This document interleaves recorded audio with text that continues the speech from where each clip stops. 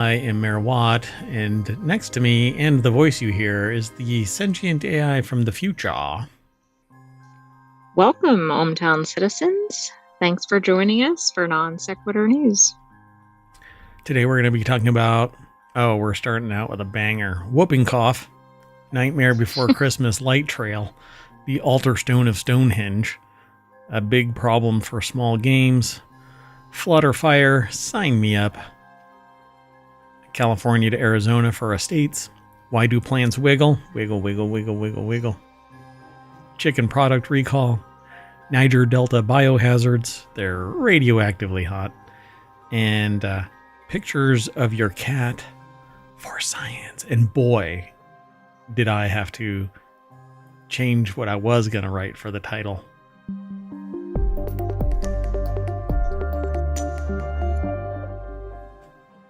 Let's make sure that the sentient AI from the future is not muted this time for the first 18 minutes of the show, like yesterday.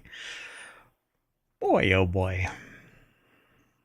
I mean, it would be good if, if I wasn't muted. Oh, wait. Sorry about that. No, just kidding. Now you're muted. Wait a second here. Just kidding. All right. You want to get into this? Let's do it. Oh, so we've got 3 shows today. Right after this one is going to be Reality Hacker, which is about AR, VR, deepfakes, AI, things like that. And then we're going to do Wanted, and then which is all about gadgets and gear. And then after that is the Continuity Report.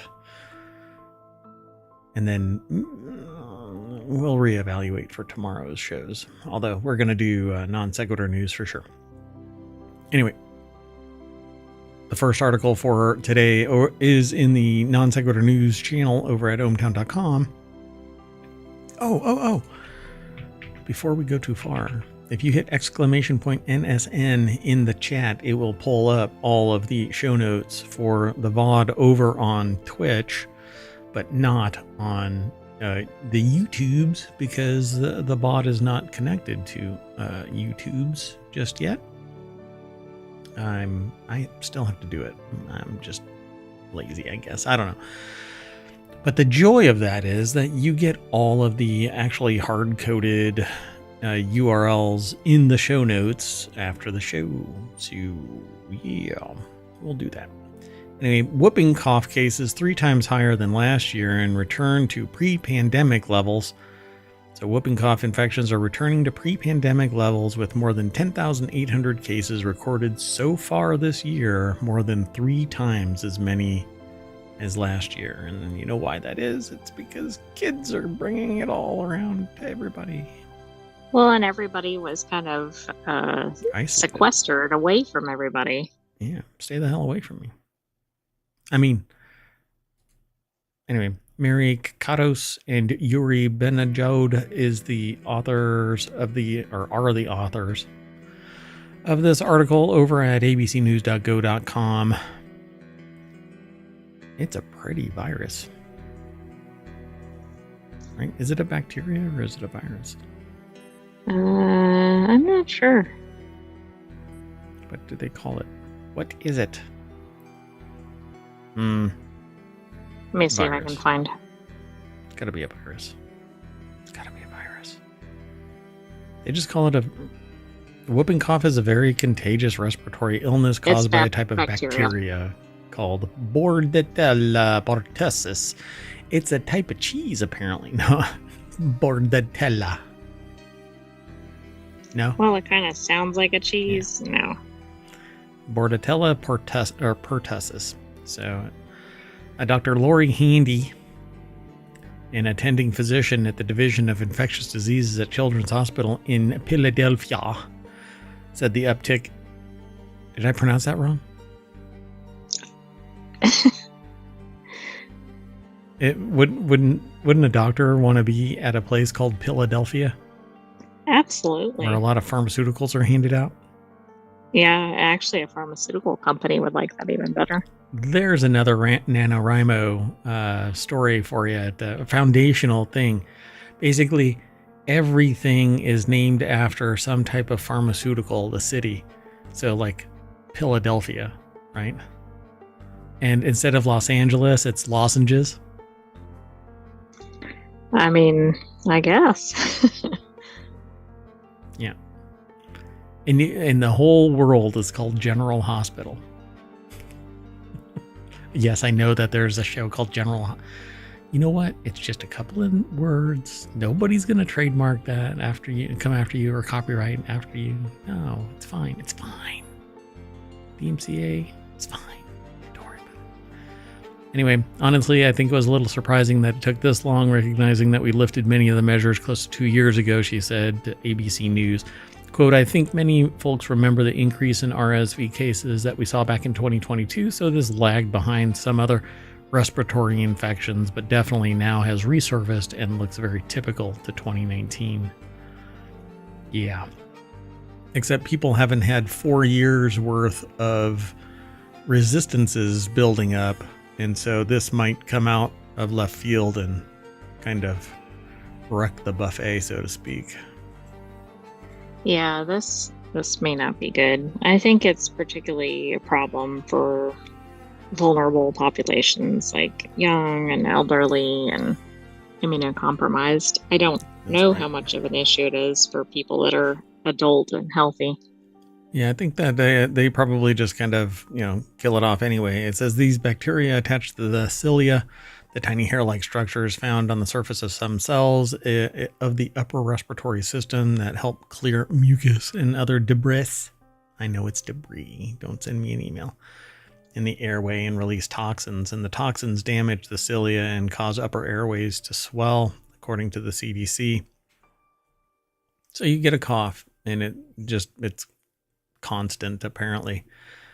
And I completely forgot that it's a bacteria. I just didn't remember it. So, well, it's been a long time since it's been in the news. It's been a long time.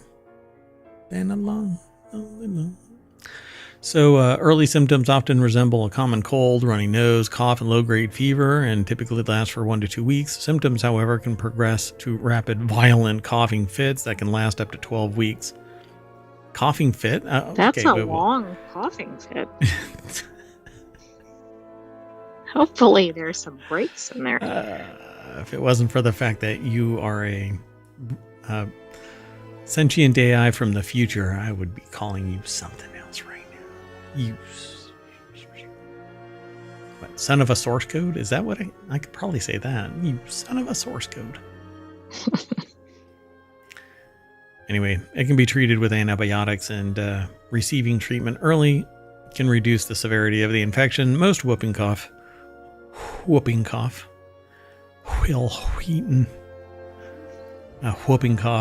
symptoms can be managed at home, according to the CDC. Although anyone can contract pertussis, infants under age 1, pregnant women, and immunocompromised people are at highest risk for severe illness. Yeah, it's been around. There's been a vaccine for whooping cough introduced in the 1940s, and the number of cases each year has since dropped dramatically, decreasing more than 90% compared to the pre-vaccine era. But, there's more for this article, but we're going to move on. Executive decision. I'd like to break these up again. I'd love to be able to just break these up automatically, but there's no easy way to just snap all of these into their individual segments. And I don't like editing. I like everything being transparent. So anyway, Nightmare Before... the next article is over in the Continuity Report, which is one of our shows. It's later on today. Nightmare Before Christmas Light Trail to make debut at New York Botanical Garden. Film news in That sounds brief. cool. That's the segment, I guess, that this is aggregated from. It's over at Variety, but the New York Botanical Garden is set to debut the Nightmare Before Christmas themed light trail inspired by Tim Burton's 1993 film on September 27th. The experience will run through November 30th, with operating hours from dusk until 10 p.m. The trail features over 8,300 square feet of light installations created by technology, including ... You know what that means? You have to visit the source. That'll take you over to Variety. The article is by Jazz Tanky, I think, Diego Ramos, Bacara, Jack Dunn, and Selena Kuznikov. There we go. That's pretty cool. They gotta look at them. I mean, if this is like what it's going to be like, that's going to be pretty neat. That looks pretty cool. So the trail has 8,300 square feet of light installations created by technology, including Interactive. Go back and edit. It is interactive, so you can do some spelling corrections as you go. Yeah, Interactive. Video projection, intelligent LED, which, what does that mean? Intelligent LED lighting. And you know what? I guess all of this behind me and around me is unintelligent LED lighting and 3D printed sculptures of film's characters. So the trail is created by Adventure Live and Let's Go and presented by a special arrangement with Buena Vista Theatrical. Hey, pretty cool. Is that a different article? Yeah, that's a different article. Yeah, Variety, I think, tends to have those just follow-ons. Scroll. There's more over at this article, including a link. So if you want to show Variety some, I don't know, attention, go over there, click their links. All right, moving on. Next article's over in the Marvel Channel. The altar stone from Stonehenge came from an unexpectedly distant place, according to a new study. I know something about this that I don't know if it's going to be in the article, but let's read it all together. Not the whole thing. And I won't quote the whole thing. Okay. I'm just going to talk a little bit about it. You know that those people that like sprayed whatever it was on it, it actually, yes, they can't get all of that off, apparently. So during the solstices, solstice? Is that? Yes. Yeah. It's canon now in ohmTown. Thousands gather at Stonehenge on the Salisbury Plain in England as opposed to in Ohio, to celebrate the monument's astronomical alignment. The focal point of these festivities is the altar stone, the 6-ton sandstone slab that lies flat at the center of Stonehenge. And it's not just flat; it's actually on this, like, it's subterranean. Only the top of it is sitting. The very the very top edge is sitting proud of the center, and there's 2 stones sitting on top of it that seemingly have fallen over. But there was some. I mean, there is an altar stone in the middle that is just barely proud of the surface. So hopefully they show that. No, they don't. So Anthony Clark, Chris Kirkland, and I think Stin Glory from The Conversation put this article together. Now, I don't believe that is the altar stone or that right there. There's one underneath them. Okay. I kind of wish there was a top-down photo of this. There might be later on in the article. No, there's not. Anyway, sorry for the massive scroll, but I had to do it. So it says it lies flat at the center of Stonehenge, the ancient society that built this monument from 3100 to 1600 BCE left no written record, but Stonehenge's building blocks themselves can help us understand it better. And these blocks, or megaliths, are divided into 2 major categories: sarsen stones and blue stones. The altar stone is the largest blue stone. Some blue stones were likely quarried from the, Myned Preseli in Wales, over 220 kilometers away from Stonehenge. And they carried them somehow, dragged them. Massive stones. I don't know if they talk about the weight of these stones, but yeah, they're megalithic. So where is the altar stone from? How was it transported to southern England? And to answer this, they analyzed the altar stone's constituent mineral grains. I don't know who the we is in this. I don't know if it's these people, but I think so. That looks like that's the researchers. Well, yeah. we'll find out at the end. There will probably be a research citation. Okay, because I didn't pay attention to the person, but as the story goes, because I actually saw this, I watched this, the person who discovered that the origin of the altar stone was not where people thought it came from, has a picture of him as a child, like 4 years old or something like that, sitting on his dad's shoulders being introduced to Stonehenge. Okay, that's interesting. And became so fascinated with it that now he's a researcher that discovered. Oh, that's really cool. Yeah, and it might be, they make the claim that it might be upsetting to find out where it's actually sourced from. So the altar stone remained enigmatic.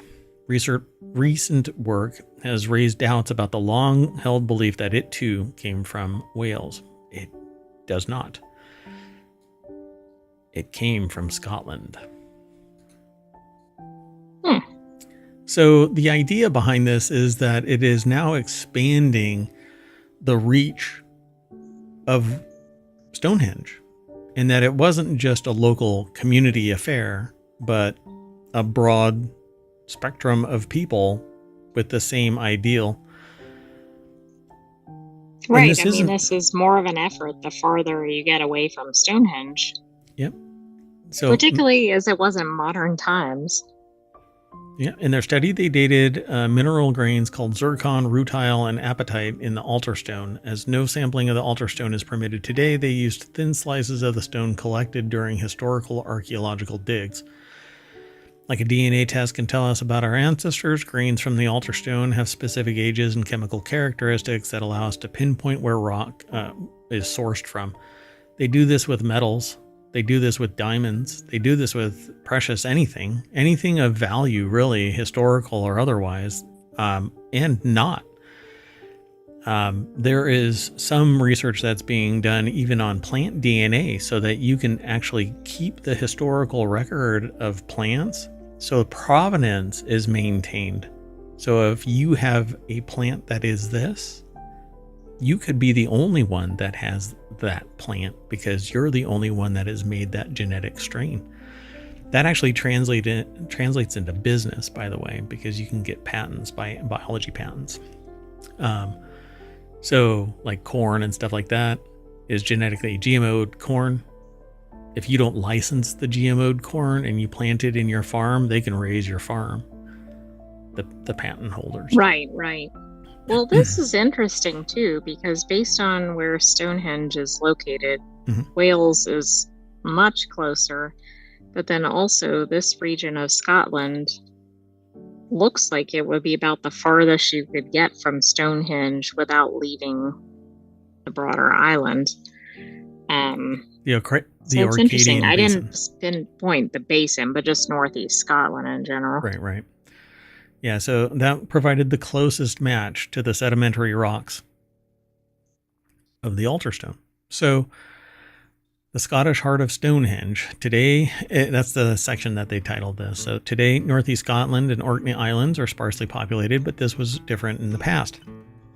Archaeological sites as Skara Brae, Maeshowe, I think it's pronounced that way, but don't hold me to that, and I'm sorry if I'm pronouncing it wrong, and the Ring of Brodgar, the Ring of Brodgar, atop a ritual landscape on Orkney suggests that northeast Scotland was a center of Neolithic population, culture, and trade. Wait a second. If this was actually from the Orkney Islands specifically, that's a whole other puzzler. Yeah. How did you get that damn thing across? Right, because I was thinking mainland Scotland in that region. But anyway, I don't know that we say exactly in this article. Yep.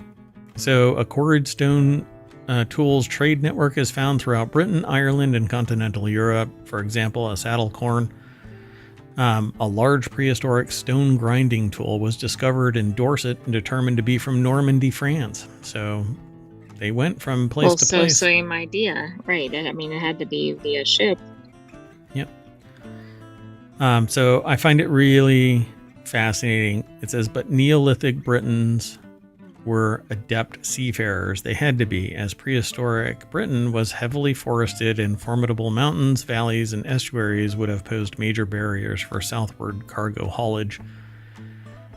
So given these obstacles, overland transport would have proved all but impossible to move the altar stone from Scotland to Salisbury Plain. They think that it's likely the builders of Stonehenge shipped the altar stone by boat. But they don't list how much this could a boat cost. have Or how much it weighed. One of that weight? Yeah. Maybe. So I want to find out how much that weighs. Oh, it's 6 tons. It says right here. Where? In here? Yeah, near the bottom of the screen. Right there. Oh, there it is. Yeah. The unanswerable question is, why did people pick that altar stone? Why transport a drab greenish-gray 6-ton sandstone block over 650 kilometers from Scotland? So it's over 6 tons. Yeah. Calculate how many people would be needed to move that thing from where it's sourced onto a ship. Right, possibly across water, right? And then drag it ashore from where?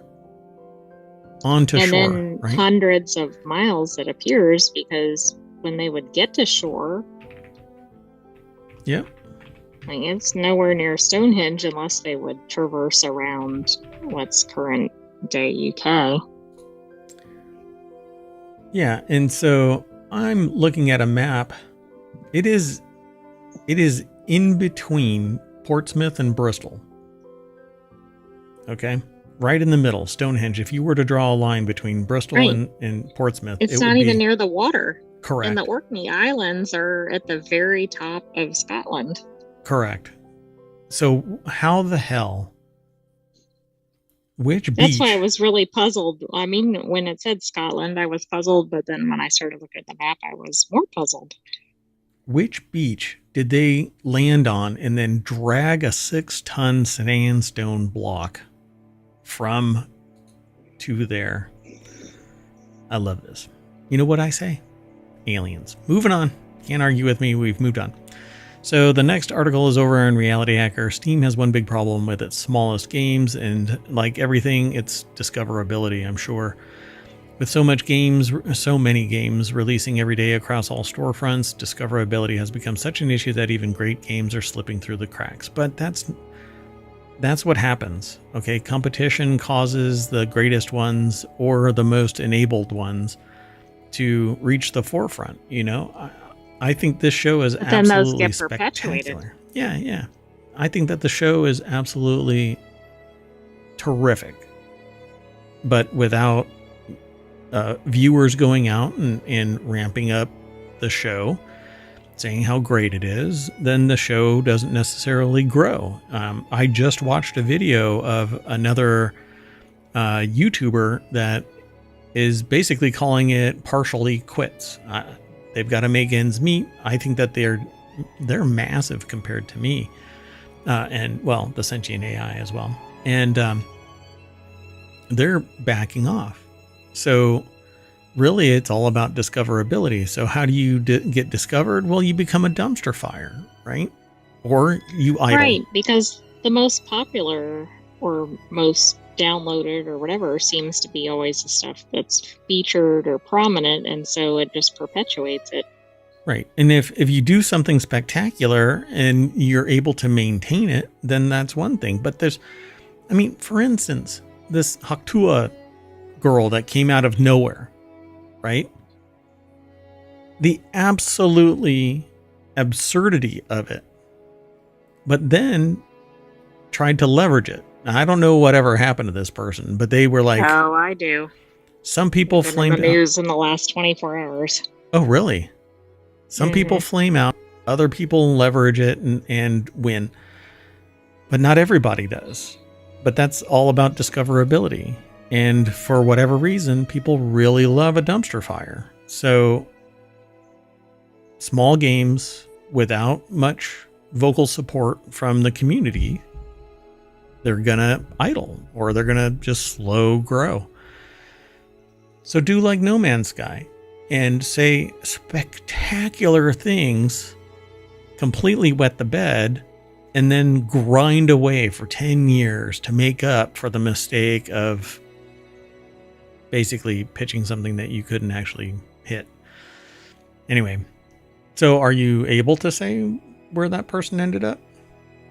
I'll just say they were selected to throw out a pitch at a baseball game, and the fans were beyond mad at that because, number one, there was some sort of kids focus on that particular game, and they're kind of like, what are This you is doing the worst here? person to have. Yeah. And plus there was a charity organization that was being supported that was not related to kids, but it just, Well, you read the room. people didn't appreciate the association with, I think, any of it. So the flip side of that is that she made a video basically saying some people would leverage their fame for doing selfish things, but she went to a pet store, bought a bunch of stuff for pets, and donated it to a shelter. So right. why not I pivot think that? there's something to using your fame for good, but Right. Anyway, I don't think people are real appreciative of Right. why she was there. Yes. Yeah. Why not get, a firefighter to throw the first pitch out? They do Right. more good for society in a general day than, a flame out of. Family friendly. Exactly. I'll be family friendly. Anyway, so this article is over in Digital Trends. Steam has one big problem with its smallest games. Jesse Lennox is the author of the article.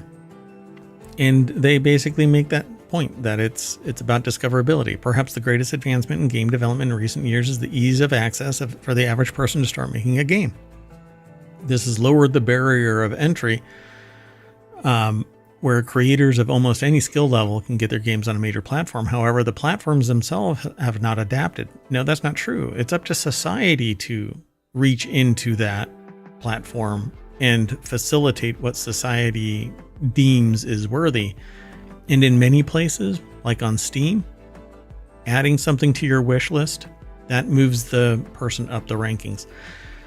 Liking and subscribing. So liking, leaving a comment, and allowing us to send you alerts when we go live or post a video. That's what moves our needle.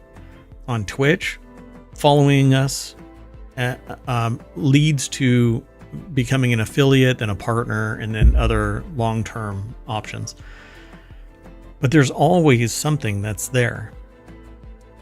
Somebody might have a different opinion about what it is, but right now, that is what it is. And then the developers of these platforms evolve, and they will. So it's reached the point where the most prominent digital storefronts, PlayStation, Xbox, Steam, are so saturated with new games on a daily basis that even great games can be buried and lost forever. But great games is a subjective term. Yeah, but I think the point is something that everybody might like to play, but nobody even knows about it to play it to begin with. And so then it just gets no traction, etc. I mean, it's the same problem you're describing with streaming and other arenas. Yeah, I think this is a great show and we have 6 other great podcasts on top of this, the daily one. But it's up to viewers to sit there and promote it. So if there's something that I need to do for you to promote it, then let me know. So excluding AAA games with massive PR and marketing budgets, every other game looking to get a shred of attention at launch is playing a rigged game of roulette with its success. We've hit a critical mass with the number of games coming out where the cream no longer rises to the top based on quality alone. That is not true. Quality is subjective. If enough people say that this game is the shiznit, it will be. It rises to the top. True, but they have to find it to begin with. Again, we go back to word of mouth. It's the hype train. It is, but platforms, I think, could work on discoverability as well. But how much bandwidth does a person have to scale discoverability? I think that the live stream on Twitch is probably, for me, not Twitch, on YouTube is probably the worst discoverability platform. But it's all because, again, there's something about having one person that is very engaged, very committed, out there pumping the show up. It isn't the person that starts the movement, it's the first follower, right? So how to start a movement is an old TED talk that I talk about with people. What somebody needs is somebody that's connected to say, and with another platform, right? So, and I'm only using this because they're actually a firebrand right now, which Mr. Beast is in deep trouble with a whole, segment of society, and others are as well, but they actually have a platform, and all they have to do is point at somebody and boom. And then there's suddenly explosive growth because it got out to a lot of people. And plus there's that endorsement factor. Yep. And that's the discoverability. But platforms alone, it isn't incumbent on the platform alone to promote everybody equally, because it's impossible. There is and then we're back to the Steam problem discussed in this article too, because there's so many games. I mean, yeah, you don't want there to be a lot of barriers to entry, but if there are no barriers to entry, then everybody's competing against each other. And that's it. They have to, like, there is a person, Co Carnage here on Twitch, over on Twitch, because I stream to both YouTube and Twitch. Co Carnage says, if you're streaming to nobody, then you need to do something offline and promote your show somehow. And well, to that I say, well, you started as the Grand High Poobah of a guild. He was the guild master of a huge guild, and everybody followed him because he was an early adopter of the platform. So not all things have the same context. When all you need is to just turn on a camera and start talking, yeah, there is zero friction for streaming. There's more friction for making a game. Putting it on a platform means that you now have to start spending money on marketing, time on marketing, do some guerrilla marketing, get contacts offline, not on Steam, network with people and show them the game. Give the game to people and get it distributed so that people try it out. Streamers, YouTubers, get the game out. Discoverability is on you because the platform is nothing more than a vehicle to get it out to the people, not to promote it, not until it actually becomes something of value that they can put on their front page. And that's where the wish list comes in. You'll end up on the front page if you are a massive mover on the wish list. You'll end up on the front page if you go live with it and people start paying $20 for it, $30, $40, $50, $60, $70. That's how it works. That's the discoverability alone. There is nothing else that Steam or any other platform can do, because there's only a finite amount of time to promote. Because if you promote everybody, it's just a giant shade of gray. Nobody really sees it. It's the Ouroboros, the snake eating itself. Mm-hmm. Yeah. So, I mean, I get what they're going after.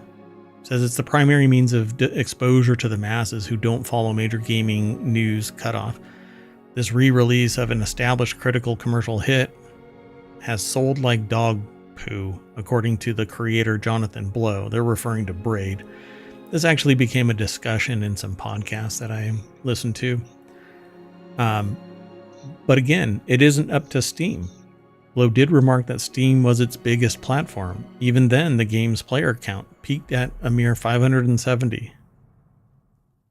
Well,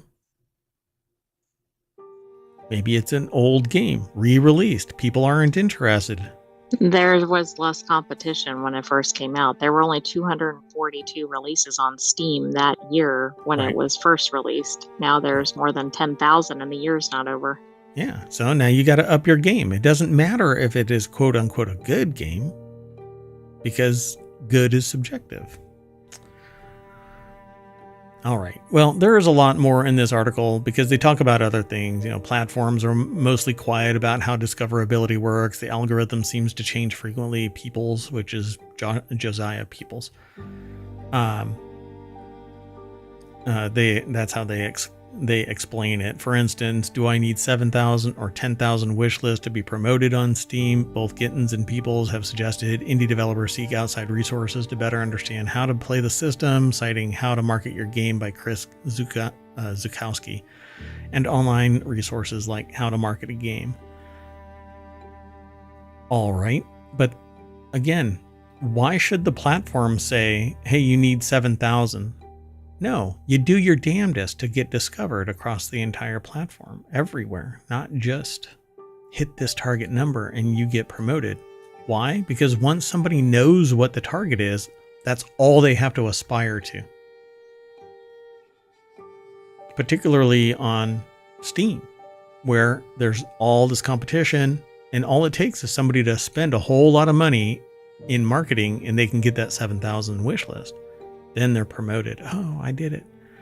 Put out a big loan or whatever. If they hit the 7,000 and they don't end up on Steam, then there's this liability issue. Well, I hit the 7,000. They told me all I had to do was hit 7,000. Right? I got more people than necessary on YouTube for me to be at a certain level. But there is a moving target of watched hours that, who knows, the accounting there I don't know anything about, right? So theoretically I'm hitting that, but apparently not. Am I frustrated by it? Well, I mean, I'm a small streamer, I'm a small YouTuber. Got to get word out. That's what it's all about. So they say at the very end of this, for every Balatro that manages to find a vocal audience to give it a strong signal boost, hundreds, I'd say thousands, are not so lucky. So there's no equal terms because the quality of every game is different. The users appreciate a certain thing, and it may not be everybody clamoring for. Yeah, but the quality isn't what's causing visibility. It might be after multiple people are using it, but not initially. It's more money thrown at it, more name brand studios, other things. I think it's more akin to there's only a finite amount of bandwidth. And for instance, that's why I created ohmTown, because information overload prevents me from obtaining the information I actually need or desire. So I've had to pick my battle and limit my bandwidth to 50 domains. There are things out there that aren't on my radar anymore because I don't have the capacity to be everywhere. And that's the same thing with games. I really only pay attention to survival crafting games. Casual games and VR games. All the rest, there's a bunch of card games, blah, blah, blah. I don't play games that are side scrollers or platformers or just countless others. 4X games, I don't play those. You pick your battle.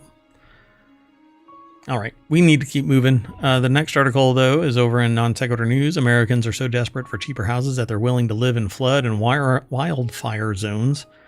Last year, more people moved into than out of the most fire and flood-prone area. It's hard to say flood-prone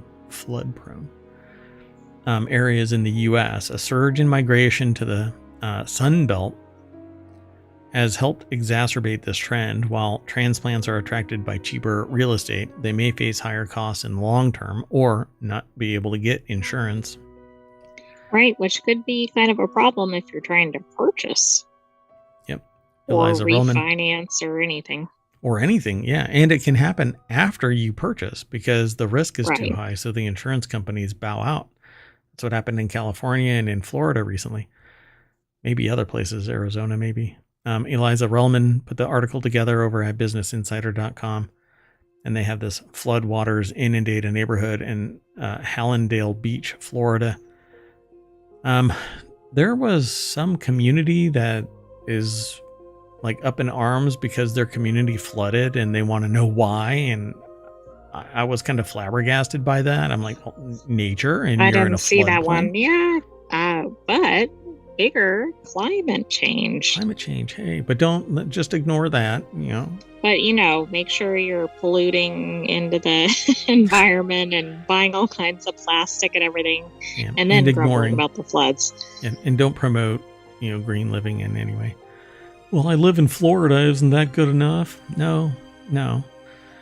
So U.S. counties have the highest risk of wildfire. Saw 63,365 more people move in than out in 2023, Redfin found. So people are moving into these high-risk wildfire zones. I mean, that's interesting because I suspect when people see things on the news, they're like, I'm going anywhere but that state, but apparently not. Apparently not. Let me move there. Counties with a high risk of flooding gained 16,144 new residents last year, driven largely by population increases in Florida. Yeah. Well, I mean, there could be other reasons why that's taking place, but this trend isn't new. In a 2021 report, Redfin found that the 50 countries most at risk for extreme heat saw their populations expand by almost 5% between 2016 and 2020, and that shift was accelerated by pandemic-era patterns of people fleeing big cities, as Business Insider reported last year. But that doesn't make any sense because we didn't have a pandemic until after the reporting area. Unless they're talking about all of 2020. Yeah, like did the numbers completely expand? So then they should have said like 2019 to 2020 or something if the big shift was during that time. Yeah, this I don't know what the context of this is, but the only thing that took place in 2020 was people being shocked by the shutdown. People weren't like, hey, I'm going to move.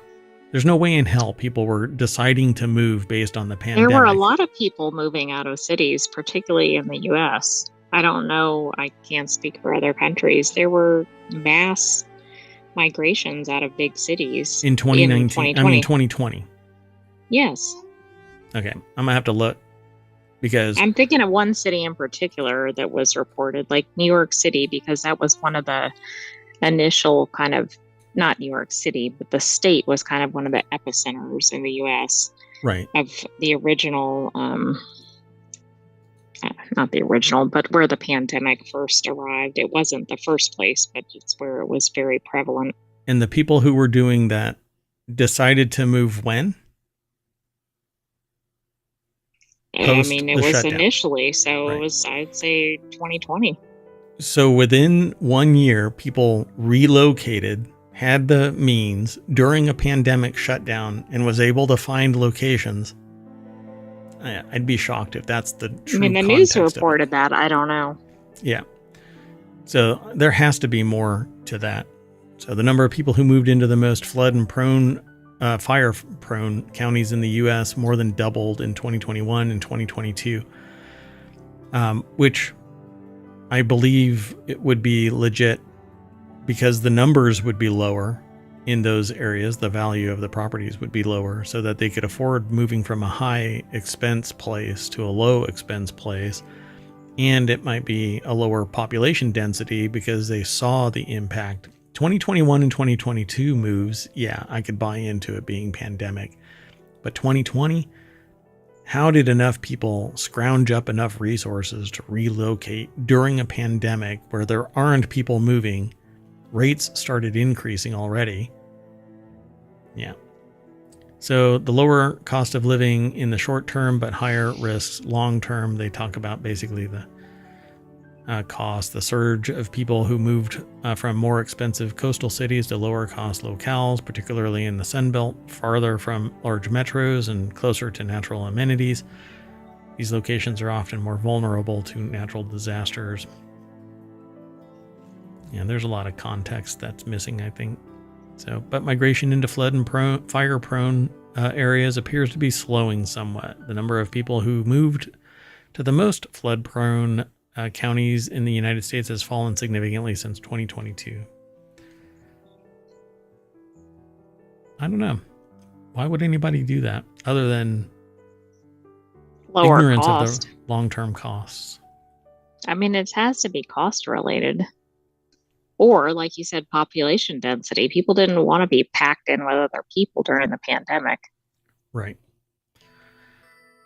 Yeah, so it says most Americans don't want to move into riskier areas. The vast majority of house hunters, 57%, say living in an area where homes are at risk of a natural or climate disaster such as fire, flood, poor air quality is a must-have, so that they're at low risk. Don't you think they're missing a demographic component to this? Well, yeah. They actually jump into that right after you said that. The next paragraph is talking about... I didn't realize that was coming. Yeah.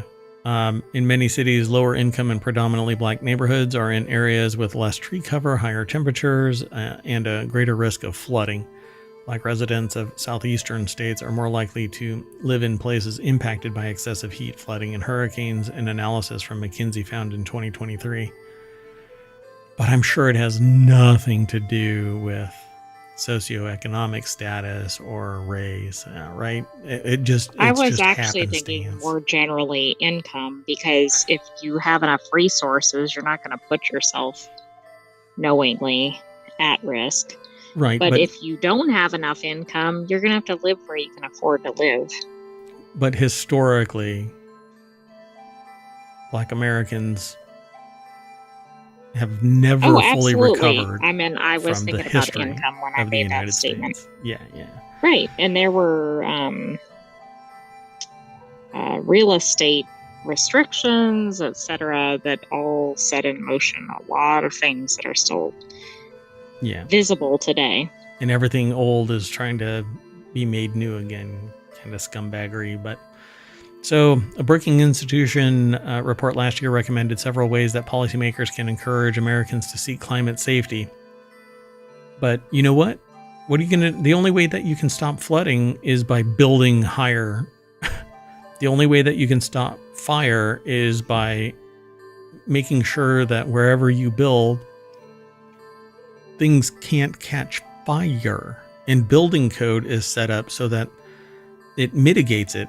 One of the biggest things that could have been done to mitigate fire in residential areas was to build rock surrounds around the perimeter of your house and pull bushes away from direct contact, like 3 feet away, mitigated your house catching on fire. And it was actually demonstrated in Hawaii and other places where buildings burned down, but the ones that have this rock perimeter did not. And obviously they talk about zoning and other land use and blah, blah, blah. But there are planners that sit there and go, well, we've built a floodplain so that it pulls all of the water away from the residential areas, but we need that land now. So let's start building there. And then they sell the houses. And in the documents is this little statement that says it's a floodplain, but not really the level of it. Like, this happens every 5 years. You're going to have 3 feet of water in your basement. They don't say that. Right. They say it happens every 100 years. But then in climate change, that removes the context of history. It's every 5 years. So, yeah. Let's keep moving. Next article is over in Non Sequitur News. Step inside the richest city in Arizona, where wealthy Californians are flocking to private mountainside estates. I love this. I'm just going to move right on over. Yep. Joey Haddon over at BusinessInsider.com put the article together. And Business Insider's reporter went to Paradise Valley, the wealthiest town in Arizona. It looks kind of, I don't know. Where are they getting all of the water from? It doesn't on the surface look like the wealthiest town. It does not, does it? So they visited Paradise Valley in April and found sprawling mountainside estates with privacy and easy access to Phoenix. It's easy to see why billionaires want to live there. Because they really want to go to Phoenix? Because it's really high temperatures? Yeah, because it's just desert? All right. Well, shopping at high-end stores nearby or lounging poolside on their sprawling, secluded estates, they may spend their days in the desert paradise golfing at exclusive members-only clubs as well. Sometimes called the Beverly Hills of Arizona, the Phoenix suburb is the richest town in the state and has long-drawn high-profile residents, and over the past decade, Paradise Valley has become even more popular for wealthy Californians who are swapping out the West Coast life for large lots and lower taxes in the Arizona wealth enclave, which... Swapping out the West Coast life? Arizona isn't like an inner state.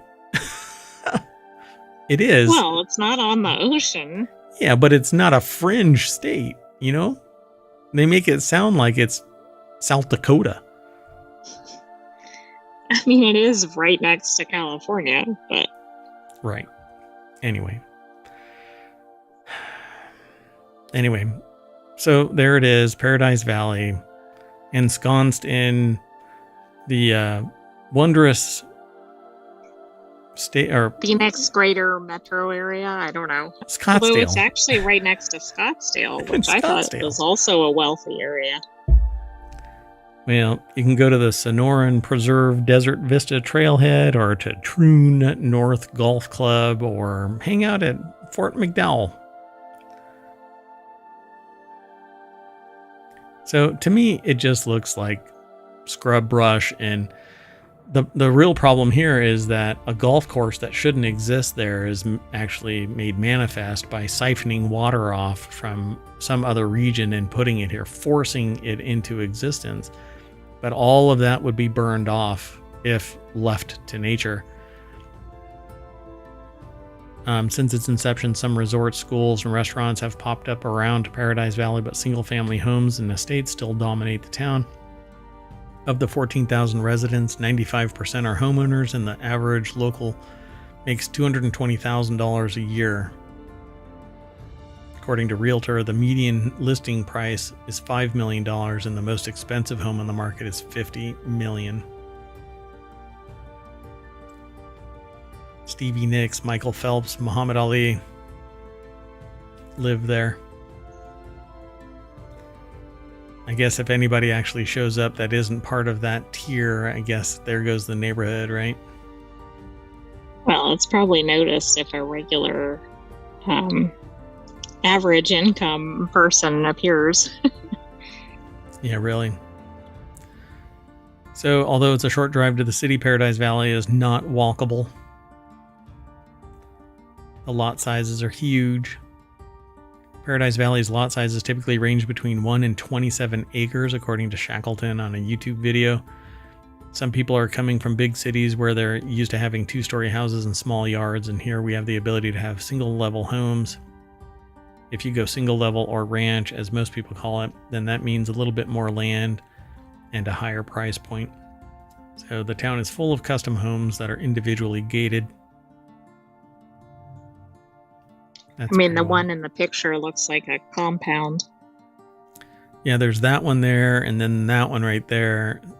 See, the thing is, I wouldn't want to be right there because you have an entire mountain that's abutting you, and rocks tend to fall. Flooding and rock falls.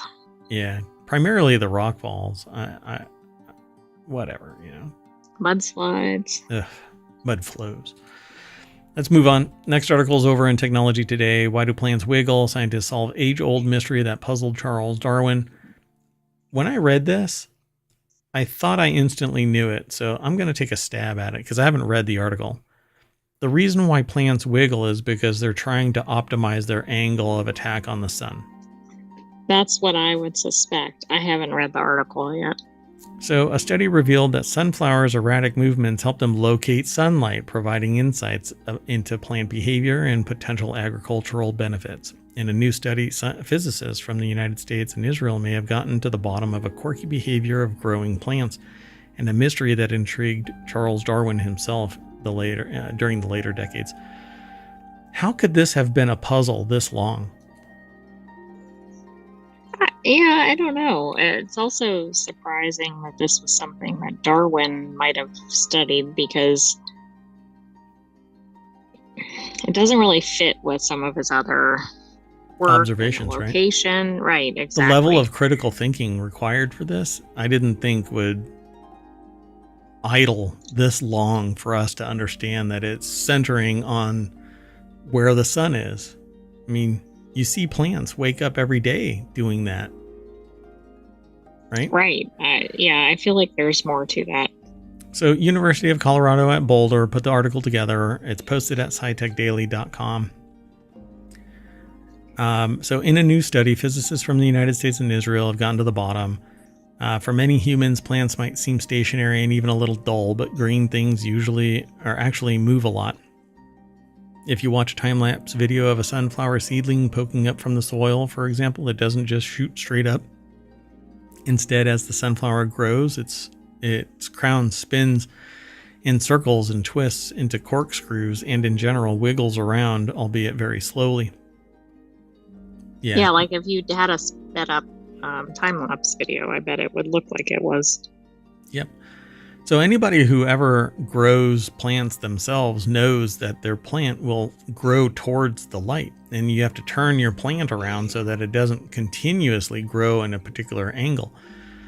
So, like, I grow microgreens. I haven't in a long time now. I really do need to kick that back into gear, but I can actually move the lighting around, and I can watch the plants grow towards it. And when you do blackout, where your plants are basically, your seedlings are blocked off from the light, if any light creeps in from anywhere, like one little photon seeps through a crack, the shoots will angle towards that, which is quite absolutely interesting to watch. And then when you remove the blackout, they just shoot straight up because your light is directly above them, and then they grow big and strong and tall. And that's what these are doing. They're watching where the sun is, picking up as much response from those photons hitting the chlorophyll or whatever it is that because it's different, like, mechanisms that allow them to grab as much light as possible, but it's always the same process. But it says, it doesn't just shoot straight up. Instead, as the sunflower grows, its crown spins in circles. Now researchers co-led by Orit Peleg, I guess, at CU Boulder, and Yasmin Moraz at Tel Aviv University have discovered one role for these chaotic movements, also known as circumnutations. The little wiggles. So in greenhouse experiments... I've not heard of that term. Yeah. The group showed that sunflowers take advantage of circumnutations to search the environment around them for patches of sunlight. A lot of people don't really consider the motion of plants because as humans, we're usually looking at plants from the wrong frame rate. But this is new. Well, remember, in older times, they might not have had the technology to do it, or maybe they did, I don't know. But I mean, today it would be very easy to look at it sped up, right? This is just really interesting. In the 1860s, Darwin, who was then suffering from a range of ailments that limited his mobility, spent days observing plants at his home. He planted seeds from cucumbers and other species, then traced around their crown's movement from day to day. The resulting maps look wild and haphazard. Quote, "I'm getting very much amused by my tendrils. It is just the sort of niggling work that suits me," he wrote to a friend in 1863. Pardon me. Well, he probably couldn't see the sun from where he was located. I mean, this definitely makes more sense than what it looked like initially. Yeah, so they say it's a mystery that's also perplexed Maraz, a physicist by training. One 2017 study pointed her in the right direction. In it, scientists led by the University of Buenos Aires grew lines of sunflowers under cramped conditions. They discovered that the plants naturally and consistently arranged themselves into a zigzag pattern, almost like the teeth of a zipper. The arrangement likely helps the plants maximize their access to sunlight as a group. It's just fascinating that this wasn't documented sooner. That's why I chose this. I agree. Yeah. Plus, it had a funny headline. Oh, yeah. Why do plants wiggle, wiggle, wiggle, wiggle, wiggle? Let's move on. The next article is over at Non Sequitur News. Chicken product recall sparks nationwide warning. Over 167,000 pounds are being recalled on Friday amid potential metal contamination concerns. Anna Commander, which again is an awesome freaking name, posted this article over at newsweek.com. Purdue Foods once again rising. Unlike a bunch of small game developers rising to the top. News release posted on the U.S. Department of Agriculture's Food Safety and Inspection Service, or FSIS. Over 167,000 pounds of frozen ready-to-eat chicken breast, nugget, and tender products are being recalled due to a foreign material, specifically metal, potentially contaminating the meat. They posted photos of the labels of the impacted goods, which were produced on March 23rd. According to the agency, there have been no known reports of people experiencing adverse reactions related to the recall. That's really all there is. Right. I mean, I think some of the takeaways is a major chicken producer. It's probably broadly distributed, so you might want to look at what you bought. Yep. It has an establishment number of P-33944, which is visible on the back of the packaging, according to the notes. The impacted products were available for customers to purchase online as well as distributed across the country to retailers. So check your sacks. Moving on. Next article is over on the Mobile Channel. Nigeria's Niger Delta biohazards, high radioactive levels detected. The Niger Delta in southern Nigeria is one of the most significant oil-producing regions in the world. It spans over 70,000 square kilometers and also has a great biodiversity, including mangroves, swamps, and rainforests. However, the region has been plagued by severe environmental pollution for decades, primarily due to extensive oil exploration and production activities. The article is over at phys.org by Omage, I guess, Maxwell Omage. I think it's pronounced Omage, but I got it wrong, correct me. So by 2010, between 9 million and 13 million barrels were estimated to have been spilled in the Niger Delta since 1958. From 1976 to 2018, a total of 17,301 spills occurred, dumping nearly 3 million barrels of oil into the environment. So between February and April of 2020, dead fish washed up in parts of the Niger Delta's Atlantic coastline in unusually large numbers. The Unamharan community in Delta State experienced this in March that year.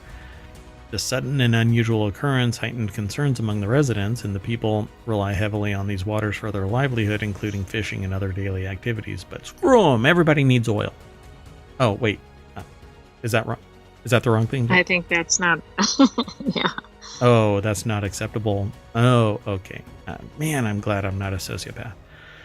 Anyway, yeah, so the people rely heavily on these waters for their livelihood, including fishing and other daily activities. The dead fish also pose a potential health risk to the community. A thorough investigation into the likely causes was needed, so their team of environmental physicists and marine biologists investigated the level of chemical and biological pollutants in the Numaharan community and also investigated the radioactivity effects on the residents and conducted a biohazard assessment of the environment, and the findings were published in a journal, All Earth, which that must be a very thick journal. I know. I mean, it must circle the Earth. It probably has a lot of content. So, their investigation revealed that levels of radioactivity in the water were higher than normal. This indicates a potential hazard to both marine life and humans, which is 5:18, so no shit news. Oh, and we're over our time, but anyway, got one more article after this one, so stick around. After this one, we're going to reset. It takes about 15 minutes or so. And then we're going to do Reality Hacker. So the stream is going to shut down for YouTube and Twitch, and then we'll be right back. So they found that the levels of uranium and thorium were 4 times higher than the global average acceptable values. And they talk about uranium and thorium. So the highest background gamma dose rate. Those are not normally, I mean, I understand some things appear in nature, but not probably at these concentrations. Correct. Yeah. And so studies of humans exposed to this unusual level of uranium in drinking water for many years suggest that it's going to cause at least kidney damage. Individuals exposed to thorium have an increased risk of bone cancer because thorium may be stored in the bone. And radioactive pollution is dangerous because, unlike other pollutants, there's no remediation technologies. It can cause irreversible damage to the environment and to your genetics. It can actually cause genetic wobble. So the laboratory tests also found harmful chemicals such as lead, benzene, toluene, ethylbenzene, and xylene in the water and in the dead fish tissues. These compounds can be released through oil spills and gas flaring, contributing to air and water pollution. And benzene is carcinogenic, so it has the potential to cause cancer. So they discuss ways forward, but really it needs more oversight and more protections of the waterways, capture of all of these pollutants before they hit the main waterways, and then mitigation at that level. But really, companies, this isn't just residents sitting in their backyard dumping this shit all over the place, right? It's corporations. No, this is a bigger operation, I think. Yeah. So, good luck. But see, like, a lot of people just don't know about it. It doesn't show up on their radar. And if it isn't constantly being pinged, then it just falls off entirely. And there's only so much that one person can do. Right? You can't champion every cause all the time, everywhere, all at once, right? It's just not possible. Everything. Great name for a movie. Yeah, it's great. I wish it didn't have that goofy stuff in it. That was the silliest First thing. half was really good. Second half went just in absurd, kind of an odd direction. Stupid bathroom humor kind of stuff. Anyway, otherwise, great story. Moving on. The next article, and the last one for today's non sequitur news, is over in Wanted. Scientists want to see videos of your cat for a new study. Record yourself playing with your pet cat and send the footage to researchers at UC Davis. Kind of have to have a cat that likes to play. Ed Cara over at yeah, Gizmodo.com. those would probably be 2 prerequisites. Yeah. So ohmTown has 3 cats, and they do not give one about us. The residents of ohmTown, the mayoral mansion. You know what? You could pretend. There are these stories about people pretending to be drowning in their pool, and their dog jumps in and goes to save them. I firmly believe that if I were to jump into the pool and pretend to be drowning, at least one of them would jump into the pool and then stand on my shoulders and try and hold me down. So Ed Cara over at Gizmodo.com put the article together. Look at that. If that cat was orange, I would say 1 orange brain cell working here. But anyway, cats are awesome. People participating in the study will have a chance to nab a $50 gift card, but you have to run around and chase it. And if you catch the laser, you might get the $50 gift card. Right. Wait, no, the cats are supposed to be chasing the laser, not the people. No, it's humans. Yeah. And you have to jump parkour style from little platform to little platform along a wall and do all kinds of stuff. Eventually having to I was going to say something about licking things, but never mind. Anyway, this new study will come in 2 phases. In the first, people will simply be asked to send a 2-minute video of them playing with their cat the way that they typically would. Any video shared with other researchers or the public will be edited to only show the cat and their toy if needed. In the second, the participants will send the name of the standard toy, and they'll be asked to move the toy in front of their cat with a specific motion. So there is the cat. Oh, look, it's one orange brain cell. I know. I thought that was great.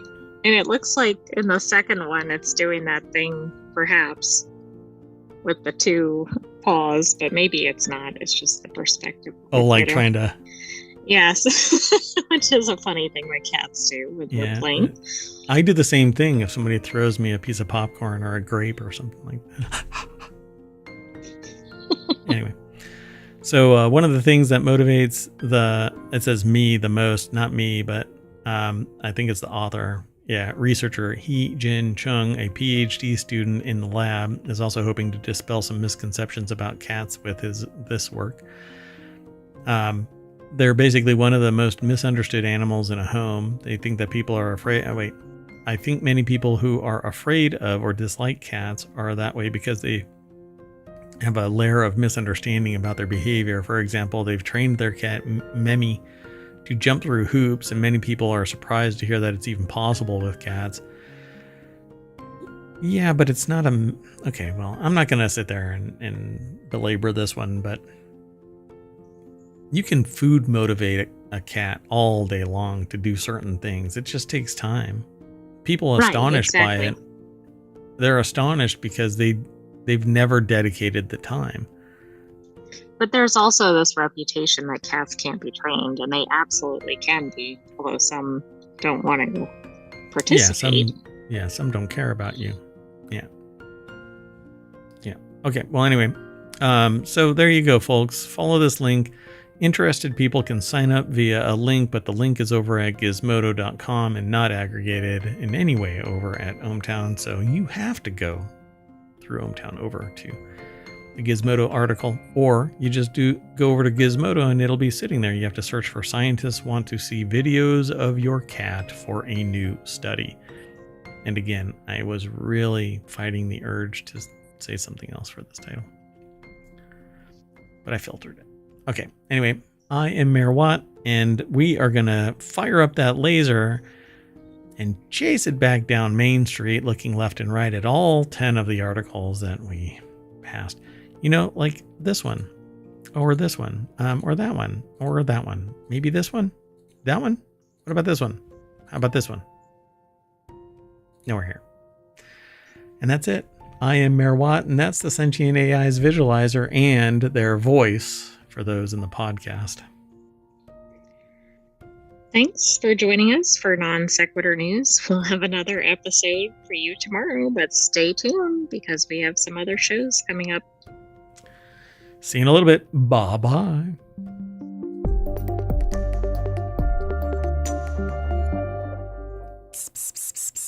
You want a treat? You want a treat? Good kitty.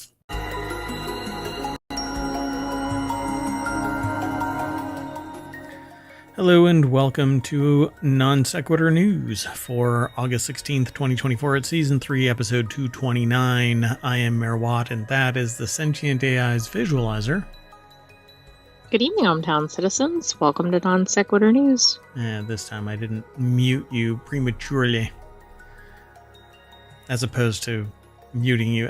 Never mind. I'm not going to say anything. Today we're going to be, which is funny because muting myself. Anyway, today we're going to be talking about The Onion is to resume printing, North Korean tourism, former airport in Canada, a fedora sells for a lot, hitting a police car without donuts, rail bridge collapse, Missouri woman has no grace, lottery billboards hacked, McDonald's collector cups, and a doomsday fish. Everything's brought to you by ohmTown.com. Go over there and become a citizen, but be sure to like and subscribe wherever you are finding Non Sequitur News and the 6 other weekly shows, which will kick off again tomorrow, Saturday and Sunday. We're going to do 3 again instead of how we were doing it. We're going back to the old ways. Everything old is new again.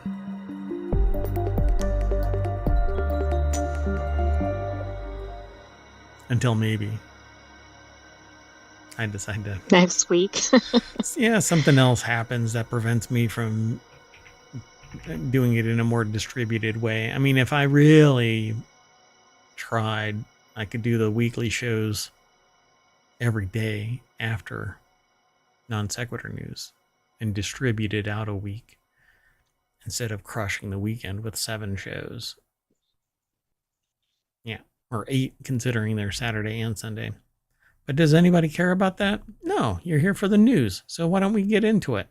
First article's over in the mobile channel. Remember, there are 6 main categories and 50 channels underneath that, 7 of which we've turned into shows. 6 are weekly and 1 is a daily. That's this show.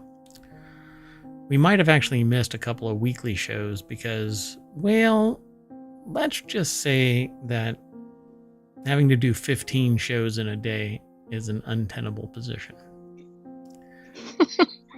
Yeah. Anyway, so the at least for one mayor and a sentient AI. All right. Well, the Onion is to resume print publication. I thought when I saw this that it was actually an Onion article basically saying... Oh, I didn't think about that. Yeah. But yeah, so the Onion to resume print publication. It's getting back into the business of print media, which I think is dead. The decades-old satire and comedy publication began distributing its print editions this summer and is offering subscriptions for about $100 per year. Yeah, that means it's dead. You have to be diehard Onion. Oh, and really, what's awesome about this is not the price. What's awesome about this, because that's like twice the normal price for, well, it depends on how many. I'd have to look to see how many you get. Like if it's weekly, then fine. You know, you're looking at $2 a week, basically, but $100 a year. Anyway, what's awesome about this is that it's not just digital, so you own it. That's yours. That's your magazine. You can sell it to somebody, hold on to it in perpetuity, whatever. I mean, that is nice, but it's a weird direction that somebody's getting into or back into the print business. Right? Yeah, I think it's weird too. But let's see here. While America's Finest membership offers various additive benefits. Added benefits. I'm not sure what additive means there. Yeah, I don't know. Anyway, it'll remain freely available to every calloused reader who refuses to surrender their credit card information. The company's subscription page reads. I like it when they lean into it. No. Dominic Mastranello. Yeah. Put the article together for The Hill. So the Onion was sold earlier this year by G/O Media or Go Media to tech company Global Tetrahedron and has a small staff, which today pumps out witty headlines, punny jokes, and biting commentary on current events, culture, and politics. Ben Collins, a former disinformation reporter for NBC News, who now serves as the chief disinformation reporter? Former disinformation. Wait, what? Is that somebody who's actively pointing at? That doesn't make a lot of sense to me. Disinformation, yeah. This article makes me think like The Hill leaned into the Onion just so that they could do an article about it. Anyway, there's more over here, but yeah, I don't know how legit this is actually really. Global Tetrahedron told the New York Times the outlet will distribute print editions at the Democratic National Convention next week in Chicago, where the Onion is based. And apparently they're selling now print for about $100 a year is what it says. So now I'm going to have to go over to the Onion and check it out directly. So. Yeah, it's still, the timing is just so strange. It is. Moving on. Next article is over in Non Sequitur News. North Korea to partially reopen doors to tourism for first time since COVID-19 pandemic. That's right. They're partially opening the door so only really thin people can get through it. Well, North Korea, they might get stuck there. Yeah, door closes. North Korea is set to partially reopen its doors to tourism later this year after being closed off since 2020, according to a Chinese-based tourist operator. John Hayworth over at abcnews.go.com put the article together. The deck statement says it's not initially fully opening, and there's a major caveat for those visiting. Like, you must swear fealty to the Grand High Poobah. Oh. So, Koryo Tours, based in Beijing, announced on Wednesday that tours to North Korea will officially resume in December 2024, according to a statement from the company. Having waited for over 4 years to make this announcement, Koryo Tours is very excited for the opening of North Korean tourism once again. I wouldn't go simply because I can't support what's going on. Well, that's the problem. Like, it might be interesting in some ways to see North Korea, but right, what's to see other it's than hard the to, landscape? and then also, well, yeah, be hard to ignore all the things that people might be concerned about there. Previously difficult to access with few tourist facilities, North Korea has been working for years on the development of Samjeon, according to Koryo Tours. Whilst we've been operating in the country for over 30 years, we have never before come across such a long closure at the borders. Samjeon, I guess, was announced as it has recently been redeveloped as a tourist destination. We visited in 2018 when filming Michael Palin in North Korea, and it was already... that's not Michelle. It's Michael Palin in North Korea. There was an article. Anyway. Apparently. And it was already under construction at that time. Official itinerary dates will be announced in the coming weeks, and once the company will make them available on the website. And then they'll finalize the itineraries. Unfortunately, what this means for broader tourism, we do not know yet, says Koryo Tours. But of course, you will be in the safe hands of the North Korea tour experts here at Koryo Tours. Your safety is our priority, which is exactly what you want to hear. Sounds like some propaganda. So what is the caveat? Right? We kind of skimmed over this really quick. And who's authorized to go into North Korea? Like, do you have to have a visa or... Oh, for sure. You have to have a visa, yeah. But I mean, like, are you going to be even admitted from certain countries? Oh, who knows? Yeah, make a reservation. We'll see. Moving on. Next article is over in Non Sequitur News. A former airport in Canada is being transformed into a $22 billion development with 7 unique neighborhoods. Toronto's Downsview Airport is being transformed into a residential area for 55,000 residents. The $22 billion project will feature 7 neighborhoods with housing, businesses, and parks. The development will preserve the airport's runway and hangars, creating a unique community. An old airport in Toronto. That's how it was described. Oh, $22 billion project, but only 55,000 residents. Yeah, that seems a little overpriced per capita. Also, you know what an old airport is good for? Being an airport. I think that should have been the first thought. But this is neat. You don't see this every day. Michaela Friel over at Business Insider put the article together. The development will preserve the airport's runway, so if you do need that airport to function as a airport, you can just land. Okay, but doesn't that mean somebody will be like landing at the new school or landing at the new park? Or hey, kids need to be a little bit more alert. So if it lands and the kids are out there, dodge. If you can dodge a wrench, you can dodge a ball or a I plane. mean, maybe they'll have like the residents be the Oh, people on the runway with, I can't think of what the name is. But. Me neither. The runway people. So a spokesperson for the developer told Business Insider that the project is expected to cost around 30 billion Canadian or 22 billion in freedom bucks. So it's a city within a country above a country.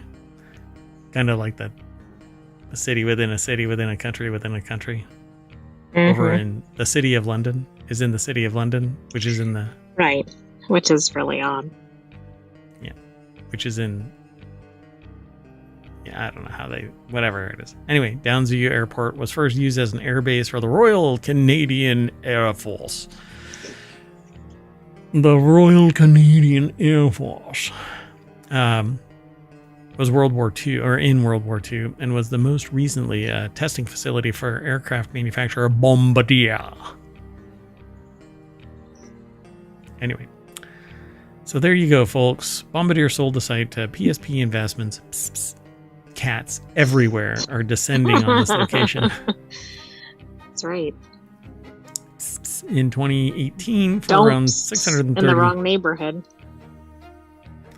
$635 There's a funny million. YouTube video on that. Yeah, they went. I think it's on YouTube. And like one cat showed up, and then they turned on the light or something, and there's like 16 up on the up on the rooftops and in the bushes and all over the place.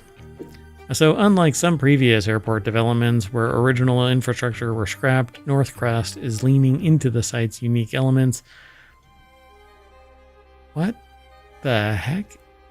I think we're having a demonstration of the psst, psst. Oh yeah, the psst, psst sound has brought all the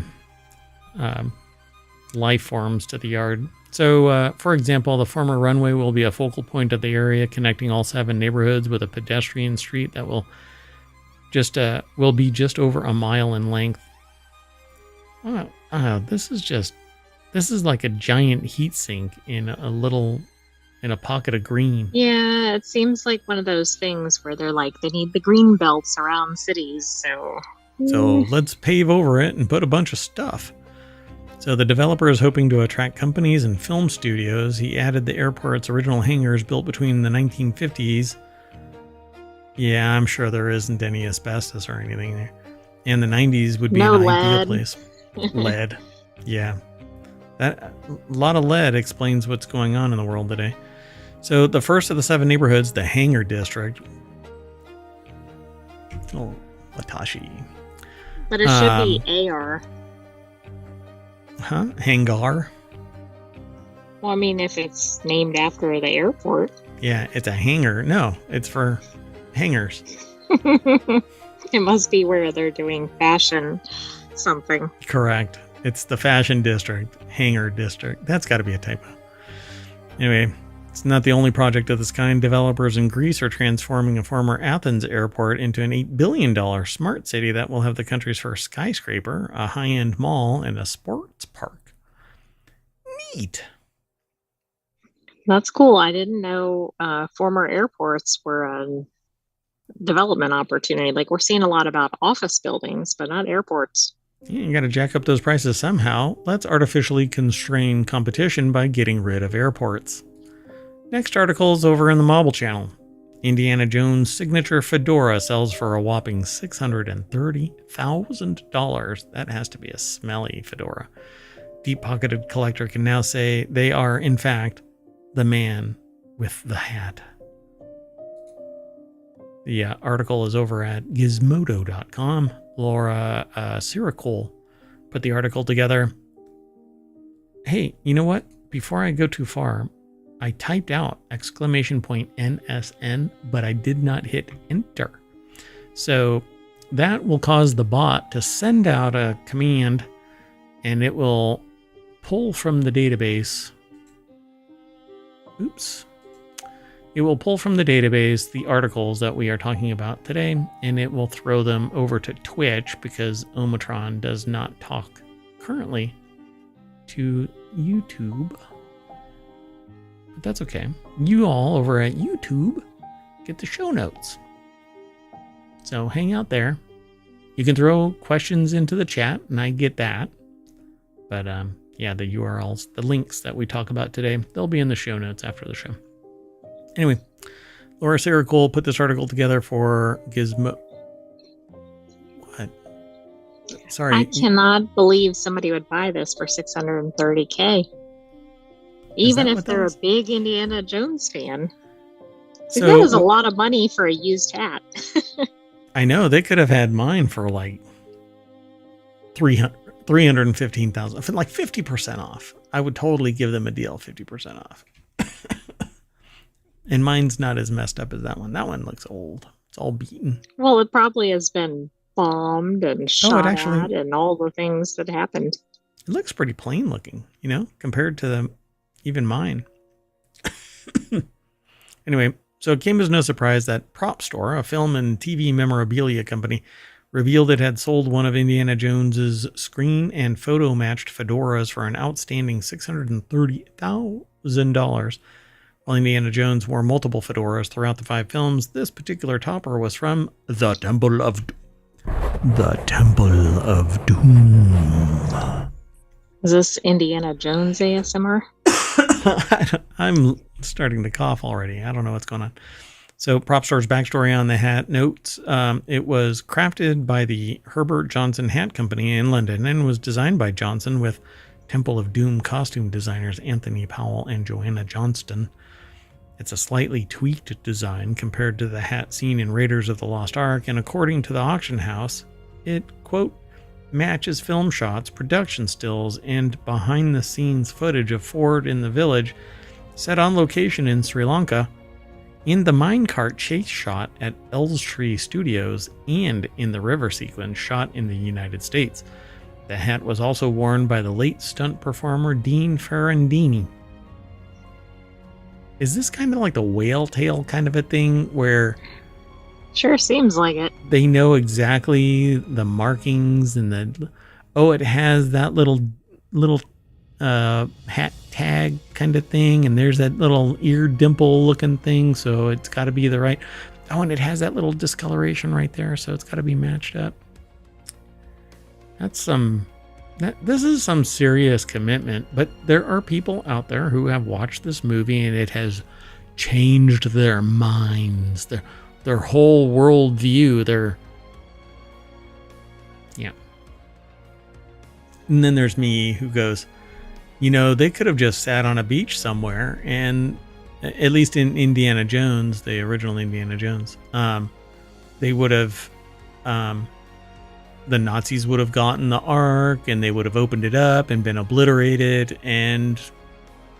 Right, and you didn't even need Indiana Jones. That's right. So, Prop Store's current auction of entertainment memorabilia contains more than 1,400 original or additional lots, including more Indiana Jones curios, such as the unsettling roasted pig and piglets banquet dish prop from a deleted Temple of Doom scene, and runs through August 18th. Interested participants can place bids online or via telephone by visiting propstore.com/live auction. Guess who's going there after the show? I just want to see what's on there. I look good in a fedora. Moving on. Next article is over in Four-Wheel Tag. Hitting a police car without having a donut because you were eating chicken wings is no way to go through life. Some foods are just bad to eat while driving. Anything with too much sauce immediately becomes a danger to your carpet, your steering wheel, and even your control of the motor vehicle, as one Detroit man learned earlier this week when his choice of in-car meal led to a collision with a cop car. Well, I mean, if you want to run into somebody, probably not a police officer.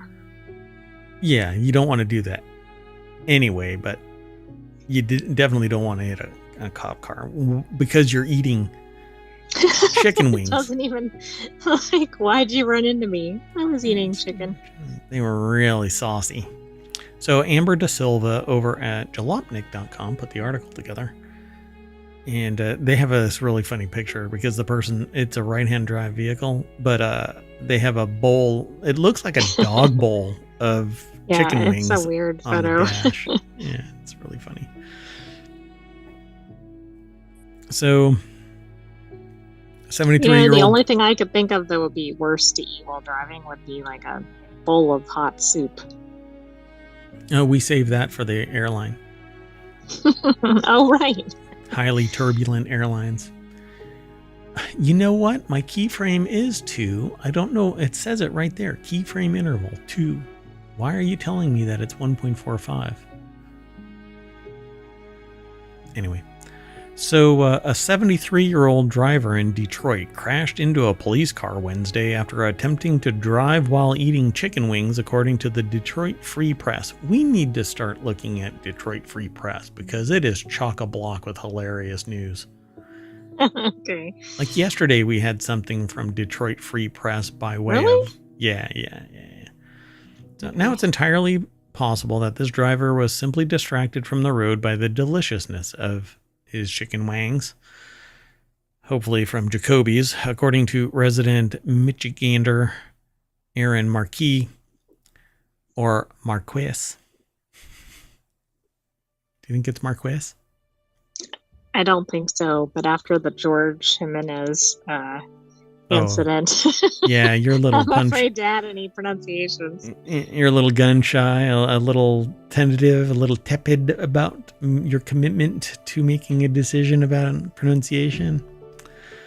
Yeah, I can see how that happens. Well, anyway, it looks like it produces a damn good wing, Jacoby's.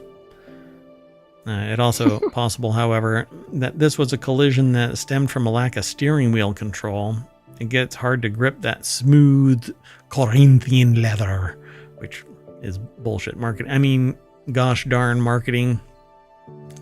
Trying to keep this place family friendly. If you're too busy eating your chicken wings, maybe you should not bring them in the car or pull over.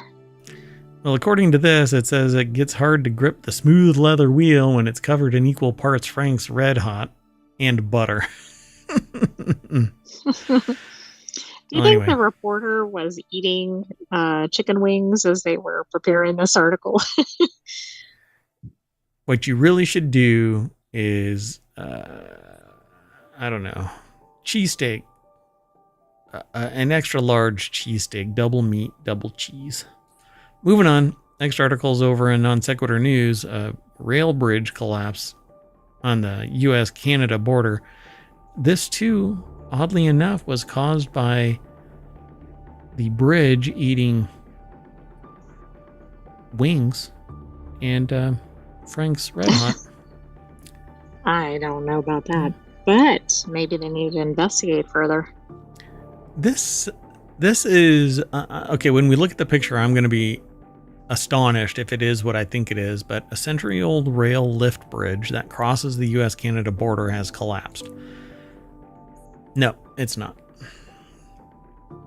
So, Fort Frances, Ontario, a century-old rail lift bridge that crosses the U.S.-Canada border near the cities of International Falls, Minnesota, and Fort Frances, Ontario, has collapsed, and it's unclear when the area will reopen to water traffic along the Rainy River. So no trains were involved, no one was injured, according to the menu.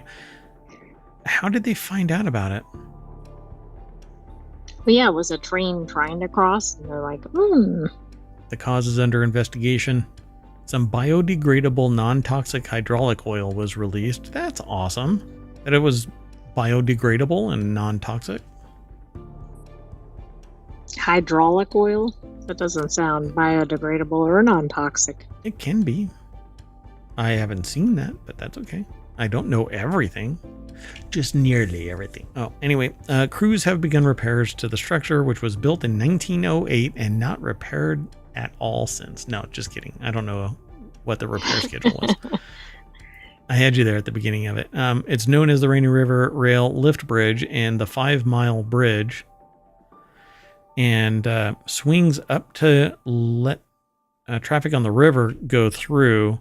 That forms the international border as it runs from the Lake of the Woods to Rainy Lake. Ta-da! Look at that.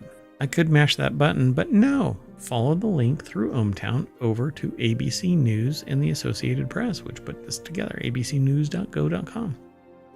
Well, it's good it collapsed when nothing was on it. That's right. Moving on. Next article is over in Non Sequitur News. Missouri woman charged in scheme to steal Graceland from Elvis Presley's granddaughter, Riley Coe. She must have had a large handbag. Is it Coe? Cough? Kioff? Kyo, I would say. Kyo?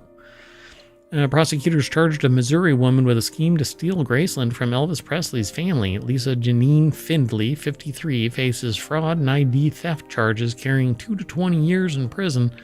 The scheme would have cost the Presleys' granddaughter, Riley Keough, and family members millions. They arrested the Missouri woman, and that's why I titled this, Missouri Woman Has No Grace Land. Anyway, schemed to defraud Elvis Presley's family by stealing their interest in Graceland and trying to extort them for millions of dollars.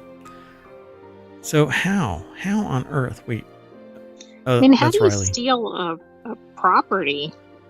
Laura Italiano from BusinessInsider.com put this article together. I guess that is Riley Keough. The scheme could have cost the granddaughter millions, according to the DOJ. See, if it was me, they wouldn't have. Nobody, DOJ wouldn't have done jack shit about this. I mean, anything. Sorry, anything.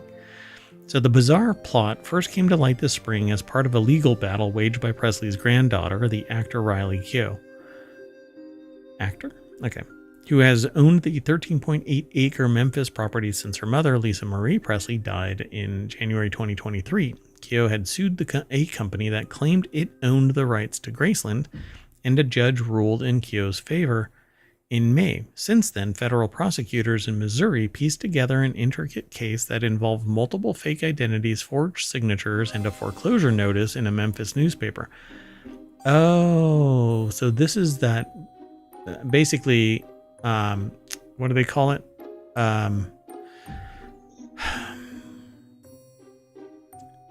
They basically forged the documents that say that they're the one that title and everything. Title fraud. Yeah. Remember how the person pretended to be somebody remotely and sold a property, but the reason why it didn't actually go through is because the real estate agent said something's hinky about this. Something's not right. Exactly. Yeah. And went and knocked on the door, and they're like, nope, not me. So Finley posed as 3 different individuals from a fictitious lender called Nosany Investments, prosecutor said Friday. Then she falsely claimed that Lisa Marie Presley had borrowed $3.8 million from Nosany in 2018, putting up Graceland as collateral, but never paid the debt.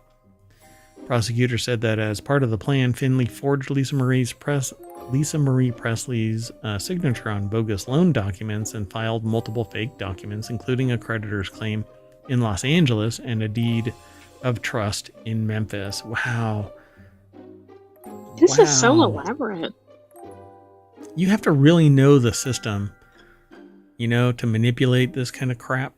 So when the proposed auction became a national news story, Finley allegedly wrote to a representative of Elvis Presley's family, the Tennessee State Court, and the media to falsely claim that the person responsible for the scheme was a Nigerian identity thief located in Nigeria. So apparently they orchestrated the scheme to try and get Graceland. Wow. And then they try to send it in another direction. Yeah. I mean, it's weird. Like, why, how, and what is going through a person's brain to think that they would be able to get away with something like this? Like, they must have done it with other people at a lower level and gotten away with it. So they're like, let's shoot for the moon.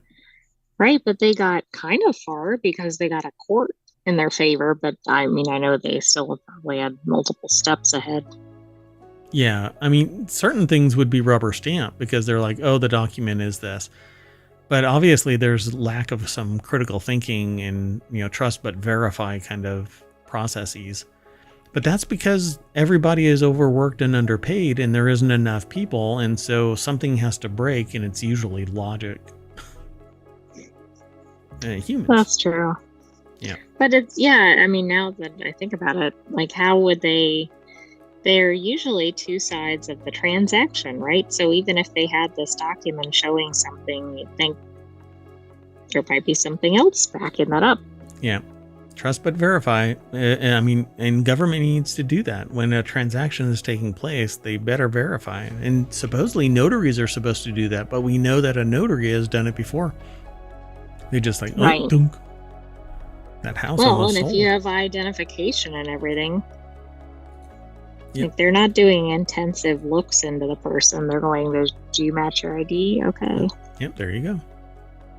Hell, you can board a plane. Moving on. Next article is over in Rounders Gear. Oregon lottery billboards hacked with cute furry animals, and I would be very careful. Oregon lottery LED billboards were infiltrated by mysterious furry cat animations in a suspected hack this week, forcing the screens to go dark before normal service could be eventually restored. It's pretty funny. So, Seems pretty harmless, other than the person or the organization that paid for the ads. the article is over at casino.org by Philip Conneller. Oregon lottery LED boards infiltrated by mysterious furry little cat. Meow. Lottery spokesperson Melanie Massaros said Thursday that not all LED screens were affected and that the cats seemed to appear in random locations. She added that the lottery wasn't responsible for the fluffy invasion, but it was working with its vendor to resolve an issue related to the digital display on our billboards. Apparently, I.e., that organization was hacked. Get your act together, company. yeah, that's funny. Images uploaded to there's a name, an @ name. Where does it say that it was? Was it on? I would say Twitter, but it doesn't say. It doesn't say, it just says social media. Uploaded to Shark. Oh, it is Twitter. Oh, there it is, Twitter. It was hard to What a find since it was stupid-ass almost a name. non-existent name. Not Twitter. Twitter's a great name. Brand recognizable. Globally on people's mind. You tweeted. You go to Twitter. Anyway, the timeline by their followers shows the artwork was spotted not just on lottery billboards, but on LED screens in states across the U.S. at the same time. Shark's replies to these posts suggest the artist was surprised to see his artwork displayed on the billboards. That might be shocking if you had nothing to do with the hack. Quick, capitalize on it. Start selling shirts. You know, I saw a hacked billboard and all I got was this shirt, and then show a picture of the... I'm sure that the lottery would probably come after you, though. Right, because then they'd be like, aha! Yeah, there's no chill there. So, moving on, the next article is something that I actually called out a while back when we first caught wind that McDonald's collector cups are about to be released. Well, here comes the title for an article. McDonald's collector cups are selling online for a lot of money because McDonald's new adult Happy Meal cups have turned into a collectible gold mine, at least for some third-party websites. It's over at QZ.com. You called it. Yep. And if I would have cared one iota to sit there and be one of those. So my problem with this is that when somebody goes and buys all of these and then they start selling them online, we can't have nice things because McDonald's doesn't care, but society should care. You know, why be that way? You're literally taking the joy. Buy one to use it, right? Yeah. Yeah. You're taking the joy away from adults and children alike. And it's just greedy scumbaggery, sociopathic antisocial behavior. Go look it up. Okay? Antisocial personality disorder. Plain and simple. You don't have to be a greedy bastard. So Francisco Velasquez over at QZ.com put the article together. Should customers want a collectible cup directly from McDonald's, they should expect to spend between $9 and $15. However, the price of a collector's meal, which includes a Big Mac, fries, small drink. Yeah, the last time I had a kid's meal from McDonald's, that drink was a shot glass. Anyway, it can vary based on location and regional pricing. And at some point in the future, I think it's going to be based on what you actually make and what they've managed to glean from your financial records. Anyway, it's important to keep in mind that customers won't know which collectible cup they're going to get until after they receive their order, and they can expect to receive a cup with designs from either Barbie or Hot Wheels, Beanie Babies, Coca-Cola, Hello Kitty and Peanuts, Shrek, Jurassic Park and Minions, or a Grimace glass and Boo buckets. That's a lot of varieties. I guess the point is keep coming back and getting more of these. So, yeah. This comes despite executives mentioning value nearly 90 times during their earnings call. That comment comes from McDonald's latest promotion arrived just after the chain reported second quarter earnings that revealed consumers are still grappling with higher prices, even as inflation shows signs of cooling, which no, leading to lagging sales. Yes, there is a decline, but wait for it. Just wait for it. It's a data manipulation, really, I think. Anyway, other promotions aimed at U.S. customers as well. So, a Big Burger dubbed the Big Arch. They're piloting I think that. we had a mention of that in another article. Yeah, we talk about... Why do we talk Not about today. McDonald's this much? We don't even go to McDonald's. McDonald's is a big presence in the U.S. and worldwide. Yeah. So the golden arches are made of the greed and profiteering that they've been taking from your pockets. But hey, you know what? So afterward, are you going to go and get one of these glasses? Yes, as a matter of fact. Moving on. Next article is over on the Mobile Channel. Rare sighting doomsday fish. Oh, wait. Doomsday fish. Found near Southern California shore. So this comes out of San Diego, KSWB and KUSI, in a rare and perhaps ominous sighting. An oarfish was found floating near California's La Jolla shores over the weekend. That's not good. No, that doesn't sound good at all. I used to dive that place. So, according to a spokesperson from Scripps Institution of Oceanography at UC San Diego, a team of science kayakers and snorkelers were out in La Jolla Cove Saturday afternoon and found a dead oarfish. Doomsday. Several people then worked together to carry the sea creature from the ocean to the bed of a truck using a paddleboard. The oarfish was then turned over to professionals at the Institute. Let's take a look. That is not an oarfish. That is. Oh, now I see why it took several people. Yeah. They're long and silvery. It kind of looks like an eel or something. That's I know basically, it's not. yeah, basically is. Might as well just call it that. Just so people can understand what it is. So, let me close that. So it was deceased. So really anything could have been the cause of this. But let's find out if they actually figured it out. So in 2011, for instance, more than 20 oarfish reportedly washed ashore in Japan just a few months before a 9.1 earthquake struck. Just a couple days after the oarfish sighting in La Jolla, an earthquake with a magnitude of 4.4 shook Southern California about 2.5 miles southeast of Highland Park near Los Angeles. Whether or not these events are connected is questionable, though it does spark some curiosity. So according I guess to I'd like to know how many oarfish sightings were there, and did all of them have these earthquakes right after? Well, they only have 2. So Right, so it's hard to say that's a trend or a pattern. this one was 12 feet long. Most oarfish measure anywhere between 10 and 30 feet. So, and basically they're being called doomsday fish because when you see one, something bad's gonna happen. Something, it's like a harbinger of something to come. Yep. So you know what's really great about that?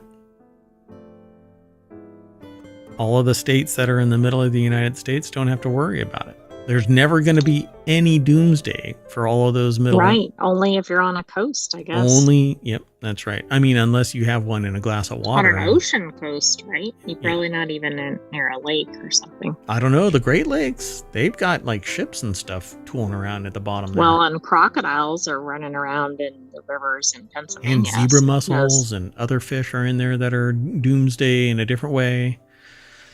I don't know. I was glad to see this was doomsday because of earthquakes and not doomsday because of climate or something. The way I see it, we should just be completely inundated with fear, uncertainty, and doubt. I'm scared. I'm going to go and get a bunch of doomsday prepper food so that I can... That is not what this channel is about. You know what I forgot to do? The article is by Amber Coakley over at thehill.com. I think I said The Hill, but I didn't say Amber Coakley. So there you go, Amber Coakley. I've said your name 5 times, Amber Coakley. And like all of the articles, you can follow through ohmTown over to the article itself from our source. And we don't get much out of that, right? Like they provide the little snippet that we get, and I usually truncate it quite a bit earlier than what they provide, and we just show that little bit and then say visit the source. Why? Because we want you to go and read it from the source, then come back every day. We typically do the show 7 or 8. We've been doing it kind of haphazardly, kind of almost non sequitur like. Non sequitur. So if you really want to know when we go live, follow us here on Twitch or over on YouTube. There's a Discord. There's podcasts. Get her done. Free stream. Yeah. So what I've been doing lately is if you miss any of the week's shows for Non Sequitur News, I am now restreaming the past 7 days, and it's a constant rotation. So every 24 hours, you basically see it 3 times. So there's never a moment where you shouldn't be able to catch us, at least recorded. And then there's the 1 to 2 hours where we take it offline, get everything ready, and do a show. And you can always catch up on past episodes too, because much of the content is evergreen. Yeah, and you can actually, on ohmTown itself, if you ever are curious, you can go all the way back to 2020. We use this in our Time Machine episodes from time to time. For YouTube, you could just start a playlist. I mean, we have each season, etc. In fact, there's over 1,000 episodes of Non Sequitur News. It used to be called ohmTown Daily News Show, but we changed it because, well, have we met? Anyway, that's it for today. I am Mayor Watt. Right there's the Sentient AI's visualizer. Whoop. Whoop. No. Good night, ohmTown citizens. Thanks for joining us for Non Sequitur News. We will have another episode for you tomorrow, and I think we might have some weekly shows for you too. Listen to this.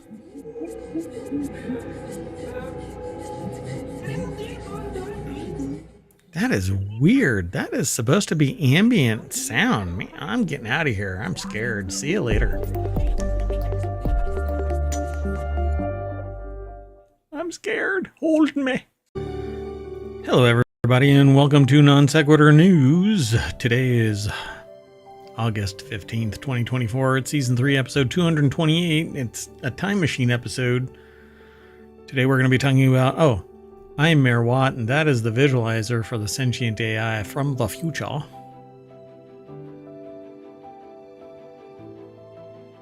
Today we're going to be talking about elephant fossils in Mississippi, the horror of closing Game Informer. That's a lot of celery. Subvide. All horseplay all day. Shark carpet. That's hard to say. Tiny South American deer. One officer against all odds. Well, they didn't kiss the ring. And Starliner. Part, oh my god.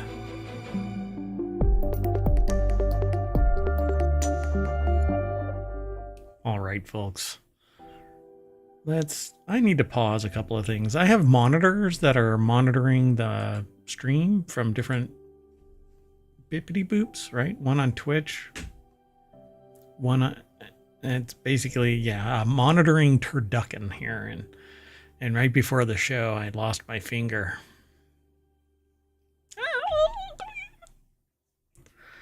Yes, my voice raises that high whenever I lose a finger.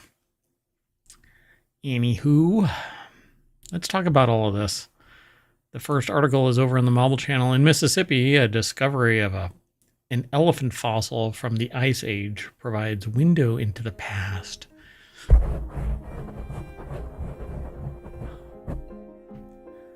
Fossil ASMR. Fossil hunter Eddie Templeton was out exploring in MISSISSIPPI. Have you ever heard that song, right? The crooked letter, hunchback, hunchback.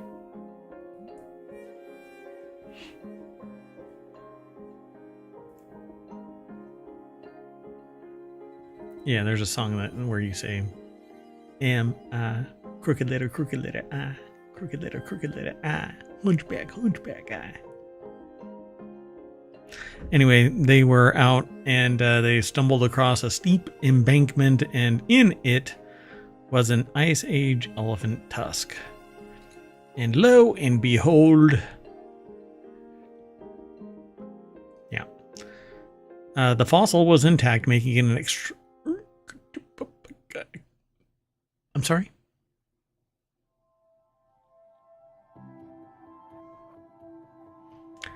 It's because, well, I ran into somebody in Mississippi when I was younger, and they had a whistle on a string, and they were whirling it around their head.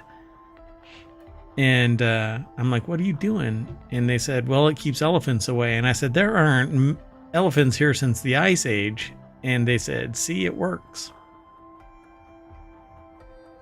So the fossil was intact, making it an extremely rare find in Mississippi. This article doesn't have a byline, but it's posted over at phys.org. I don't know why. But the picture is credit Tom Fisk from Pexels. All right. Anyway, the state's Department of Environmental Quality announced on its website on August 9th. But the find set off a race to protect the artifact because the Mississippi sun can dry out the fossil and destroy it. When members of the state survey team arrived, they saw the fossil tusk was in amazing condition, the agency said. Cool!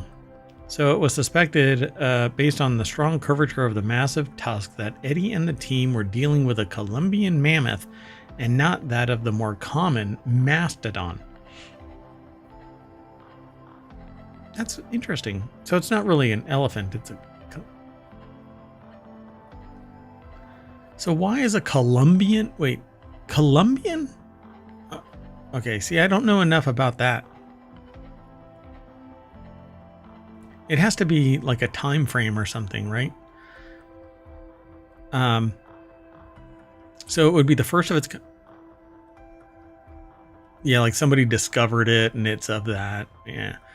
So I don't know. I'll have to look into this. I love doing the show, all of our shows, because we discover something, and while we might have some context to it, there's always something that actually leads us down some kind of a rabbit hole or dinosaur trail. I don't know. That sounds weird. Dinosaur. Anyway. So, sure. I'll let you have it. Well, when the team got the fossil back to the laboratory, it was confirmed by the Mississippi Museum of Natural Science paleontologist as indeed belonging to a mammoth. The animal was among a large cast of characters that once roamed the Ice Age prairie ecosystem. Along with humans, we used to ride them for miles and miles. And then the aliens came and... Never mind.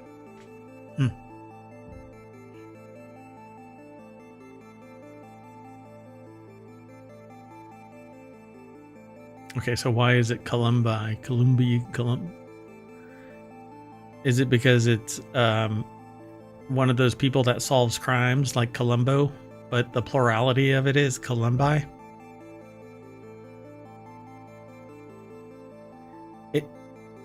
It's a murder mystery mammoth.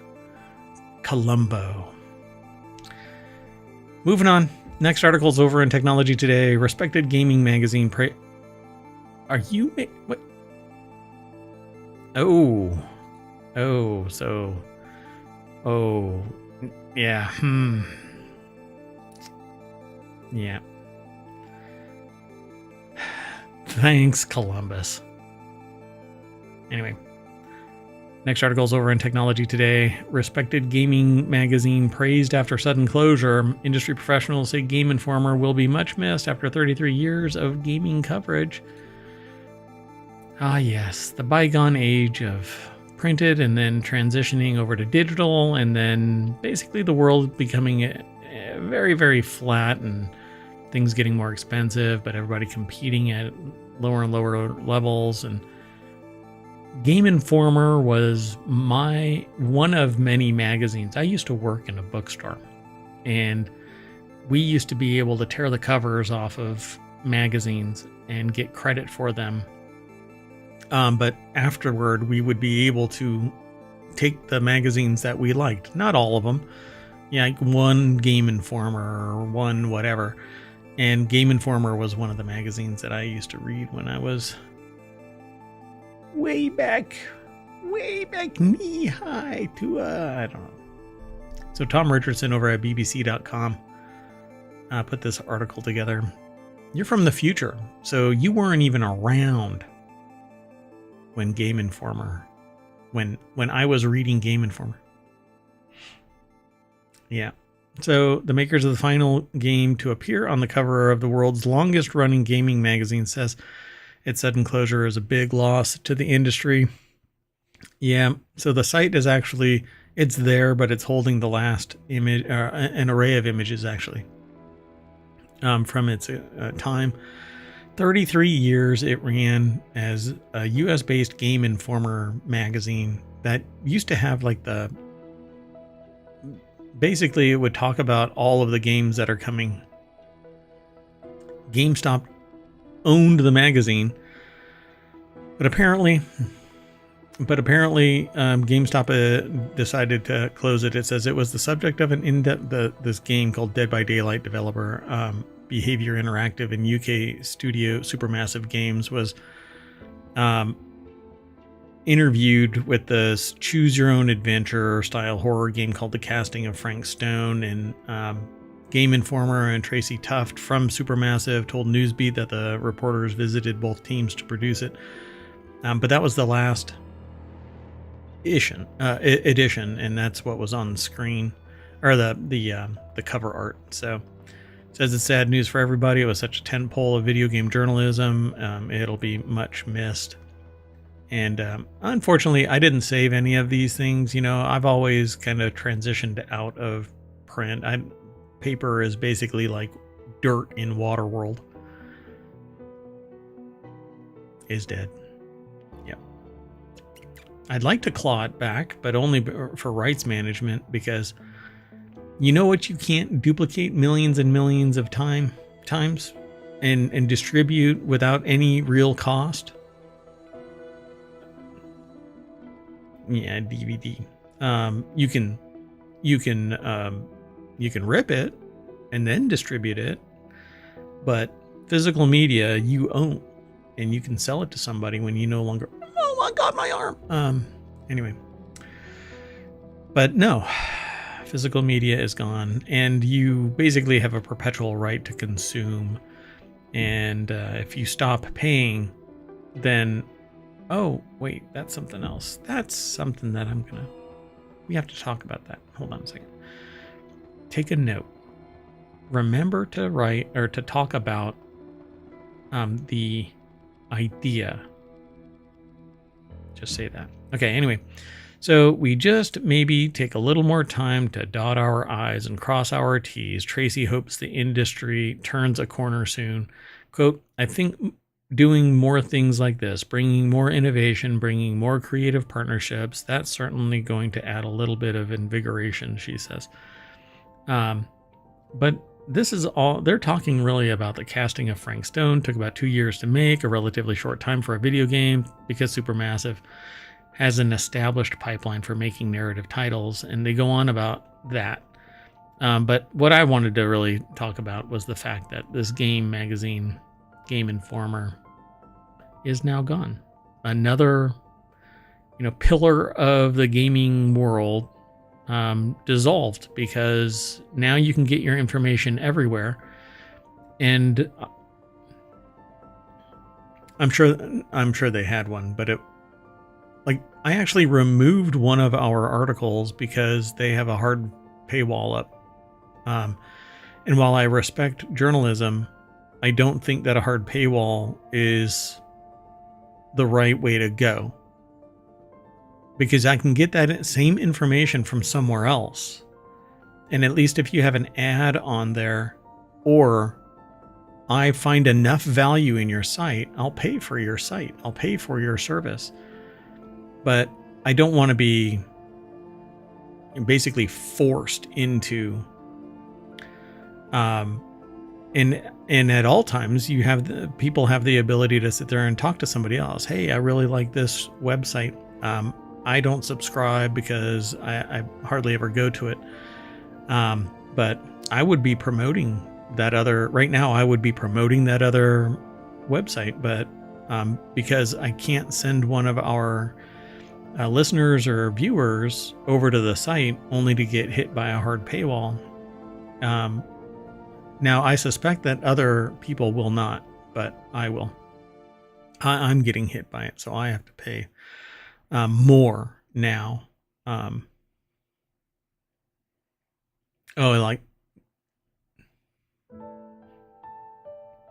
Yeah, and it actually is, because it has tiered. If you're a certain thing, then you get it cheaper. Anyway, moving on. Next article is over in Non Sequitur News. DEA seizes more than 2,300 pounds of meth hidden in celery. DEA agents busted a Mexican cartel's plan to drop off the meth at the Atlanta State Farmers Market in Forest Park on Thursday.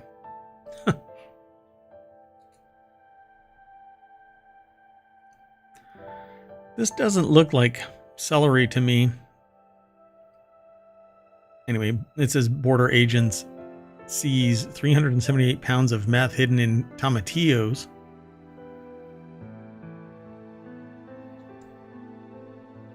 Yeah, they did. Yeah, Rachel Dobkin over at Newsweek.com, because they never align their damn videos with their articles.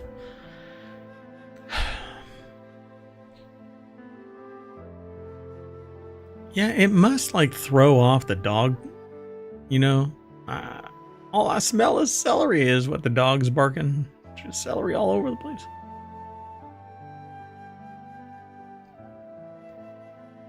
Yeah, I mean, because the drugs are stacked in the center of it, so that if anybody's walking around or looking at it, they don't see anything. Murphy said the DEA agent received a tip about a tractor trailer coming across the Mexican border, which was later revealed to be holding 2,400 pounds of meth.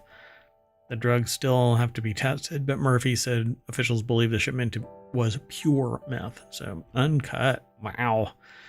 So this was contained in a cover load of celery. Obviously, we threw away the celery, so there's no concern of buying celery at the... I guess if you did buy that celery... Yeah, can you imagine? You would be paying a very high price for that celery.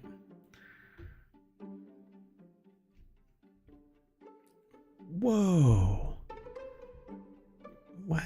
That's a big word. So the drugs were found in a truck, and they were valued at $3 million wholesale, because, there's a wholesaler's market for it. Retail would have been whatever they cut it with and how much the market actually demanded, depending on where it goes.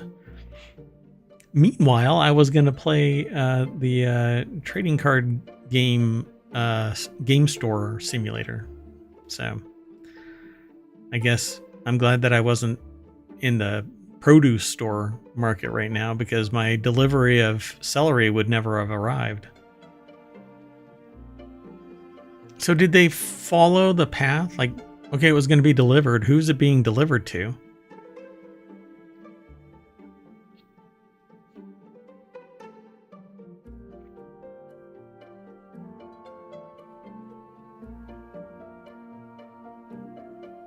Harper added.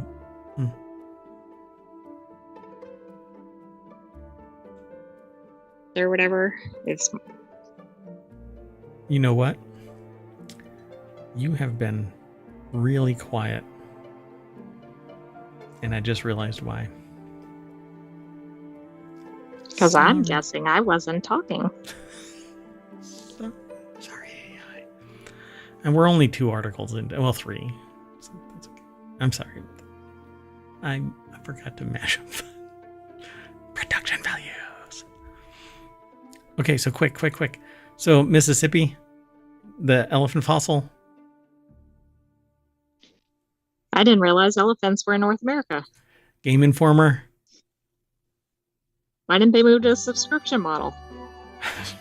That's the one you went with? Okay. And the DEA. I mean, this makes me think of Banicula. Banicula. How many people know about Banicula? I probably nobody. Dear God.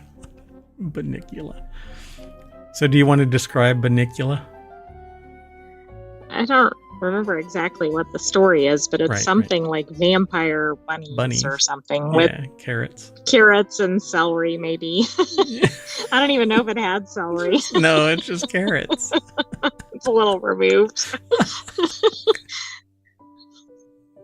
But what does meth celery have to do with vampire bunny carrots? If you're having meth carrots, you're probably starting to envision like things like vampire bunnies running around. I thought there was a direct nexus. It's meth celery for methany. All right, moving on. Next article's over. I was wondering why you were really, really quiet, and I'm like, why? What is going on here? Oh, tab. Button push. Okay, never mind. Well, that might explain why I think you ignored a few comments I made. Maybe they were so quiet you didn't hear them. No, I heard you. Everything that you said, I've heard. But, oh, man. All right. The next article is over in the Reality Hacker channel. It's actually a show that we're going to have on this weekend. Your favorite sous vide cooker is going subscription. So sous vide, sorry. So Anova, maker of the highly popular sous vide cookers, is going to charge a small fee to the cooker via the app. Yeah. What now, kind of does crap? This beat heated seats? Well, it's heating other things. So, you know what the problem is? It's heating. Heating is the problem. Phil Nickinson You're over right. at digitaltrends.com put this article. Wait until freezers go. Well, you use the freezer for a month. We're going to have to charge you $9.99. Or we're going to let your food thaw. Spoil. Yeah. Oh, my God. So it's official. Nothing is sacred. Anova Culinary? I think it's Anova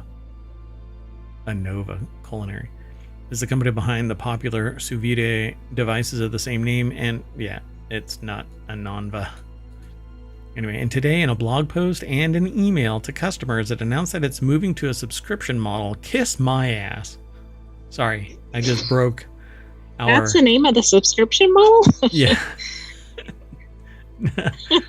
It sounded like it was like model, comma, kiss my ass. It's now being referred to as Nunya. And when you ask me what Nunya is, Nunya getting my money. Anyway, here's the deal. Starting August 21st, 2021, anyone who already has downloaded the Anova app and has an account on the Anova app is good to go. You're grandfathered in. New customers will have to pay $2 a month or $10 a year to use the device via the app. Kiss my ass. You know, we don't want any new customers. I had been thinking about getting one of these. But now no. You Never. should have bought it yesterday. Yeah. Or whenever. Well, no. I have anyone who has already downloaded the app, the Anova app, and has an account is good to go. So starting August 21st, so I got to buy it really quick. Yeah, you still have a few days. So for the uninitiated, Anova sous vide cooker is a device that heats and circulates a water bath, food, say a steak, is vacuum sealed in a bag and then immersed in the water, and it cooks relatively slowly but also evenly. Because you control the temperature of the water, it's practically impossible to overcook the food, and all the juices are retained in the meat in the bag, or in the bag. You then sear the meat or whatever it is you're making, because you can do it with fish and anything really, but yeah. So it says it's relatively easy, extremely tasty, and they say exactly what the subscription covers will vary a little depending on which model cooker you have, but the broad strokes are manual control via the app, so you can still customize time and temperature that way. Updates about cook status on your phone, cooking guides and recipe discovery, and the ability to save recipes. Hold on. I need to go download the app real quick. One second.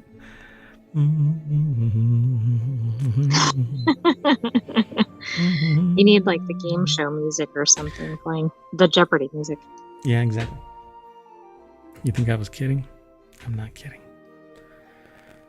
So yeah, this is sad, and really kind of just pisses me off. So yeah, I guess you can do all of that. Okay, well anyway, so the move comes about a month after it announced that it was shutting down remote connectivity for its original Bluetooth and Bluetooth Plus models on September 28th, 2025. You'll still be able to use them locally, as in plug them in, turn them on, and they'll work just fine. You won't be able to control the devices via the Innova app after that date. To make up for it, Innova offered owners a 50% off coupon, but that discount was only good for a couple of weeks and expired on the 1st of this month. Oh, too late. Yep.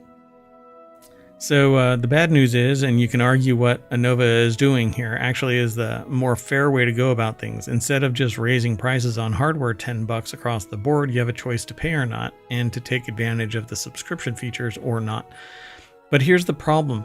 It isn't just raising prices on hardware $10 across the board.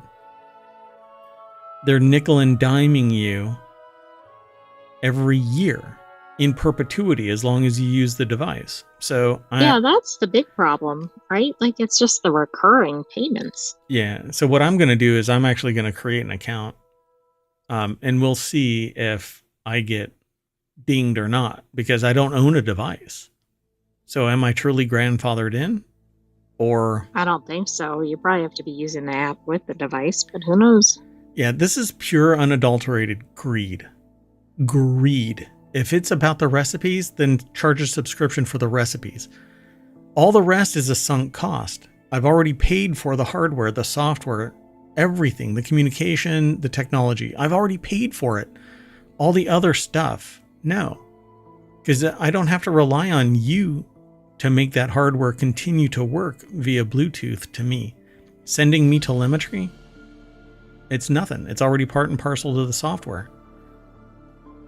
But the other stuff, right? The subscription, the cooking guides, and whatever, recipe discovery, fine, charge for that. But then you're nothing but a recipe company. And I can get recipes all over the place. This is a greedy shitbag kind of. Whoa. Okay, well anyway. Innova, you suck. Moving on. Next article, over in the Mobile Channel, horses are actually brilliant slackers, according to a new study. Horses aren't going to be planning bank. You know what? I've met a couple of really smart horses. I'm pretty sure that they could plan a bank heist. Anyway, this article says that horses aren't going to be planning bank heists anytime soon. But new research out of Nottingham Trent University has revealed that horses are a lot smarter than we previously understood. Turns out they can think strategically and can even plan ahead. I can't even do that, hence the show is today and not yesterday. What? So, as detailed in the journal Applied Animal Behavior Science, there is a journal for everything. Applied Animal Behavior Science. I wish it was called Brilliant Slackers. Brilliant Slackers magazine. Next on ohmTown. So researchers made 20 horses play a complex treat-based game designed to assess their ability to learn and their adaptability. The horses were told to touch a card with their nose. If they did, they were given a treat. Wait. How are they told to do that? There's a horse whisperer. Then the researchers introduced a stoplight, which changed the rules. So the article is by Louis Prada over at, I think it's Louis. Anyway, at vice.com. The deck statement says same about being brilliant slackers. Mm-hmm. I like that. So the stoplight changed the rules. Now treats were only given if the card was touched when the light was turned off. The horses, not picking up on it, continued to touch the card whenever they wanted. Then for those in the podcast, I'm actually doinking my nose on the microphone. I know. It's been very well timed. So then the researchers instituted a penalty, a 10-second timeout if they touched the card while the light was on. The horses immediately adapted to the punishment by following the newly established rules, indicating to the researchers that the horses understood the assignment the whole time, but were going to play along unless they faced consequences. To get more treats, probably. The immediacy is the real discovery here, it seems. They said that in similar tests, other animals eventually picked up on the pattern, but not so quickly, and usually with a lot of trial and error involved, like squirrels or dumbasses, and they'll take forever to figure something out. But apparently horses understood right away. There's more to this article, but horses are one of those animals where while I think that they're beautiful and amazing and derpy because I've seen them playing with, there's a thing called a horse ball. It is a very ruggedized, thick rubber ball with a handle. And horses throw it around and play with this ball. Yeah, look it up. And so I remember one time I was learning to ride a horse. And the I don't know what you would call the person, stable master or whatever. The person grabbed the reins of my horse and we were walking back to the stable. I was on the horse and the horse just seemed to kind of nudge off to one side closer to the edge. And I think that the horse saw what the stable master didn't.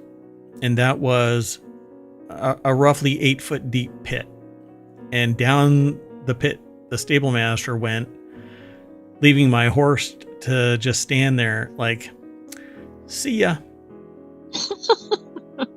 So I had to get off of my horse and help the dude up, and eventually we made it back to the stable with the guy funny. Basically cussing the horse out, like, because it was dark. I came back late. Okay. It's kind of my fault. Anyway, horses are pretty smart, and they're wild animals still, no matter how much you think that they're your buddy. So respect them. I certainly do. I'll never walk next to one again.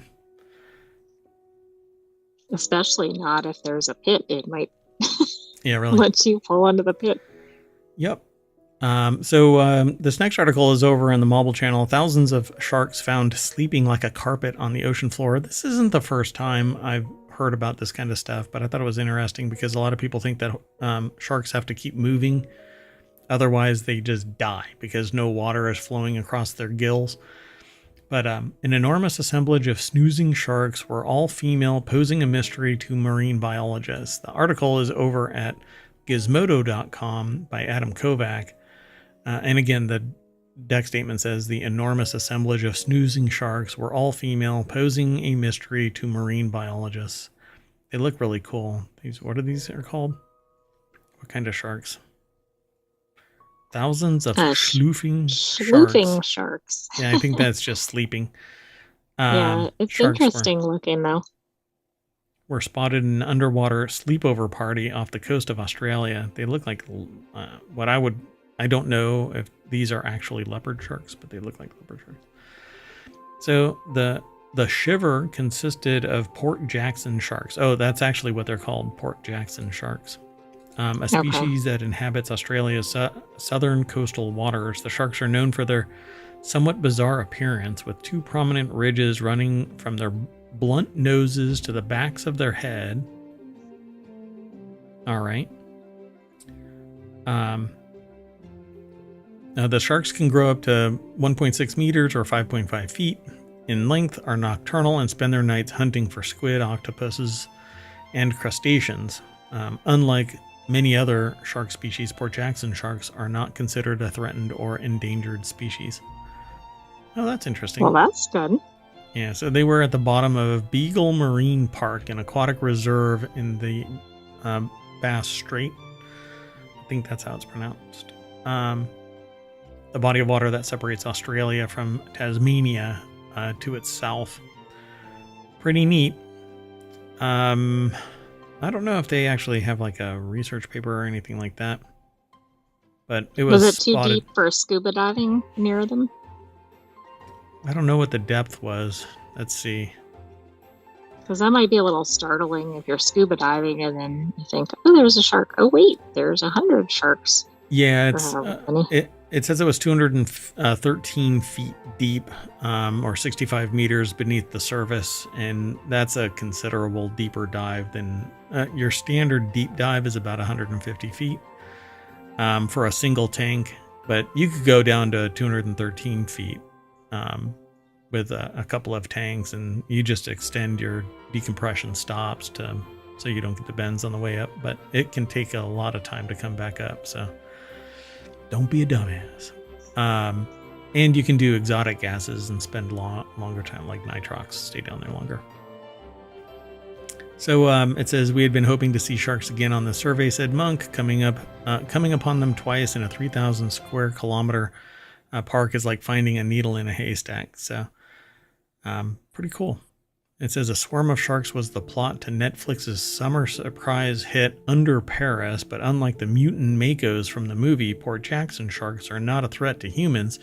Even on the very rare occasion they do bite, the worst that happens is a bruise and a torn wetsuit. It might still hurt, but I guess that means you're not going to lose your life or your limb or something. It's kind of funny. I mean, it's such a throwaway comment at the end, which is actually pretty standard for journalists. But I thought it was funny to make that point. It is. Okay, let's keep going. Next article's over on the Marble Channel. Tiny South American deer debuts at New York City Zoo. A tiny South American deer that will weigh only as much as a watermelon when fully grown is... But watermelons come in all shapes and sizes. I don't get it. Anyway, yeah, it's going to be at the Queens Zoo in New York City. It's made of salsa. Now, the article does not have a byline again, and it's over at phys.org. Look at that tiny little thing. Oh, it is a poodoo. Oh, that's very cute. That's what it is. It? Yeah, it's a poodoo. They were kind of cagey about it, right? Tiny South American deer debuts. If they would have called it a poodoo in the title, it would have been a giveaway. But yeah, they're pretty cute and tiny. I want one. I want a tiny poodoo. So the southern poodoo fawn. They're wild animals. So they are wild animals. Have them as people. Yeah, I know. I can still want one. Put it in want it. This article needs to go in one. So the southern poodoo fawn weighed just 2 pounds when it was born June 21st. The Wildlife Conservation Society, which runs the New York City zoos, said in a news release Thursday it is expected to weigh 15 to 20 pounds in adulthood. That's basically a sturdy savanna cat, an F3 savanna cat. And it would probably be the same size. What if I get a license? From whom? Well, from the local officials that I'm capable of taking care of a poodoo. No? Maybe you should check what they eat. 8 poodoo fawns have been born there since 2005 at the Queen Zoo because they breed southern poodoos in collaboration with other zoos in an effort to maintain genetically diverse populations. And now it will share the Queen Zoo habitat with its parents. There are 2 more poodoos in the Conservation Society's Prospect Park Zoo in Brooklyn. It's pretty neat. Look at that. It's cute. It's pretty adorable. It is. All right. Moving on. Next article is over in on Sequitur News. Texas town left with 1 officer after police mass exodus. I titled this one Officer Against All Odds.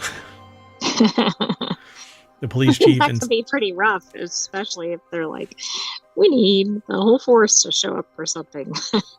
So you know that you have to be either you are the only person that is completely tone deaf as to what's going on between the city council and the rest of the police force, or you're the one like complete ass that nobody wants to be around. I mean, there's definitely something going on, but yeah. So Khalida Rahman is the author of this article. The video has nothing to do with this article, but a Texas town left with 1 officer after police mass exodus. The small police department in Texas has been left with only 1 active officer after a mass exodus of officers. Try that in a small town. Police Chief William Monsieur and 3 officers resigned from the Surfside Beach Police Department on Monday, according to KHOU 11. Later in the week, 4 more officers resigned. Quote, I would like to thank the residents for their support over the last 2 years, Monsieur wrote in a post on the department's Facebook page after announcing that several members of the force has resigned, according to the Facts news outlet. Quote, I would also like to thank all of our local police agencies for their support to the department. So the Facebook page couldn't be accessed on Thursday, according to the author in the article. Kelly Marks, the last remaining officer, was promoted to interim police chief. Surviving attrition. Ta-da! Yeah, some people do it and deserve to be promoted. Other people do it and the institution shouldn't. I'll just put it that way. So the police department in Surfside Beach, a town located just 60 miles south of Houston with a population of around 640 people, had 10 officers, 9 of whom were active. 1 was on medical leave and planning to resign. Oh, I was going to say, I hope the inactive one wasn't the one who was left. Yeah, really. So the wave of resignations was reportedly the result of alleged issues between the police department and the Surfside Beach City Council. Let's see. That's kind of a significant issue that might lead to that, right? I mean, you could see maybe 1 person leaving or something, but... So essentially what would happen is somebody would be arrested or whatever with the police, and the police, the people in the city would say, well, I know so-and-so, and I'm going to call so-and-so and take your job. So they try to retaliate against their officers. Monsieur had threatened to quit during a city council meeting last Monday, during which he accused the council of working to remove him. I mean, it says the whole situation is unfortunate, but if that's what's going on, I hope that you have cameras. That's why you have the chest cameras on, right? That way you have evidence that somebody is abusing either the city council's authority or their authority. Right, and you'd think in something like a city council meeting that would be recorded. I mean, who knows what's happening? Look what you can try in a small town. Moving on. Next article is over in the Law Nerd channel, which is a show that I'd really like to kick off, but I don't know. You kind of need an attorney here, too. Anyway, a teen on a field trip ends up in handcuffs and jail garb because judge didn't want to be played with. She was falling asleep. By the way, that's what was going on. She was falling asleep. So a Okay, teenager wait sleeping a during a second field here. trip to a Detroit courtroom got a wake-up call from a judge Tuesday. Who was the organizer of the field trip or the teacher or whatever? I mean, the judge should not have done this, but who else was there? Yeah. So Deborah Kassens-Weiss over at abajournal.com put the article together. And it says a teenager sleeping during a field trip to a Detroit courtroom got a wake-up call from a judge Tuesday. Judge Kenneth King, who I'm going to just label as a POS, of the 36th District Court in Michigan, told the teen that he didn't like her attitude and that he was not going to be played with. By the end of the incident, the girl was in jail uniform and handcuffs and subjected to a group vote on whether she should go to jail. So populist crap and punitive of a teenager who was told to come to this thing and was probably exhausted because she's doing other things, right? She could be studying. She could have disrupted home She could life, have a all kinds of part-time stuff. job. Who knows? Exactly. She Kenneth worked King, in a meat packing plant overnight or something. or working on the Hyundai hoods, stamping metal at 2:00 in the morning. Kenneth King, without knowing more, I would have to say dispassionate response instead of maybe taking the person aside and saying, "Are you okay? Is everything cool at home? Or do you need any assistance?" Instead, well, do we even have to know more to know this is just completely wrong? 16 I mean, years there's old. nothing that would justify this. Right.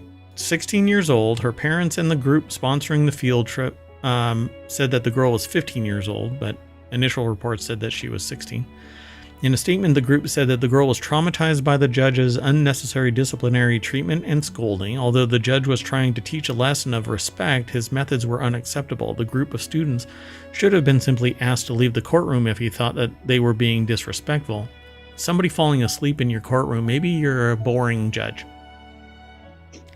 And the only reason you command any respect is because somebody appointed you that position. So King told the Detroit Free Press that he was also traumatized by the incident. "You're an adult, you horrible person." He told WXYZ that he wanted this to look and feel very real to her, and that it was his own version of scared straight. "You are not supposed to be an activist judge. You're supposed to lay out the law. You're supposed to find judgment for people who have committed crimes based on an evaluation. I find it very irrational, and I don't think that you're suitable for our position." I think this judge will be gone in a matter of months. I think so too.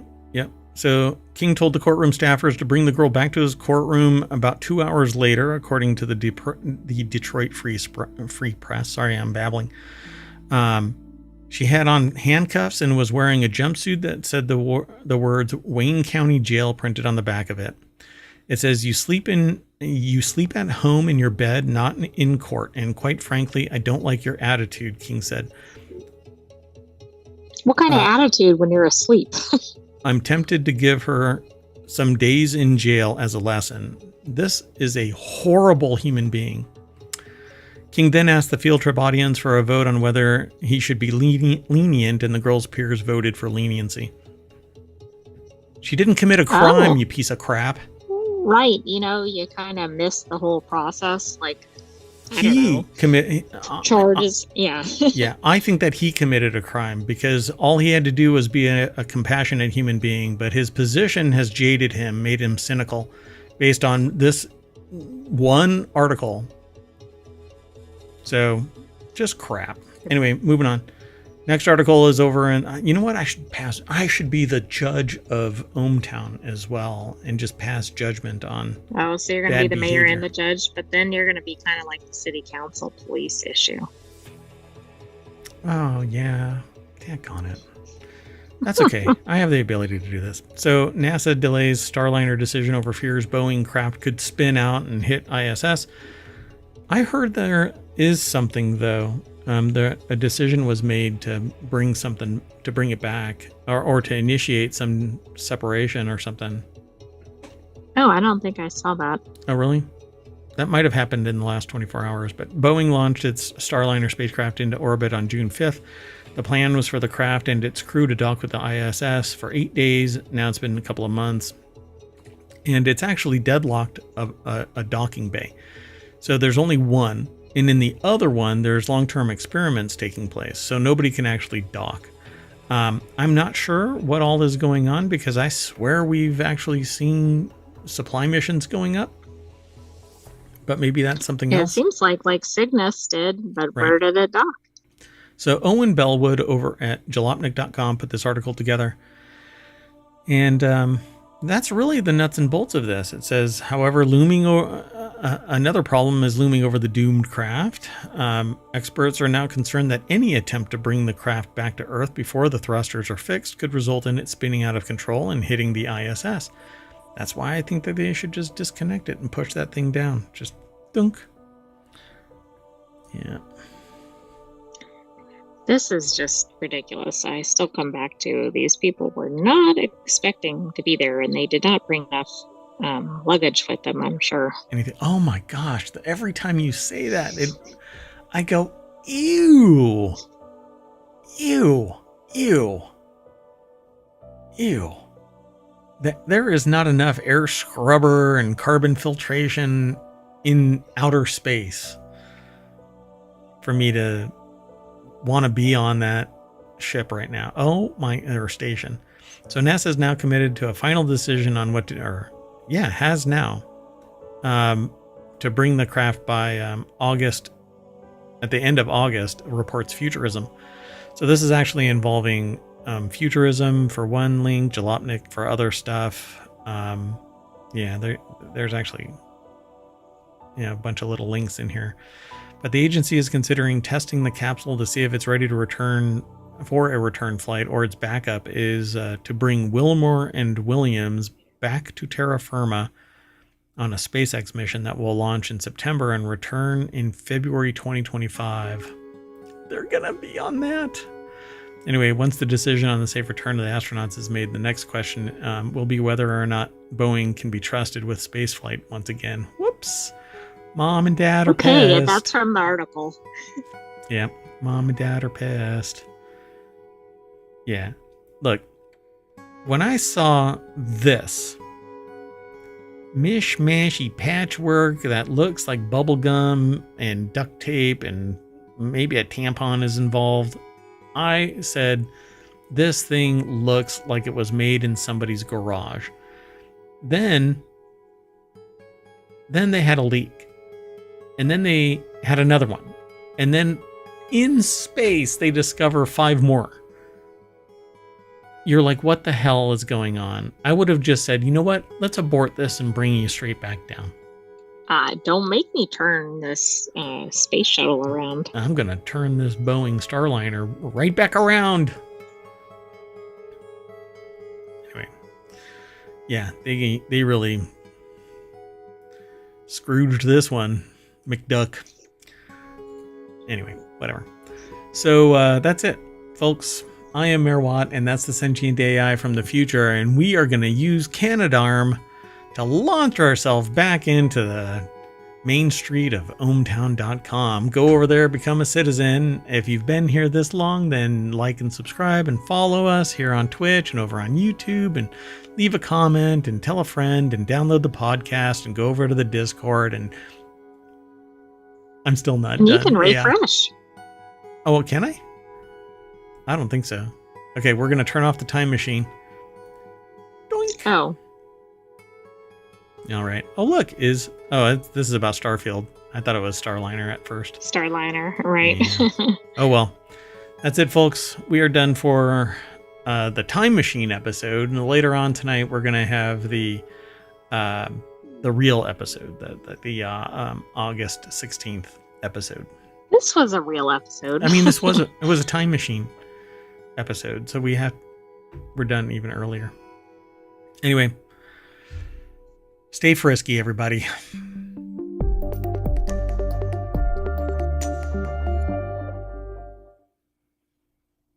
I'm out of gas and I can't return to Earth. What do? Oh, I sit around here on the ISS playing cards in the same suit I came up with 2 months ago. Hello, and welcome to Non Sequitur News for August 13th, 2024. It's Season 3, Episode 226. I am Mayor Watt, and the voice you hear, the other voice you hear, is the Sentient AI from the future, and that is the visualizer that represents the computational power needed to synthesize that voice. Good evening, ohmTown citizens. Welcome to Non Sequitur News. I think I might need some more computational power today. No, you're fine. Let's get into today's show. We are going to be talking about budget airlines, Oceans of Mars, which is the name of my new grunge band, Chuck E. Cheese subscriptions, Oops Nukes, meds and summer mail, Paramount lays off more, and that's not a person, that's a bunch of people. Cali Fish Market goes viral, and you never want that, but it's pretty lucrative. Fire Tower Airbnb, Toyota recall due to sticker, and a massive data leak that includes everyone. Yeah. Everyone? Everyone. And all of this is powered by ohmTown.com. Go over and become a citizen. And then follow us here on Twitch and over on YouTube, and like and subscribe. And be sure to like and subscribe and leave a comment and tell a friend. That like and that subscribe helps out the show immensely. Not just Non Sequitur News, but all of them. We have 7 total podcasts included in this. So you have to go download that too and leave a review, and again, tell a friend, and put bumper stickers on cars that aren't even your... No, don't do that. Anyway, everything's owned by, or everything's put together by, well, me, Mayor Watt, but ohmTown.com. See you on the other side of...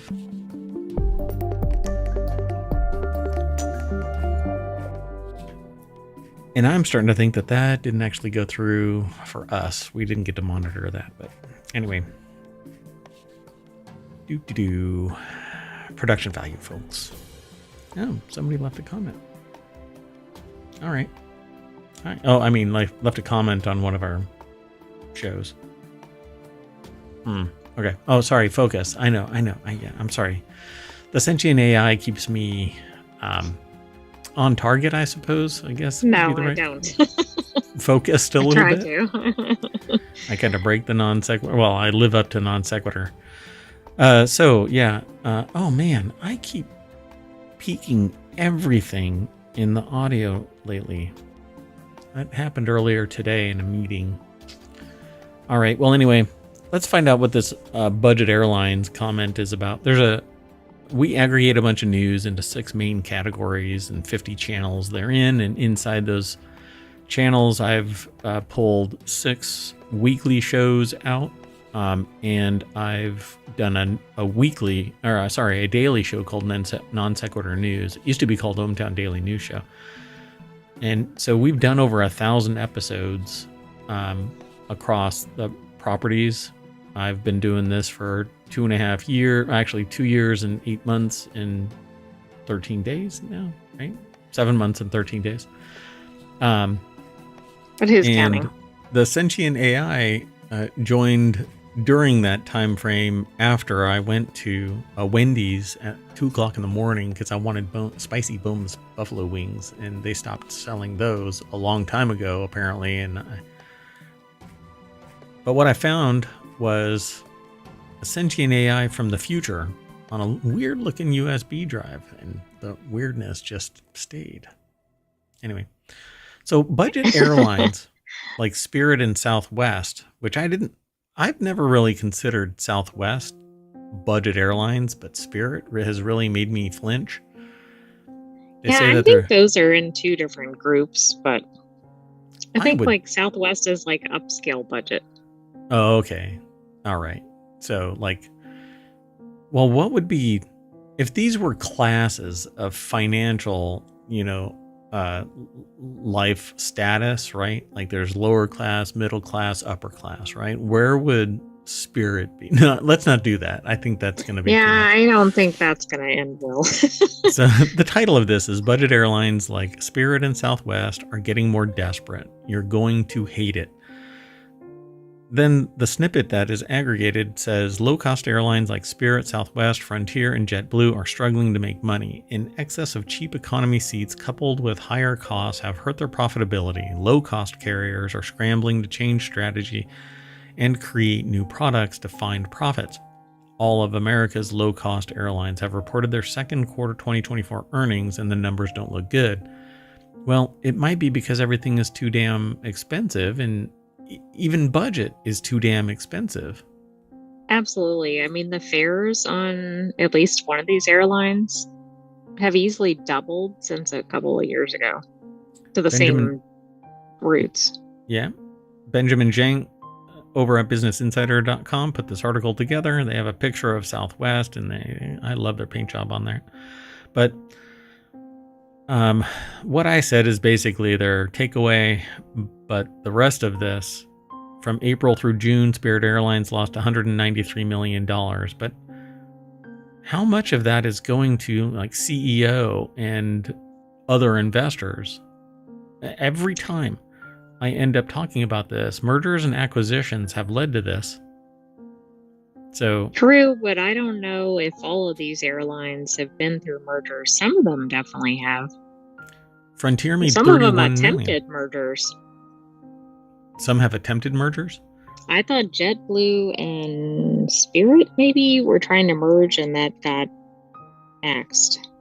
Well, yeah, we'll have to look at it because I don't remember exactly how everything is shaken out, but it says here from April through June, Spirit Airlines lost $193 million. So how did Frontier make $31 million and JetBlue make $25 million during the same period, but Spirit Airlines lost $193 million? I might know the answer to that, but let me think for a second here. And both of the ones that made money saw their profits crater. Southwest had the best second quarter of the group, reporting a profit of $367 million. So think about this swing. This is the best second quarter of the group. And the difference between Frontier and JetBlue is 10 times. More than 10 times. So one theory is because Spirit had a couple of incidents which probably caused like crap panic or whatever. Oh, and so they sold or something like that. Maybe. Or I'm just what? speculating. People don't want to take Spirit Airlines if it's reminiscent of a bygone age of everybody traveling as steerage, and you can have a glass of water, but it might taste like jet fuel. Well, and airlines like Spirit, not Spirit alone, advertise these very, very low fares. Right. But then it's like, do you want a seat? That's not exactly it. Out on but the then wing it's like, that'll be $30, right? Or whatever. Like, it's multiple upcharges. I mean, they're options, but they're things that most people might want when they're flying. I guess it could be worse. Could be Starliner. Anyway, Southwest had its best second quarter. Do you want a return trip? Yeah, you'll get there, but somewhere along the way you'll be stuck. We might get you there, right? That was Delta. I thought that was we'll get you there, but it didn't say how or in what condition. Exactly. Yeah. Southwest had the best second quarter of the group with a profit that is 12 times what Frontier's profits were. So how they're in the same category, I'll never understand it. Well, that's the thing. I don't think they really are, but they're considered more budget than some other airlines, but they're pretty comparable. Yeah, and Southwest they say in this article that was nearly 50% decline compared to a year previous. So it's pretty amazing. I think the testament to this here is people aren't flying and they're really tired of the experience and there's nothing to travel to, right? So Right. Yeah, and with the fares going up, I mean, it's like there's all the hassles, and then you're spending more money, or you don't have any money for travel because you're spending so much on your fast food bill or whatever. yeah, and if you ever get a chance, go to Kansas City, Missouri's TWA Museum, and you will get to see what it was like in the bygone age. In some of these airlines, there's an airline that's coming back that's going to be doing a flight that's reminiscent of that era, where people are dressed of like a particular cultural context, and they're going to be treated to having like china instead of whatever material it is that food's getting Like served TV in. dinner type thing, yeah. It's pretty amazing what it was like, except that it was rather abusive back then with flight crews. Well, see, but they were representative of the image that was desired to be portrayed, and so people had to fit a certain thing, a look. Oh, yeah, so very narrow image. Yeah, which just ironically doesn't fly today. So Spirit is completely revamping how it sells tickets, but I don't know if that's actually what matters. Florida-based carrier recently announced plans to bundle tickets previously a la carte items like free snacks and checked bags into categories that would make the budget airline look more like its competitors. Free snacks as part of your ticket? For crying out loud, it should be a requirement, unless you allow us to bring food and drink on board, which you can't do once you're right, when you're through security or whatever. You have to spend like you can bring an empty water bottle maybe, but you can't bring water or whatever, which isn't very handy. Yeah, once you're inside, but then to fill that water, there is no fountain kind of a thing, right? And if there is, who knows what somebody has done to it. Anyway, Spirit's new ticket bundles go on sale August 16th for flights starting August 27th. Southwest is scrapping its famous seating policy and changing something. The lack of pre-assigned seats is a hallmark of the Southwest Airlines experience, angering many loyalists online. The airline says its research shows flyers prefer assigned seats. I would say that that's true because I want to be able to pick something. The only problem there is sometimes when you pick something without being there, location, you might end up next to a toxic waste dump and want to relocate. I mean, I think being able to pick your seat out on the day might be preferable because of that. Yep. Yeah. So it's kind of a win-lose potentially. You just be careful of the grass is always greener on the other side type of mentality. Well, I don't want to spend too long on this, but I wanted to draw attention to the fact that it says Raymond James airline analysts estimate the assigned seating could generate up to $2 billion in near-term revenue for Southwest. Just that change, apparently.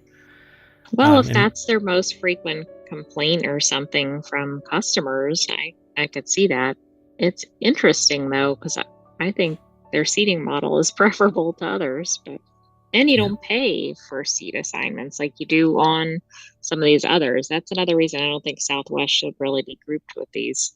Yeah, and I just don't think that Southwest should be grouped with these at all because the revenue is 12 times what the winningest plane is on the earningest plane is on the other three. I mean, by 12 times. I don't think it really... Anyway, we spent a lot of time on this, but I wanted to draw attention to it. In a nutshell, it's getting too expensive to fly. It's too much of a hassle to fly. You're too cramped. It's just a hassle. And in this day and age, you got people coughing on you or screaming. Yeah, it's a petri dish. You get like con crud every time you fly. Convention crud, right? Anyway, let's move on. Making an executive order. We're changing our flight plan and moving over to Mobile. That's a channel here in ohmTown.com. Scientists found oceans of water on Mars, but can anybody reach it? NASA scientists who were encouraged by previous evidence of a giant lake on the surface of Mars must be in a catatonic state of glee right now. The new study, published in the scientific journal Proceedings of the National Academy of Sciences, based on data from the InSight lander, claimed that enormous reservoirs of water exist in igneous rock about 7 to 12 miles deep? Can that be?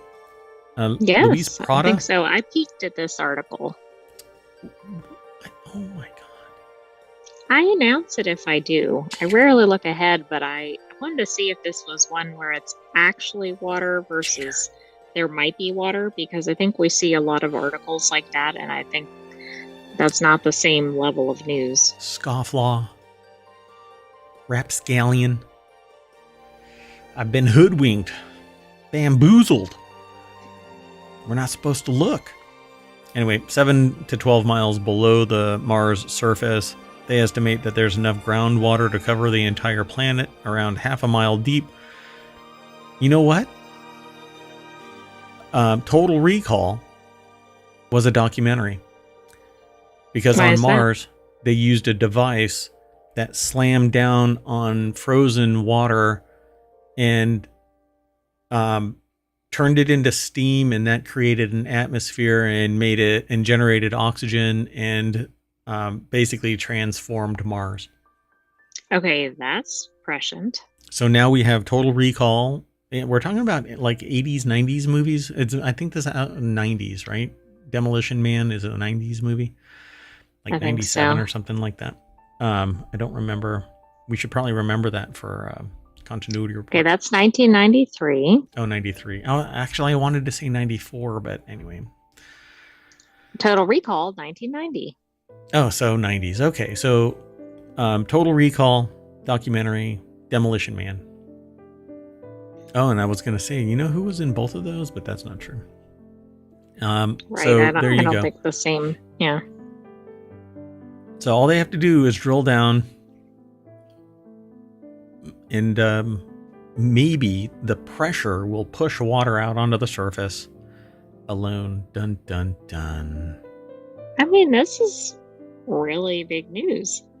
So there's water, a lot of it, but right now, technologically speaking, there's no way to access it. Transporting big drills to another planet isn't the most economically feasible thing right now. You can do it like they did it with military vehicles from Vietnam, piece by piece, mail it home, and then you have a brand new. Hey, before I get too far into this, !NSN will pull from ohmTown today's articles into the chat, and you can follow the links from the chat. So InSight's lander mission ended in December 2022 when its power was depleted due to an overaccumulation of Martian dust on its solar panels. It's been enjoying its much-deserved Total Recall-style Martian vacation ever since. Okay, that's interesting. And you hadn't looked ahead at this. Nope. So, a bunch of water on Mars, under the surface, just a stone's throw, or stone's dig away. Moving on, eventually. Maybe we'll have like those, what are those? The vehicles that went in the water? We just had an article about that recently. Oh my gosh. Amphibious. Yes, thank you. Remember, I mean, we need those. Maybe we could put those up on Mars. I don't know if we should be focusing on something futuristic like this right now with the Sentient AI from the future. I told you I needed more computational power. Might have to reboot. Better amp it up. Time to reboot. When in doubt, reboot. So the next article is over on the Mobile channel as well. The subscription model has made it to Chuck E. Cheese. Even kids aren't immune to inflation, and Chuck E. Cheese is looking to capitalize. I think Chuck E. Cheese. Go ahead. Do you think this involves like 3-year-olds having a subscription so that they get to, I don't know, get extra tokens or have extra rides? Or I think the little kids have to go through a turnstile and donate a little bit of blood to give back to Chuck E. Cheese. The chain is offering 2 membership options that include discounts. Francisco Velasquez over at quartz or qz.com put this article together.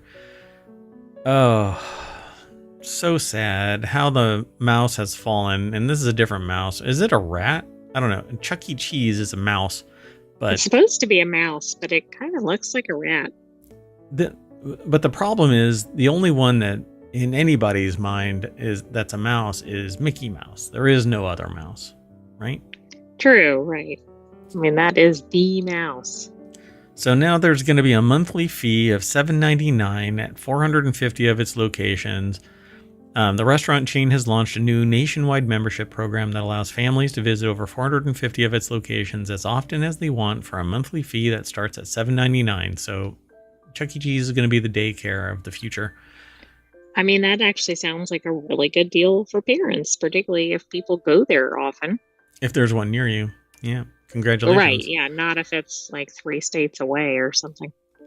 The membership includes access to play between 40 and 250 games per day with discounts of up to 50% on food, drink, and other perks. Plus, members are automatically enrolled in the chain's new Chuck E. Cheese Birthday Club. I might do this just so that I can go. That's smart. I know. Is it available for adults? I just can't imagine the food is that great, you know? I mean, I remember Chuck E. Cheese. Like, I had gone there a couple of times when I was younger. But no, I don't think it didn't stand out as something memorable beyond I've been there. But I've only been in a Walmart twice in my life, too. So I have maybe I have a bad experience with these membership things. So should families opt in for bronze, they'll pay $7.99 a month or $50 for the 2-month plan. Silver costs $11.99 a month or $70 for the 2-month plan. And gold is $30 a month or $140 for the 2-month plan. So they don't have a discount per year. They only have the standard rate, and then it bumps up to $70 per month for 2 months. Either you have to sign up for, you must have to sign up for a year, because then this doesn't make any sense. Right. Yeah, that's weird. Right? Families have the option to choose between 2 memberships, the monthly Fun Pass and the 2-month Fun Pass. Both plans offer unlimited daily visits, but the monthly Fun Pass is billed monthly and valid year-round. Meanwhile, the 2-month pass requires a one-time payment for short-term use. But valid year-round doesn't mean that you have to pay for an entire year. Yeah, that's not making a lot of sense here. Yeah, I think maybe a little bit of, we'll have to look into it, but I don't follow links live on the show, so I don't tend to, but anyway, there you go. Let's keep moving. Next article's over in the Wanted channel. Indian Navy accidentally reveals nuke removal in yoga Instagram post. Never underestimate the ability of a nuclear nerd to pour through years of social media posts. That's okay. So the article's over at gizmodo.com. Matthew Galt put the article together, and the text statement is what I just got done saying. It has a whole bunch of people posing aboard the INS Subhadra in February of 2024, and it says world governments aren't exactly forthcoming about where they're stashing all their nukes. You want people to know you've got them, but not necessarily where they're located. You would not want to say, reveal that you've removed nukes from a ship in an Instagram post about yoga. But that's what they say here. In an article titled Hot Launch Yoga, Cobra Pose Reveals Nuke Repose. The Federation of American Scientists detailed how it figured out the movement of India's nukes using social media. I mean, this is why there's always discussion about not posting location information and other things, but pretty unusual to have a yoga picture that reveals something about the nuclear program. So they say here it dawned on Corda that these ships aren't necessarily or nearly as secretive as submarines. They have lots of missions beyond nuclear, including policing and coastal defense. That means that they're usually sailing into areas where people might be taking pictures of them. With that hunch, they spent a few hours doing some keyboard searching on social media for the specific vessels that they were looking for to try and see if anyone had caught any pictures. And that's when the yoga pictures popped up. The first yoga post was on the deck of the INS Suvarna, posted on October 2022 by PBS India. The second was from the deck of the INS Subhadra. The other ones had Hadara. It's a very similar name, yeah. In February 2024, the stabilizers were absent in both photos, meaning that India had moved its nukes. So apparently it has certain like equipment or something that you might see on there. Yeah. So the missiles on the Sukyanas were an older design. They could only go a short range and needed to be fueled immediately before launch. For those reasons, experts always assumed India would eventually ditch these ship nukes for sub-nukes. They just weren't sure when it would happen. So they have special equipment needed to deploy the nuclear weapons, and going through satellite imagery, Corda noticed that the stabilizers required to fire the nukes seemed to be missing from the decks of the ships. So they knew that it had happened. Then they figured out when. But that historical time frame, they would have to go back and actually trace where the ship was during that time, and that may not have been possible. Right. But they might at least be able to pinpoint the time frame or something. Yeah. So, and then maybe other intelligence would lead to where they were at the given moment. That's some pretty interesting sleuthing. The value of that is really militarily valid, I suppose. But I suspect so. I mean, it almost seems like something they should give the person an award or a promotion for. I mean, it seems like a pretty big endeavor. I mean, it's not the normal way, presumably, to determine this. You would think, though, interested parties would have already known that through human other channels. Yeah, exactly. All right. Well, that's pretty fascinating. If you want to learn more about this, then go over to this Gizmodo.com article titled Indian Navy Accidentally Reveals Nuke Removal in Yoga Instagram Post by Matthew Galt. All right, the next article is over on the Marvel channel as well. If you get meds by mail, they may be losing potency because of summer heat.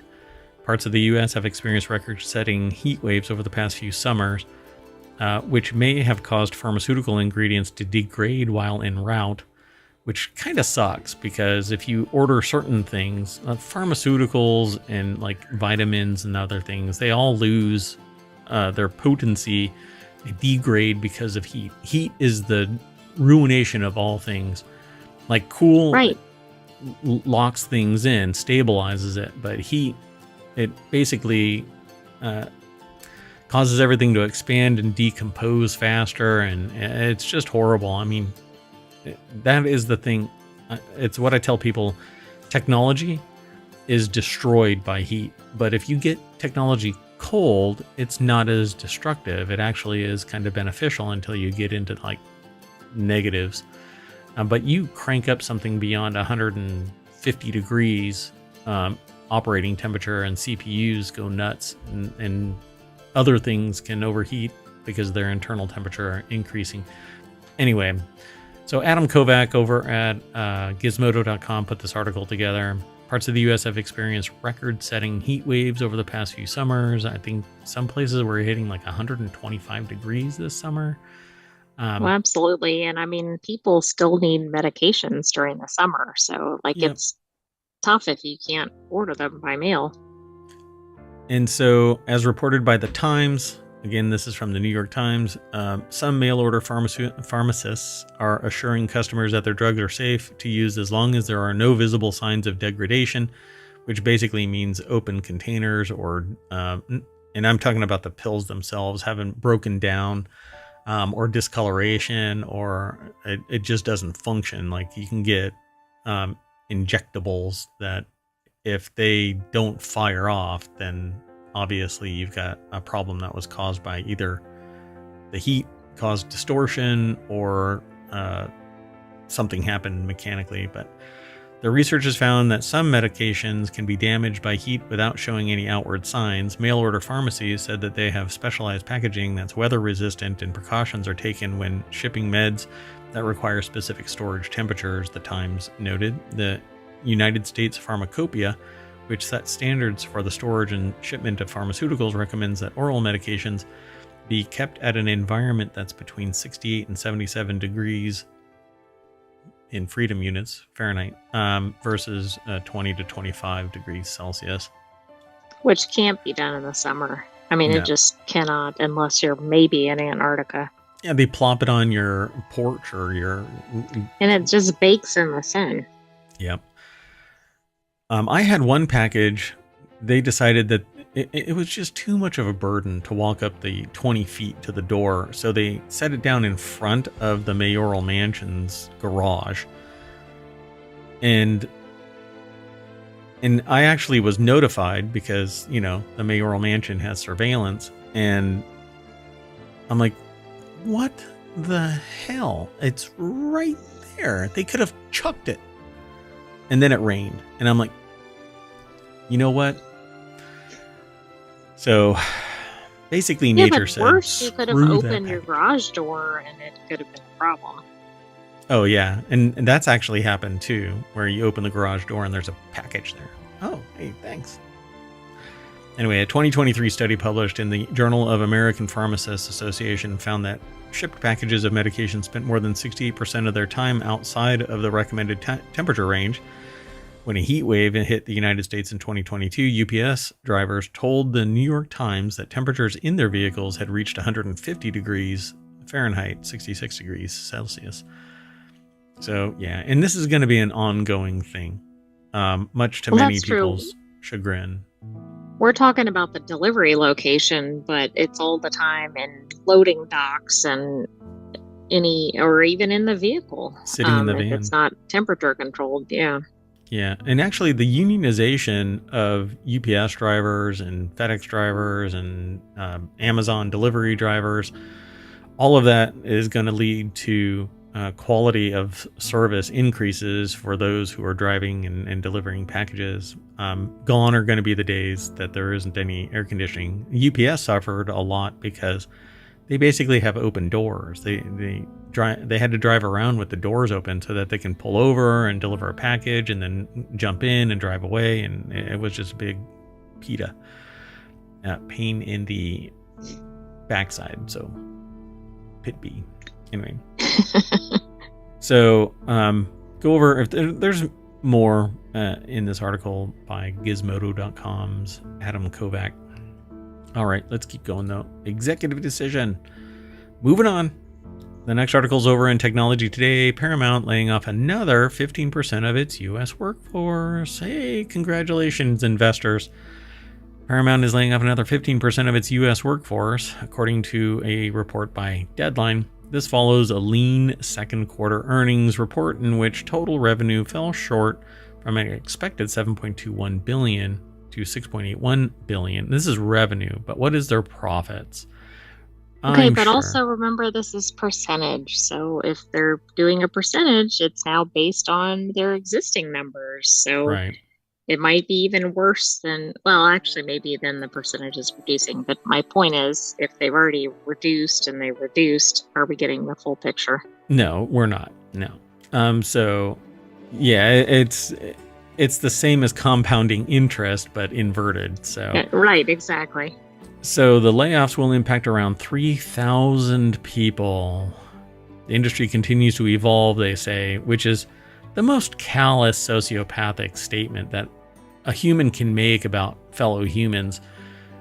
But then when you talk about people investing and stuff like that, unless they go, well, you know what? I had to let people go. Otherwise, the 5,000 other people would have had to be let go eventually. They leave off the fact that their salary didn't decrease across the board so that we could keep more people. No. They just go, oh, well, you know, the industry is... $6.81 billion in total revenue. How much of that billions went to executive pay and profits, where it should be distributed more, I don't know, equally? More in an egalitarian fashion. Correct. Yeah. So, again, it was written in as a staff memo from the company CEO. And let's just jump on over to Engadget, which is the source. Lawrence Bonk put the article together. The company let go of 3% of its employees back in February. So if 15% was 3,000, 3% would be what? At the time, 2,500 people, something like that. So let's see. Paramount is laying off 15% of its U.S. workforce, 3,000 people. The representatives say, it's funny, the representatives say that the cuts will happen in 3 stages, with layoff beginning today and 90% of all cuts being completed by the end of September. The layoffs will primarily impact employees involved in marketing and communications, which, you don't want to get word out that your service You're doing exists. layoffs. Yeah. Though the company's legal and finance arms will also face cuts. Wow. Yeah, we don't want to be financially or legally sound. Yep. When you're doing all of these layoffs, I'm sure that there are you might need some of that. There are a couple of people that are out there that are going to cheer that on. So all of these layoffs are likely being used to clear the runway, so to speak, for the forthcoming merger with Skydance. The merger, again, mergers and acquisitions lead to destruction of people's lives. The merger was announced back in June and will also head to the regulatory review process, or they're doing it even before the regulatory review process. Paramount also has been raising prices for its streaming service and, of course, deleting whole libraries of content for reasons that make a lot of sense to corporate executives, but not so much to regular people. So I think Lawrence Bonk and I probably we're on the same page. Yeah, it just sucks, right? Because the merger, this could have been a sustainable business model if not for greed, right? Yeah. So, absolutely. Like if there are millions or go into the CEO or other C-suite, I mean, maybe they could have, I don't know, retained the people and then just lost some of them through attrition. So gross profit for Paramount Global for the 12 months ending June 30th, 2024 was $10 billion, a 2.51% increase year over year. Paramount Global annual gross profits from 2023 were $9.635 billion, a 6. I mean, how many marketing people does that, salaries does that buy? Probably quite a few. Yeah, quite a few. So, and this is profit. Okay, this is accounting for the libraries being bought and other things being developed and whatnot. This is after. Yeah, this is profit. This isn't cost of goods just sold. Revenue. Yeah. So it's just rather disgusting. So where's all of that money going, right? So let's see.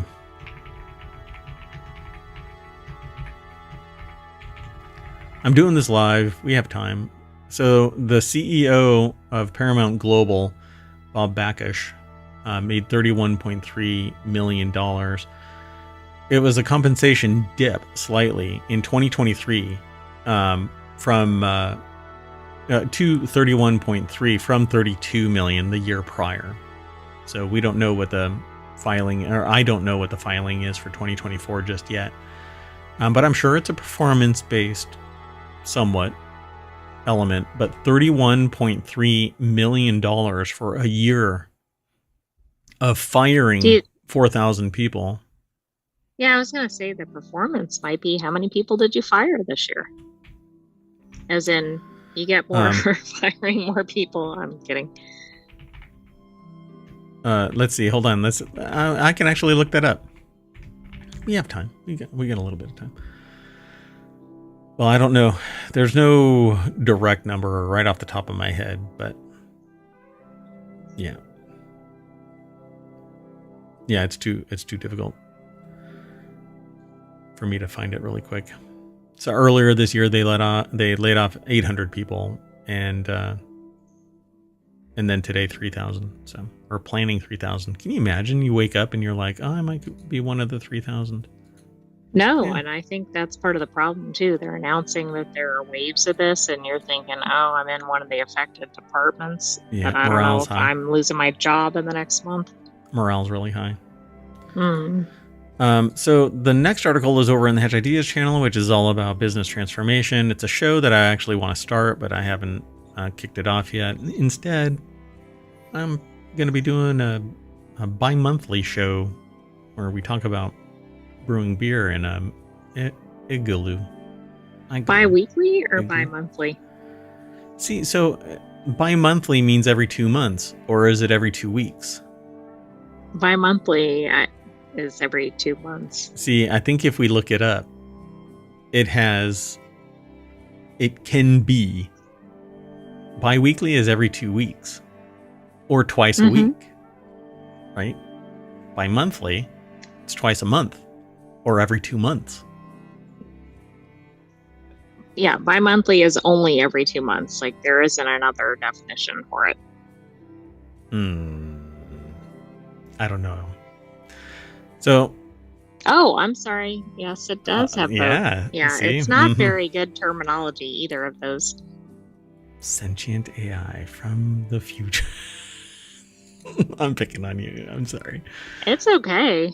I mean, bi-weekly is one of those terms that don't make sense because it means two completely different things. But I think most people think of bi-monthly as every 2 months. So I might accelerate it, but the process takes a couple of weeks typically. So and we won't have a first show until probably 2 weeks after, so almost in a month. But I'm gonna keep on talking about this to kind of stir interest. But it'll focus on extract brewing. Anyway, like whole extract brewing. I'll explain it when we actually kick off the show. Anyway, or get closer to kicking off the show. Legendary California fish market sold $30 million in 1 year thanks to viral videos, then caught Amazon's attention, which led to Kings of Fish reality show. San Pedro Fish Market's Michael Ungaro and Henry Ungaro Jr. on creating the Kings of Fish, and the S in fish is a $, reality show, going viral and running a profitable family business. What's fascinating is I have spent time in San Pedro, California. That might be why this article was submitted. Oh, that's fascinating. Wow. So Sean P. Walchef put the article together for Entrepreneur Magazine, but it was also edited by Jessica Thomas. I guess there's a video and it failed inside ARC, but okay. The key takeaways here: a viral 2017 video led to a surge in sales that hasn't let up since. The market's social media presence has made it a brand known around the world. And then after creating Kings of Fish as a web show to take control of the company narrative, the market caught Amazon's attention. And off you go. So it says, your restaurant has gone viral when it shuts down a California freeway off-ramp. That's what happened to San Pedro Fish Market after popular... I've been there. After popular content creator Food Beast made a video about its super seafood tray. With its irresistible mountain of seasoned shrimp, onions, peppers, tomatoes, and potatoes, the family meal was destined to be popular, but no one at San Pedro Fish Market knew just how famous it would become until the Food Beast feature hit social media. Dun, dun, dun. That's really neat. So it brought in 30,000 customers in 10 days from all over the country and outside the country. People were calling from London, South America, Kansas, and Florida. Wow. So now Kings of Fish series on Prime Video. It now serves 2.5 million people every year. Oh, wow. So, and now the business expects to reach new heights of fame with the debut of its Kings of Fish series on Amazon Prime Video starting on August 13th, which is today. Ta-da. Oh, yeah, it is. Go check it out. Might have to look at it just so that I can go, oh, Right. yeah. You know, if you walk right down there is so all of us have a story of traveling somewhere far away and seeing a fish market shirt. Ungaro says, I've traveled to Europe after college. Same thing. I went down to Mexico to visit a couple of our employees. Fish market shirts. It's just insane. Pretty cool. Yeah, that is pretty interesting. I like that. Small world. It was like being in Jamaica and running into somebody that was right down the street. Yeah. Like not in Jamaica, like back here in the States. They lived right down the street. Moving on, next article's over in Non Sequitur News. A couple rents its 40-foot tall fire tower on Airbnb for over $260 a night. There are over 1,600 people on the wait list for the property's 65 spots. Wow, why are there 65 spots though? Yeah, I guess it's there's 52. how large are fire towers? Oh, is that per? No, that it has to be make per sense. year, right? It must be per year, and you must have to book for a few nights at a time or something. Yeah. So a couple built a 40-foot tall Airbnb inspired by the U.S. Forest Service fire lookout towers, how did that get cleared by anything? I mean, I don't know. I figured they bought a fire tower like on auction or something. like renovated or something. Yeah, exactly. So the property accepts 65 reservations a season, and there are 1,600 plus names on the wait list. They could probably jack that up quite a bit, you know, above $260 to whittle that down. But or they could build a second one. I mean, yeah, it would be smart to build more, right? So drive along a one-lane gravel road deep in Oregon's Umpqua, I guess, National Forest, and you'll find Summit Prairie, a secluded 40-foot fire lookout tower with 3 beds, a peapot, and limited cell service. And I never want to say peapot again.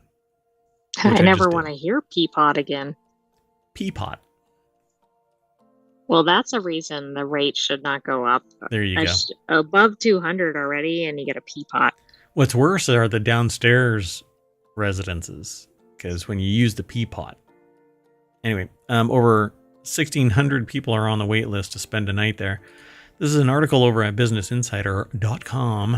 Amanda Adler put the article together.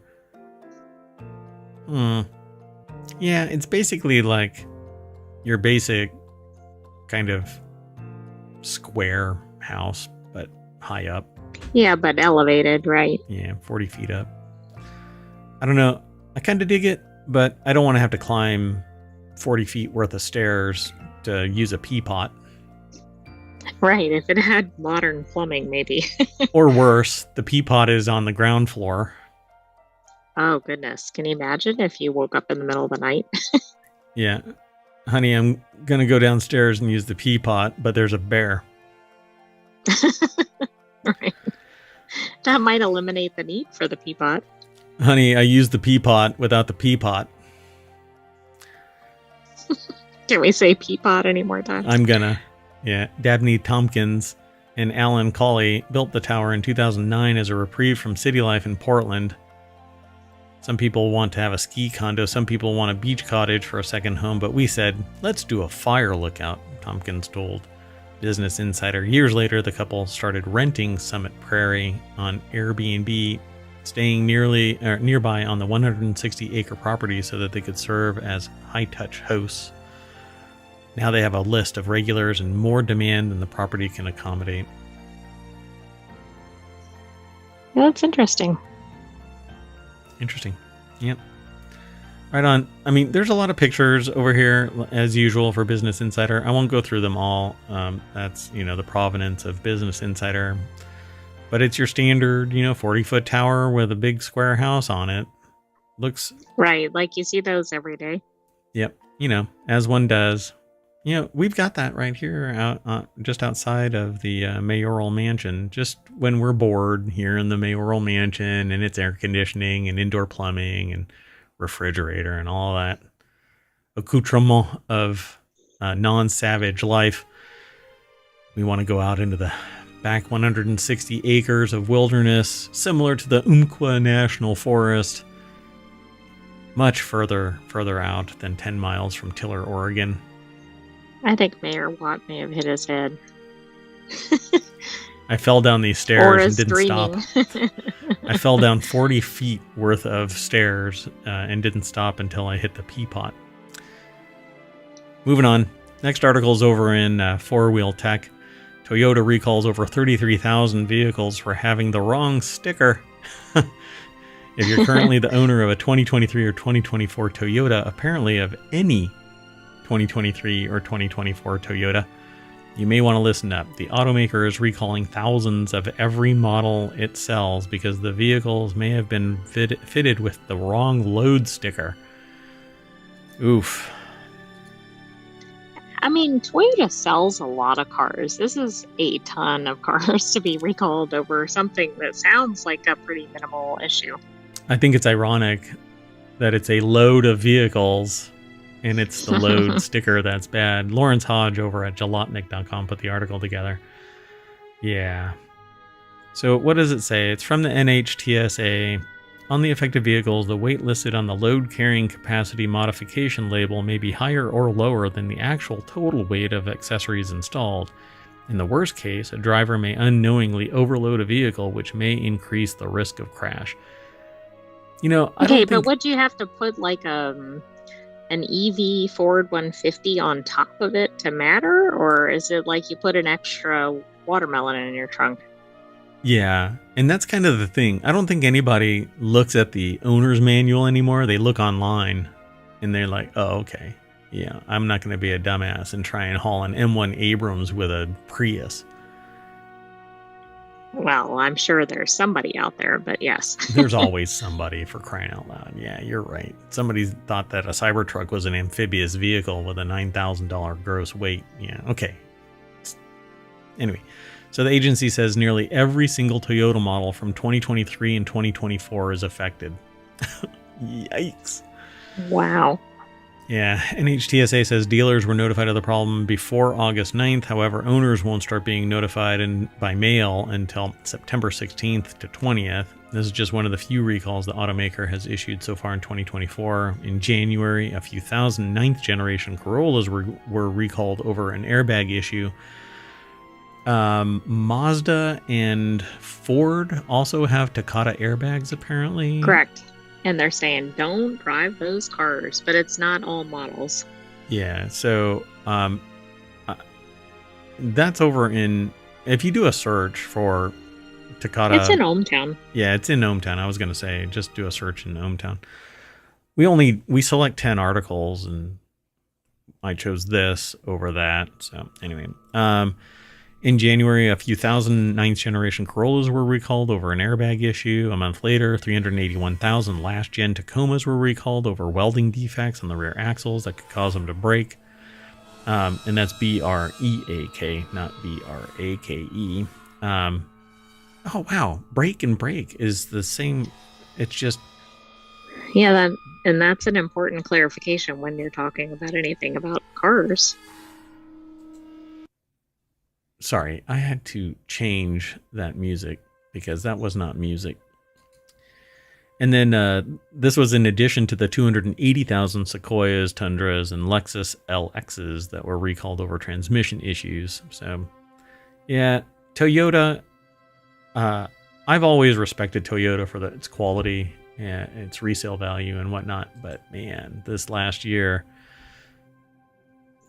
Kind of. I don't know. They're having a tough year, but a lot of the manufacturers are. Like, I'm not sure Toyota's is going worse than the others.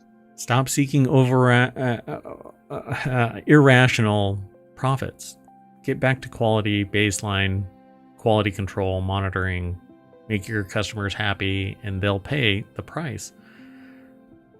Anyway, maybe I'm not the CEO of a Fortune 50 company, but I'm also not the one that has to do a million cars worth of recalls. So I guess I'm doing something right. Touché. Moving on, the last article for today is over. Look at that. I almost nailed the timing on average. If I shut up and just do the You don't comment on it Last and article. keep moving. So this last article is in Smack Talk, which is a kind of a funny riff, haha, off of it being a Mac thing. See, Mac, Apple. Anyway, Smack Talk is all about Apple. A massive data leak may include the personal data of every person in the US, UK, and Canada. A massive data leak, and this is coming from Every person. 9 to 5 Mac, by the way. And that's why it's aggregated in this Mac Talk. I don't know if it has anything to do with Apple yet. So, a massive data leak of some 2.7 billion records may include sensitive personal data for every person in the US, UK, and Canada. For the US, the data includes social security numbers. Huh? That's almost, how is that possible? I mean, we see these ridiculous breaches, like all OPM. of some mega companies' customers, but all people. The data is said in to have come multiple from countries.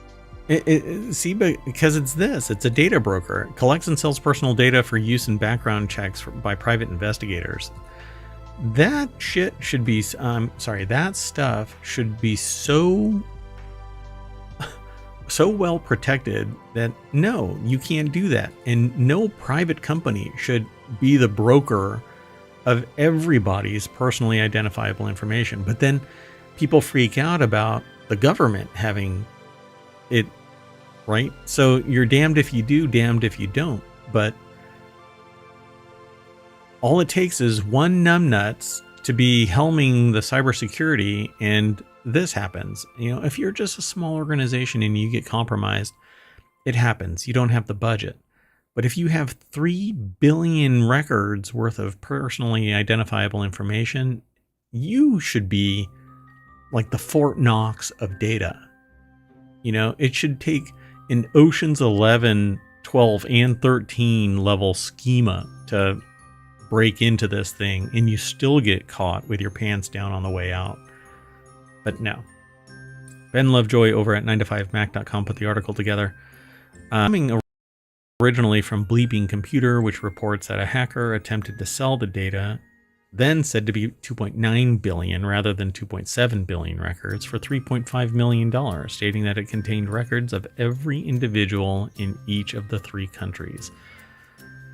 Well, and if it's background check information, right, and we've seen that with some other breaches, I mean, that's going to be things like whatever, mother's maiden name, social security number, like every piece of thing that can identify somebody, and that's going to be a problem. And then also, if somebody has, criminal history or something, all that's going to be in there too.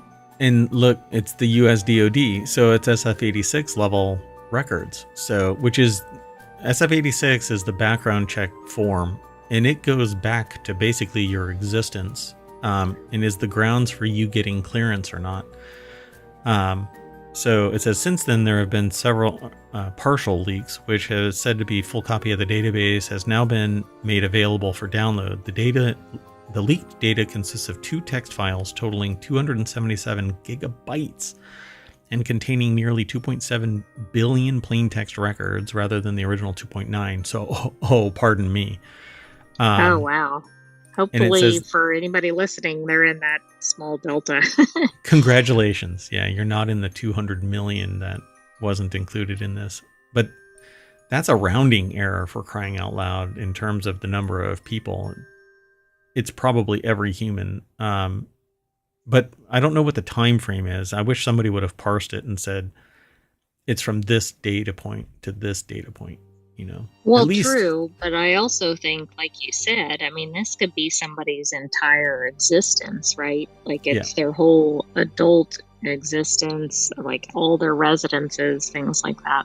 Yeah, and having been tagged by that in other ways in history, it's quite interesting to receive a letter saying that your data is part of a government data exposure. And I've had it locally and I've had it nationally. And it's not because I'm sitting there, stripping off my clothes and running naked through the quad. Hey, pay attention to me, dox me, blah, blah, blah. No, it's because some goober left something open on a file somewhere, and because people are nonstop, and you can automate telemetry gathering and then come back. You do recon, and then you come back and you hack actively, but somebody has to be monitoring actively to catch them. No, it doesn't always happen. It's too expensive. Yeah. I mean, most of the people that are subject to these breaches are just going about their existence, and their data is in somebody's database.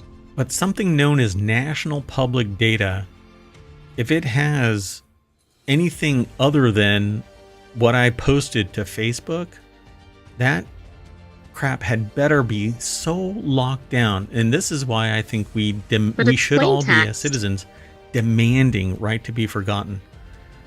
And that whenever our information is transferred from one company to another company, we have the right, it is a command that we are notified, and we have to affirm yay or nay.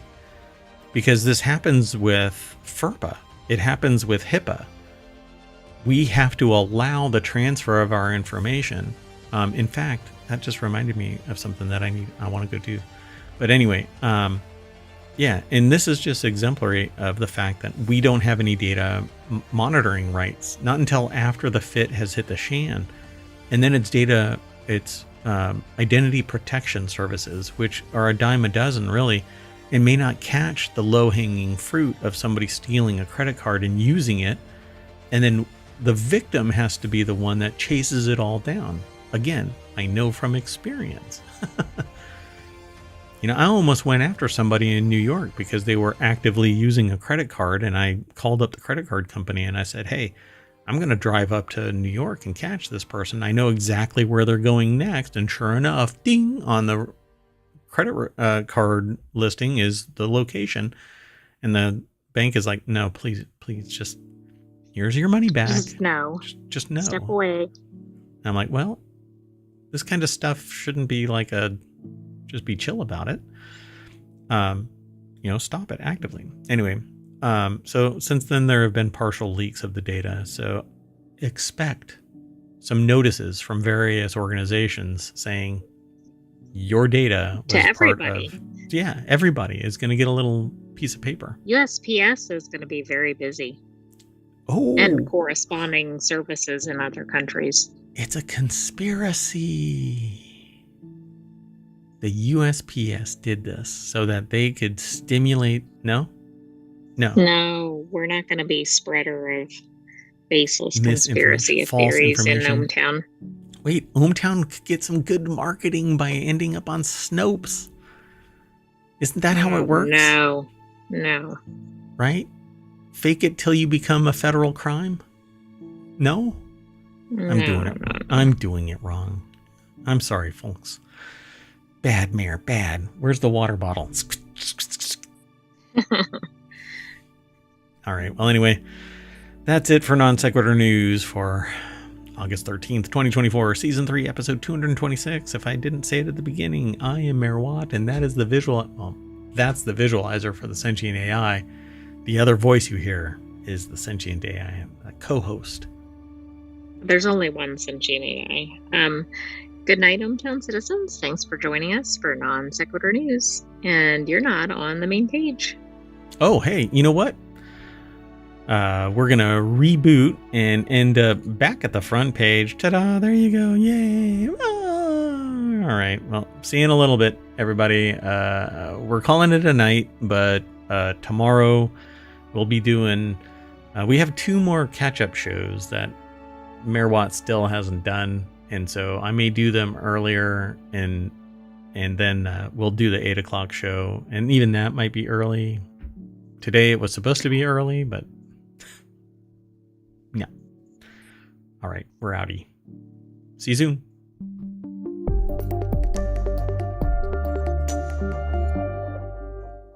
I just clicked the wrong thing, and now all of my data is exposed by the national... No, I don't know. See ya.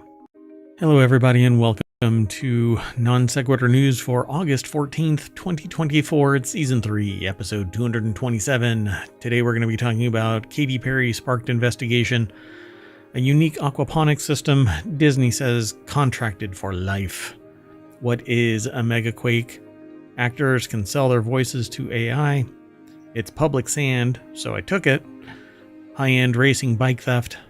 That Ohio derailment site has issues. Sneaking into 2 flights. And so, about those aircraft enforcement zones.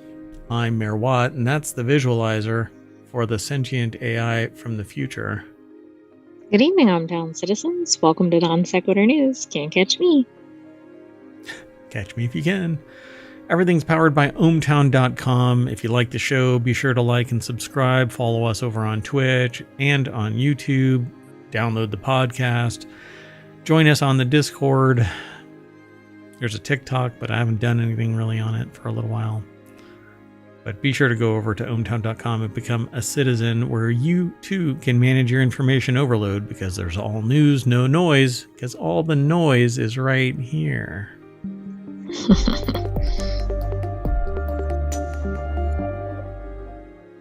All right, folks. Let's get into all of this news so I can make some noise. You know, Katy Perry apparently just kind of dropped off the radar, and Swift basically dominated the market. And then what's her name? Roan? Oh no, I forgot her name. Yeah. Oh no. Chapel Roan. Chapel Roan. Yeah. Came out of the gate. Boom. And then it became Swift, Roan. Everybody started lambasting basically Swift. And then Katy Perry apparently fell on her face with her new distribution. That's what the internet's saying, apparently. And then this landed in the feed at ohmTown.com. Katy Perry's music video sparked an environmental investigation in Spain. Okay, I've never heard of this happening. I'm not saying it shouldn't have happened, but... So Katy Perry, again, Katy Perry just freaking peered, it seemed. I don't know what happened, but so Katy Perry's video was shot for a song called Lifetimes. That video, directed by a person named Stills, was filmed in Spain's Balearic Islands, particularly in the protected area of the, Cespalmador area region. It's an area. Anyway, without permission, apparently. So now the Balearic government's environmental department has launched an investigation into whether the shoot negatively affected the island's ecosystem. Some might say that Katy Perry's music is toxic, but can you imagine no, her music isn't toxic, but anyway. I don't know. Have you seen the reviews for her most recent release? No, that's what I was talking about. I haven't been paying attention to her music because she disappeared, and this one just kind of fell on its face. And it's getting a lot of negative comments. It's not just that people don't like it; they don't like the messaging, the lyrics, etc. Really? Yeah. So it appears that the production team sort of forgot to obtain filming permits. You know what? Spanish government doesn't know won't hurt them, right? You can just trample all over whatever the hell you want to because you're famous, right? I guess. Well, what's kind of surprising is that somebody took them to this place, but I'm guessing pay enough money and. Yeah, I mean, when you're rich and famous, you can grab them by the ecosystem. That's what I hear. Well, anyway, sort of forgot to obtain filming permits, which has the government officials wondering how much damage to the protected sand dunes and surrounding environment the production caused.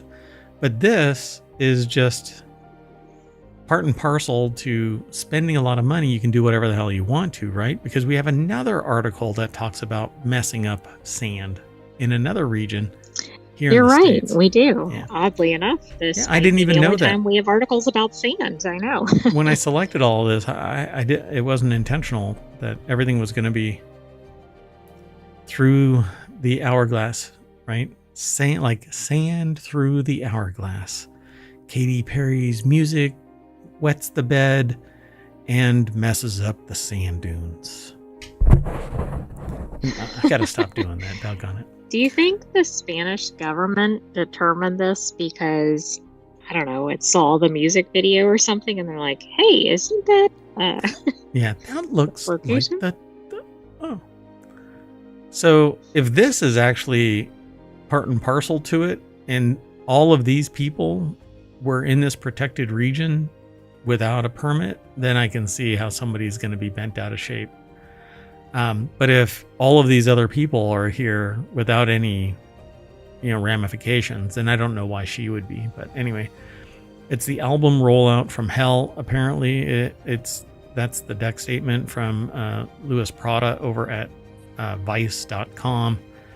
They have this artsy pic and Katy Perry, I guess. That's Katy Perry, or is that like Katy Perry's body double? It might be her body double, but I don't know. It could be her.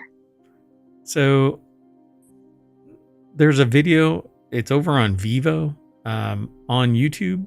So you can go over and check it out. I'm not going to play it because I'm going to end up getting dinged. But for those not up to snuff with the, how do you pronounce that? Sespalmador, I guess. Sespalmador? I suppose it's an odd name. Mean, compared to other Spanish language that you see. Anyway, it's a small uninhabited island, only about 2 square kilometers in size, located between Ibiza and Formentera in Spain's Balearic Islands. So, of course, let's go screw around on a 2 square kilometer island. You can pick anywhere around the world. Right, and you can imagine, if it's on an island, it's possible it has, I don't know, a species that isn't anywhere else in the world or something. I don't know, but this could be a problem. So, by the way, we're right in the very first article. So if you hit !NSN, you'll get the show notes for today. I already did it for y'all, but if you do it again at some point in the future, it'll pull the content from ohmTown, the bot that manages YouTube and Twitch, and eventually Discord. But anyway, the island is part of the Salinas Natural Park, which helps preserve its pristine natural environment. So it says filming there is actually fine as long as it's being overseen to ensure proper environmental protections are in place, but they apparently disregarded that. And then the very last line in here is Perry is gearing up for the upcoming release of her latest album 143, and frankly, it's already been a rough ride. You'll have to follow the link. We've been hinting at it, but I don't know the specifics other than I heard it's not kicking off pretty. Well, I can tell you what the specifics are if you want. Do we want to know now, or do we want to talk about it? And we'll wait. There'll probably be more articles. Yeah, come on back, because we have an entertainment show called The Continuity Report where we talk about this kind of stuff, mainly TV shows, but every once in a while we pull something music related into it, and since it has a music video, hell, it qualifies. Moving on.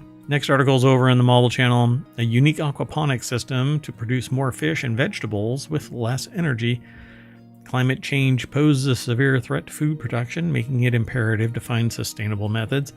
One such method is aquaponics, which grows fish and vegetables together.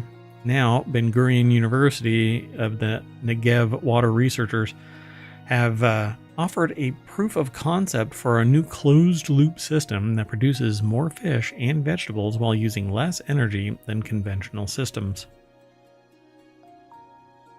Yeah.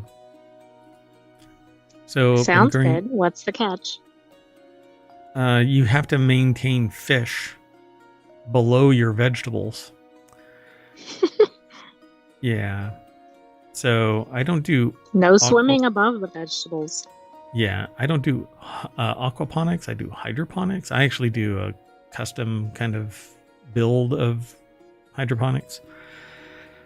So I don't have to deal with fish. I don't want to deal with fish. So you have to put a kilogram of fish feed in it. Anyway, coupling anaerobic digestion with aquaponics. This is kind of what I thought.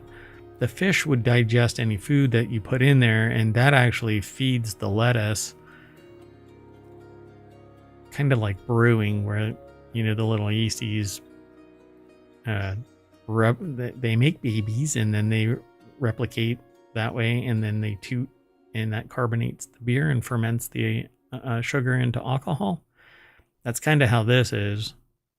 It grows the nutrients because the fish nibble on some other source meal, and then the fish swim around, and that helps oxygenate the water, and the nutrients are in the water, and so the roots go down into the fish sludge. So aerial productivity increases, water conservation increases.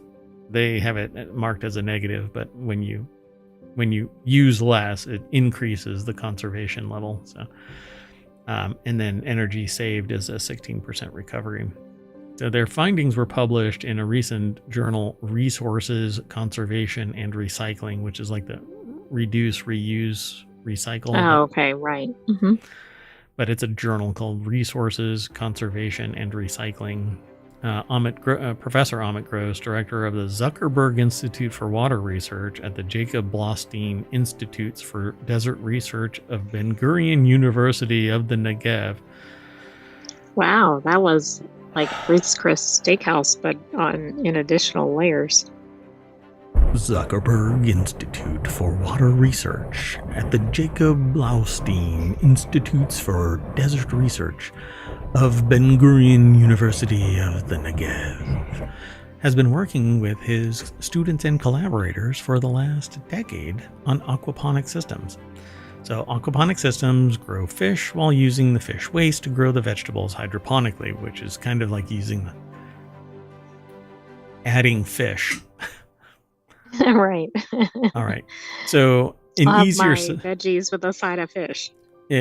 So now what you do is you chop the lettuce off, and then you grab a fish and you dice the fish up, wrap it in a lettuce leaf, and you have sushi.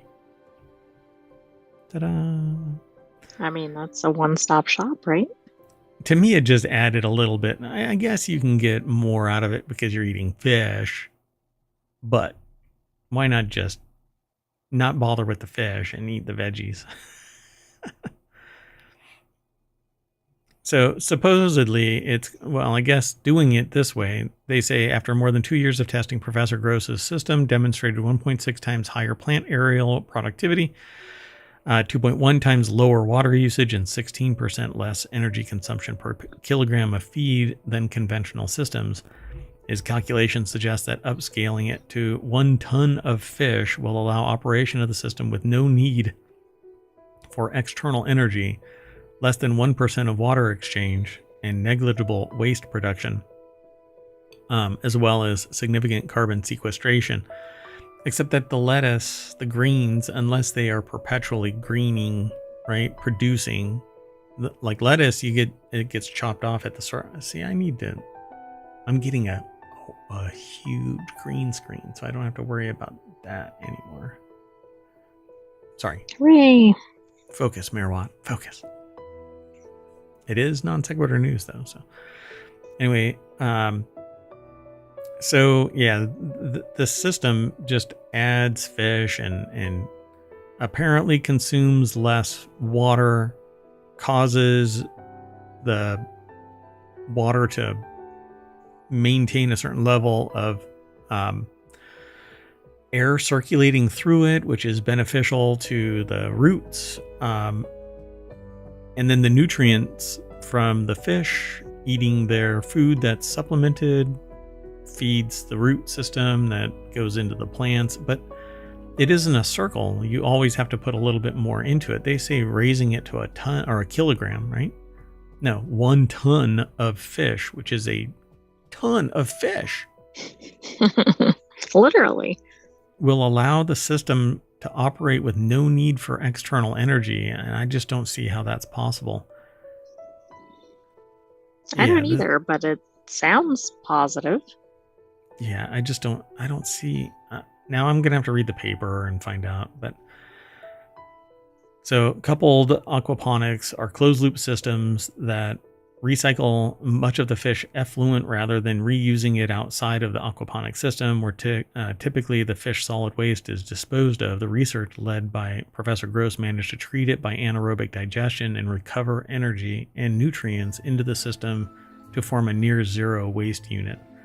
But again, you always end up with waste when you're growing a crop of some kind. It's either biomass that you turn back into the soil, or like hydroponically, you cut all the way down to the lowest level right before what amounts to the seed level. All of that is recoverable, and then the roots are composted, and you try to avoid using it again in your own hydroponic system, because you can actually plant back in your compost, but you have to worry about bacteria and stuff like that. Anyway, maybe, I guess, I'd love to see their data. I'd have to go and hunt down this thing. It was published, but... Right. Was it a real world application? Yeah. What was the funding for this, and where are the right. statistics? Was it the aquaponics or us or something? Yeah. Is it an anomaly? Let's move on, though. This next article is over on the Marble Channel. Disney says man whose wife died at a resort can't sue because he had a Disney Plus subscription. So planning on suing Disney. This is outrageous. Yeah, and I've actually, because I had heard about this from several different places, and then when I saw this submitted, I said, yeah, sure. Let's talk about this. So make sure you've never, ever signed up for its streaming service, because at the end of the day of this, Lucas Ropek over at gizmodo.com put the article together. I did say what that last article was from, right? Yeah. Yes. Anyway, so Lucas Ropek over at gizmodo.com put this article together. The deck statement says, planning on suing Disney, make sure you've never, ever signed up for its streaming service. Why is that? Because according to the Disney attorneys, signing up for the Disney subscription extends to all Disney properties, including restaurants at the resort where this person died due to anaphylactic shock from eating a meal that at the bottom of the menu, apparently it says we can't guarantee that there wasn't cross-contamination. And so they had a nut allergy and I think a dairy allergy as well. And they got hit by both. And so they went to sue. Not they. He went to sue because the wife died. Right. And so CNN is reporting this, but Gizmodo is where we got it sourced from. CNN reports that the plaintiff in the case, Jeffrey Piccolo, filed a lawsuit after his wife, 42-year-old medical doctor Kanokporn Tang Swan, died at Disney Springs. This is now the unhappiest place on earth, at least for one person. One of the company's Florida locations in 2023, Piccolo and Tan Swan had dined at one of the restaurants where they were repeatedly assured by their waiter that Tan Swan's meal could be prepared without dairy or nuts, ingredients to which they were deathly allergic. Not long after eating, they were found dead of anaphylactic shock based on the medical examination. So now That's really awful. Now Disney is claiming that Piccolo can't sue the company because he briefly signed up for a free trial of Disney Plus, the company's streaming service, in 2019. Disney Plus includes a clause in its terms and conditions that say all legal action must be funneled through forced arbitration, an increasingly common legal tactic that allows companies to avoid facing litigation.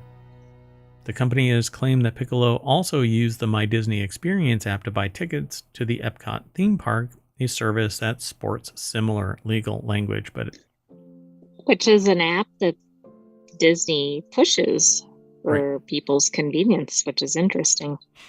I mean, I really think the Disney Plus or whatever is ridiculous, because what are the risks with the Disney Plus, right? Maybe that your program uh, loses audio or something. My point is, it's something minor. What's your risk at a restaurant when you have significant allergies, right? I mean, I don't I'm know. astonished. I'm really astonished. So they're going to have to fight this and nullify what essentially is a terms of use. Yeah, but it's also like a perpetual. Right. Which you How could can't you, have. 5 years in advance or whatever, Right. predict that I'm going to go to a restaurant and die from an allergy when all I was trying to do was watch TV before Right. And or then whatever. the real problem here is that they were promised that it was going to be a safe Well, meal, which invalidates anything having to do with this agreement. yeah, because I think if the person had severe allergies and they didn't say anything, ask anything, etc., I don't think that would go very well for their estate. But Yeah, they I didn't mean, this, disclose. if they got assurances and all that. So the attorney, Piccolo's lawyers, right? The notion that terms agreed to by a consumer while creating a Disney Plus free trial account would forever bar that consumer's rights to a jury trial in any dispute with any Disney affiliate or subsidiary is so outrageously unreasonable and unfair as to shock the judicial conscience, and this court should not enforce such an agreement. Now, the lawsuit is in excess of $50,000, which is a statutorial definition and doesn't limit them to a certain amount. It's just a disclosure that this one threshold is being met, and it could be in the millions. They're not necessarily asking for millions, but what's being disclosed is it's over $50,000. Well, let's think about this. This was a person that was young, was a medical doctor. Yep. I don't know. I don't see this faring very well for the company. Arguably, because they're a woman, they are the child bearer, which means that at this point, these two, if they didn't have offspring, can never have offspring. I mean, the loss of affection, pain and suffering, etc. It's just enormous. So I would say that this is probably one of those definitive Streisand effect kind of things. This should have been just, okay, how much do you want? And we're going to implement these type of controls and retrain so it never happens again, and it's a horrible accident that shouldn't have happened, and nobody should have promised that this meal was going to be, pure, because all of our menus say we can't guarantee Right, like they're cross going to contaminate. Exactly. Right. And if they had other dishes, I know it can also be the supplies, but like if they had other dishes that had the items. Yeah. And we'll give you, if they have like a flight of nuts on the menu, you don't eat there because you know that there's going to be cross contamination. Somebody in the table next to you could fling one. Like I was at a restaurant, and somebody they later found out that they knew each other, but they had thrown this big wad of stuff from one table to the other and hit somebody in the head with this big wad of stuff. So, I mean, if that can happen in a restaurant just randomly one night, so it could happen with this person, and they're deathly ill or susceptible to an allergy from nuts and dairy, for crying out loud. I would never eat out because anything could kill me. I agree. But I didn't say that because I think there's a major problem here, right? The streaming service has nothing to do with the eating, all the assurances, etc. Right. But I do think if you're so severely allergic, as much as it's awful, the safest thing is to keep yourself at home and really control the preparation. But even then, you can't eliminate it because it's possible that something was packaged improperly or whatever next to things or whatever in the same facility. Yeah. But I think it's absolutely absurd that a terms of service 5 years ago is being leveraged to not even on the same thing. I mean, the article makes the point about like you signed up to watch The Mandalorian and now you can't. I mean, come on. Yeah. So what if they buy the Takata airbag if it was company? The same thing? Huh? Oh, go ahead. What if they buy the company behind Takata airbags?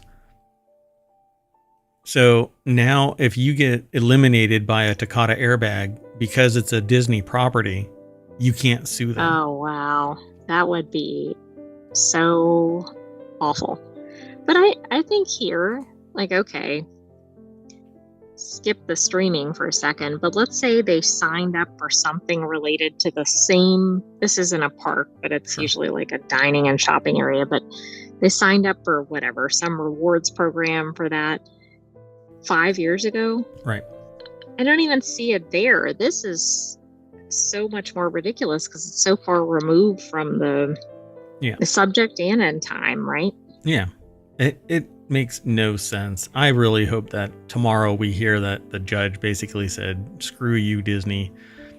There's no way that we can enforce this. It's like a NDA that allows you to get away with a crime because the NDA says that you can't talk about what you witnessed.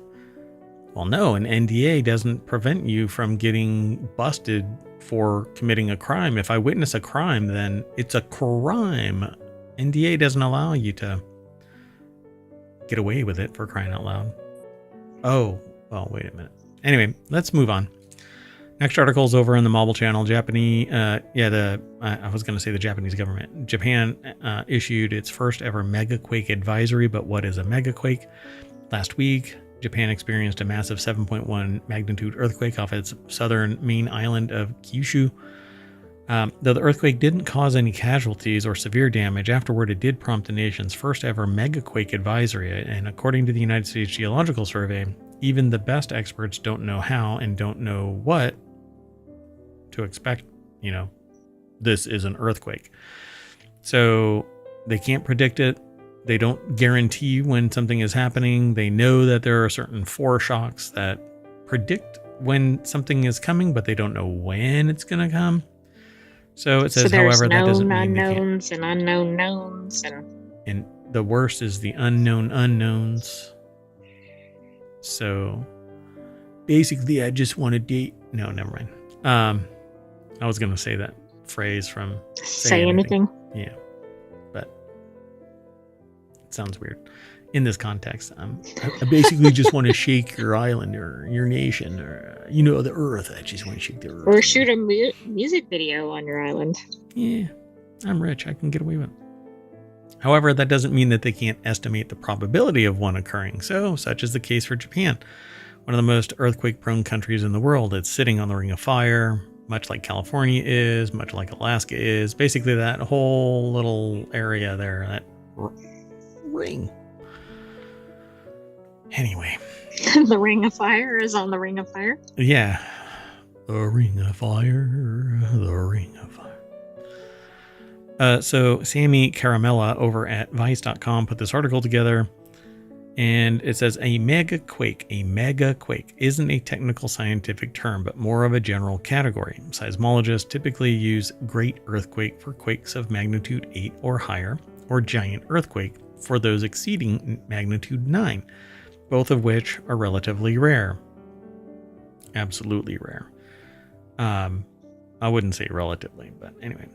Japan's last megaquake was the 2011 Tohoku earthquake, the magnitude 9 that triggered devastating tsunamis, the meltdown of a nuclear power plant, and killed more than 18,000 people. I'm sorry? I said, is that all? Yeah, Fukushima. So due to Japan's history with huge earthquakes, or huge earthquakes if you spell it Y-O-O-G, they estimate that there is a 70 to 80% chance of a magnitude 8 or 9 earthquake within the next 30 years. So be prepared, right? Yeah, but how do you prepare for something like that? Well, whenever you're inside, you point yourself towards the safest location within the building at all times for 30 years. Easy. Very practical. Anyway, so that's what it is. Basically a megaquake that isn't a technical scientific term, and it basically is the embodiment of everything from 7 all the way up to 9, apparently. Because I don't think that this even really says it's more of a general category, because seismologists typically call a great earthquake for quakes magnitude 8 or higher, giant earthquakes for 9 or higher. I guess a megaquake is 7 or higher. Sound about right? I mean, I guess so, but if you're in an earthquake, do you go, oh yeah, that was definitely a 7? That's just a megaquake. It's not a big deal. Moving on. Next article's over in the Mobile Channel. Actors just got union permission to sell their voices for AI ads. SAG-AFTRA union, which is kind of interesting because isn't this the problem? AI? I thought it was, so this doesn't make a lot of sense. So, I mean, if you have an agreement in place, then fine, sell your voice, but make it so that every time the ad runs and they use your voice, you get a piece of the action, and it's part and parcel to the scale by which you've agreed. I don't know. SAG-AFTRA union that represents actors announced an agreement with the AI startup Narrative that lets actors sell advertisers the rights to recreate their voices using artificial intelligence. My problem with this is there could be somebody else out there with a similar voice. Absolutely. But it's a problem if you're saying it's the person. Notably, the deal focuses on letting actors control how AI replicates their voices. The deal only applies to actors who want to opt in. If an actor wants to retain their voice rights forever, they can ensure that no one will ever use their voice without their permission, which is fine. That's absolutely fine. But if I use a voice, if I create a voice for AI, and it's eerily similar to somebody else's voice, as long as I don't say that it's their voice, it should not mean one. I don't think it matters at all, right? People in real life have the same voice or similar voice to other people. Except that the fact that supposedly OpenAI didn't use ScarJo. Typed her. I don't know if we'll ever know that, but yeah. So the new deal gives actors control over their digital representations. So the article is over at Vice.com. We're kind of a heavy Vice day, for crying out loud. This is the most of their articles that I've ever seen in the feed. In the show. Yeah. So Narrative is a company that connects actors with advertisers who need voiceover work. The platform supposedly ensures that voice replication projects are handled transparently. While details haven't been fully released, so far it sounds like both sides can walk away claiming a victory. Advertisers gain access to an enormous pool of vocal talent quickly and easily, while the source of that vocal talent, the actors themselves, receive fair compensation and ultimate determination on how their AI-generated vocal likeness is used. So, yay, win-win. That's how it should be done. You know? Exactly. Every time my voice is used. See, but now, from now on, this is going to set the trend, right? So at what point, when I lose my job as mayor and a computer, let's say the Sentient AI from the future, takes over, will I get a piece of the action for you doing the work that I used to do? Because I'm a biological entity and I'm on a beach, and you're a technological entity that doesn't need to be on the beach, sleep, shower, have a relationship, education, etc., because you have the world's knowledge at your fingertips, and I will die, at some point in my life. You just need a new hard drive or outlet or whatever. I mean, we don't know, right? Society isn't really prepped for this to happen. Yeah. So when it works for everybody, then it works for. And when I say this, I'm largely just being facetious about it, but if their voice is cloned and just used over and over again and they weren't compensated, they would, their head explodes. But the moment that there's a lucrative gig that their voice gets used and they get money for sitting on the beach while their voice is used, then everything is great. So really what needs to happen is more people need to just flood the market with their voice sample so that narrative can just grab whoever they want at a lower rate. You know what I'm saying? We need more voice actors, and then it's just going to be a dime a dozen. That'll teach everybody a lesson, right?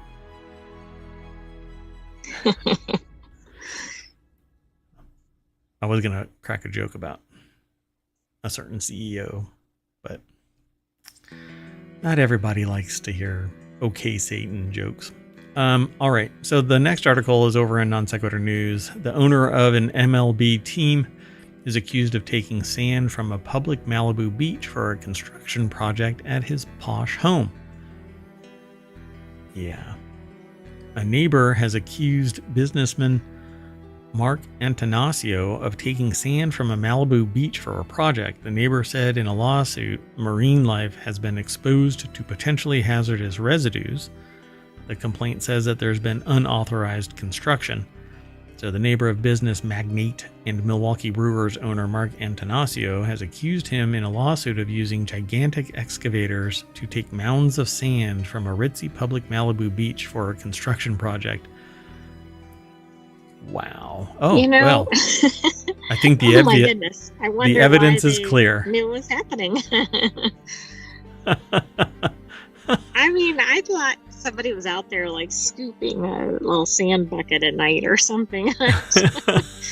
You have to describe this for the podcast. All right. Yeah. So Natalie Musumeci, I think is their name, from BusinessInsider.com put the article together. And I'm not kidding you. When somebody files a lawsuit against you and your name is Mark Antanasio, you can't pull a Shaggy and go, it wasn't me. Because the picture here is of a backhoe, full-on Caterpillar backhoe, with its bucket resting in the water on the beach. It's like it's sunbathing. The weather is not, it's actually kind of overcast, but anyway, it's pretty damn obvious that they were sitting there scooping up sand for whatever project. But there's zero quality control for that sand. So what were they doing with that sand? Yeah, that's a good question. If it's any foundational material, in that sand. If it's any foundational material, that they probably, it's going to be a problem because compaction doesn't necessarily solidify that. Like if you just pound the sand with a vibration compactor, it may not actually solidify. When it gets wet, it will do subduction. It'll just turn into like a quicksand. So anyway, James Kohlberg, a Malibu homeowner and son of the late founder of the global investment firm Kohlberg, Kravis, Roberts and Company. I want to say a name, but it's going to dox us. Anyway, alleges in the lawsuit that Antanasio's construction crew has been wreaking havoc on the posh Broad Beach, exposing local marine life there to potentially hazardous residues and restricting public access to the entirety of the mile-long coastline. This case is about private property owner using a public beach as their own personal sandbox and the disturbing conversion of public natural resource, i.e. sand from Broad Beach, for a nearby homeowner's personal private use. Maybe they're building a beach volleyball, I mean, who knows? Court or something. Maybe they're making their own Malibu beach or something at their property. So the home was purchased in 2022 for $14.1 million. Obviously, nobody's talking about anything other than the fact that there is a freaking picture of the backhoe on the beach. Yeah. So, Business Insider always has very good tailored photos. yeah, here's Mark Antonosio. It's the owner of the Milwaukee Brewers, who's brewing up controversy by scooping up sand from Broad Beach for their 14 point whatever $million house. Because, you know, you're going to save a little money by grabbing a shit ton of, a pile of sand from the beach. And I'm totally making like this epic sand castle in my backyard. I'll put all the sand back. I promise, man. I promise. I wish they had photos of whatever the project was. Yeah, Business Insider basically documents what the house is and what all is on the property, but it doesn't really matter here. Indeed, defendants operate enormous excavators in tidal zones in the ocean, dragging along any materials, oils, and other pollutants the excavators carry or discharge. Such operations necessarily expose local marine life to potentially hazardous byproducts. More tangibly, defendants use these same excavators in tidal zones to scoop significant amounts of sand from Broad Beach, a beach with historic concerns of sand depletion, only to be placed on one of the defendants' private properties. And they have photos. Well, and we saw another article about another beach that was basically depleted of sand, right? Or they were having massive erosion. And they spent quite a lot of money. Millions of dollars. To replenish the sand, right. Yep. And then it would just get pushed down the beach because they had poor understanding of erosion. So yeah, the plaintiff is asking the court to order the defendants to return all of the sand, put it all back. We know you have some in your pockets. Just turn your pockets out. You ever kiss a dolphin between the ears? Anyway, moving on. Next article's over in Non Sequitur News. High-end racing bikes are now vulnerable to hacking. A team of computer scientists found that wireless gear shifting systems in high-end bikes are vulnerable to cybersecurity attacks that could undermine popular races like the Tour de France. I mean, what would a hack look like? You're going at, however fast super cyclists ride, and then you just come to a halt? Yeah, basically, yeah. And you can actually get hurt if an unexpected shift takes place. You could tear muscles because you're applying pressure, and then the gear pops into something else. So the modernization also introduces a new set of problems in the form of hacking vulnerabilities, and these weak spots could be exploited to gain an unfair advantage, potentially causing crashes or injuries. And it's a fairly simple thing. You're going to have to introduce some type of encryption, and you'll have to charge or have a battery pack perpetually running on the affected system, so that because what happens is you do on a system like this, you do what little is necessary to make it operational, the minimum viable product, basically. So cybersecurity is of least concern. They want it fast, stable. Cybersecurity requires certain checks and balances. It increases the amount of computational power. So you need a more robust computational system, which drains a battery faster. So wireless communication, for instance, it can drain a battery pretty darn quick. If it's Bluetooth, there's protections in there, but maybe they're using some type of other equipment that doesn't allow it to be Bluetooth. I haven't really been noodling around with this, but Lauren Feiner over at TheVerge.com put this article together. My goodness. And the deck statement says, researchers found security vulnerabilities that could let hackers mess with riders' gear shifters even from a short distance away. But even from a short distance away, that is actually good. Like that's true, right? You can't be in the next country or something. Yeah. Plus they're moving so fast, it'd be pretty challenging to stay. I mean, I guess you only have to be there momentarily, but yeah. Yeah, you would have to be able to connect, issue a command, and it actually be activated in a very short amount of time. But it depends on what the real context of this is. The group specifically looked into bikes with Shimano Di2 wireless gear shifting technology, which it called the market leader. According to UC San Diego, the system works by deploying wireless links between the gear shifters controlled by the riders and the device that moves chains between the gear. It's called the derailleur, but I guess they wanted to explain what that actually was. So by recording and then retransmitting, So by recording and then retransmitting those commands, researchers found that they were able to perform an attack from up to 10 meters away. So it very much sounds like it's a Bluetooth target.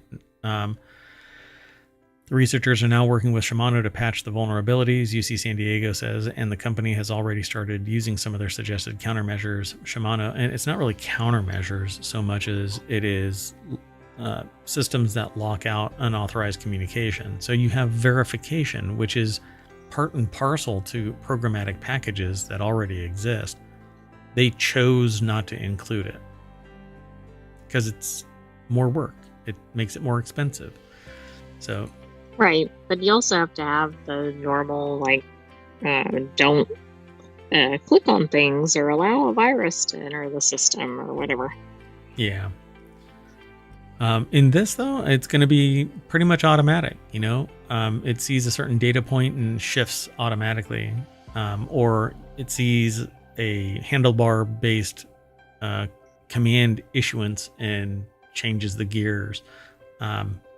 So, yeah, I'd have to pull up Shimano Di2 wireless to see if it's Bluetooth, but based on what I read here, yeah, anything beyond 30 feet or basically 50 feet. It says here 10 meters, which is 30 feet, roughly 30 feet. But you can go to about 50 feet. You can actually go longer with more powerful software-defined radio and using the Bluetooth spectrum. And it needs to be more sophisticated. So the encryption and signal protection is built into it. They shouldn't even have to recode anything. They should just use more significant equipment. And if it's a market leader, it needs to step out in front more and do it right from the beginning.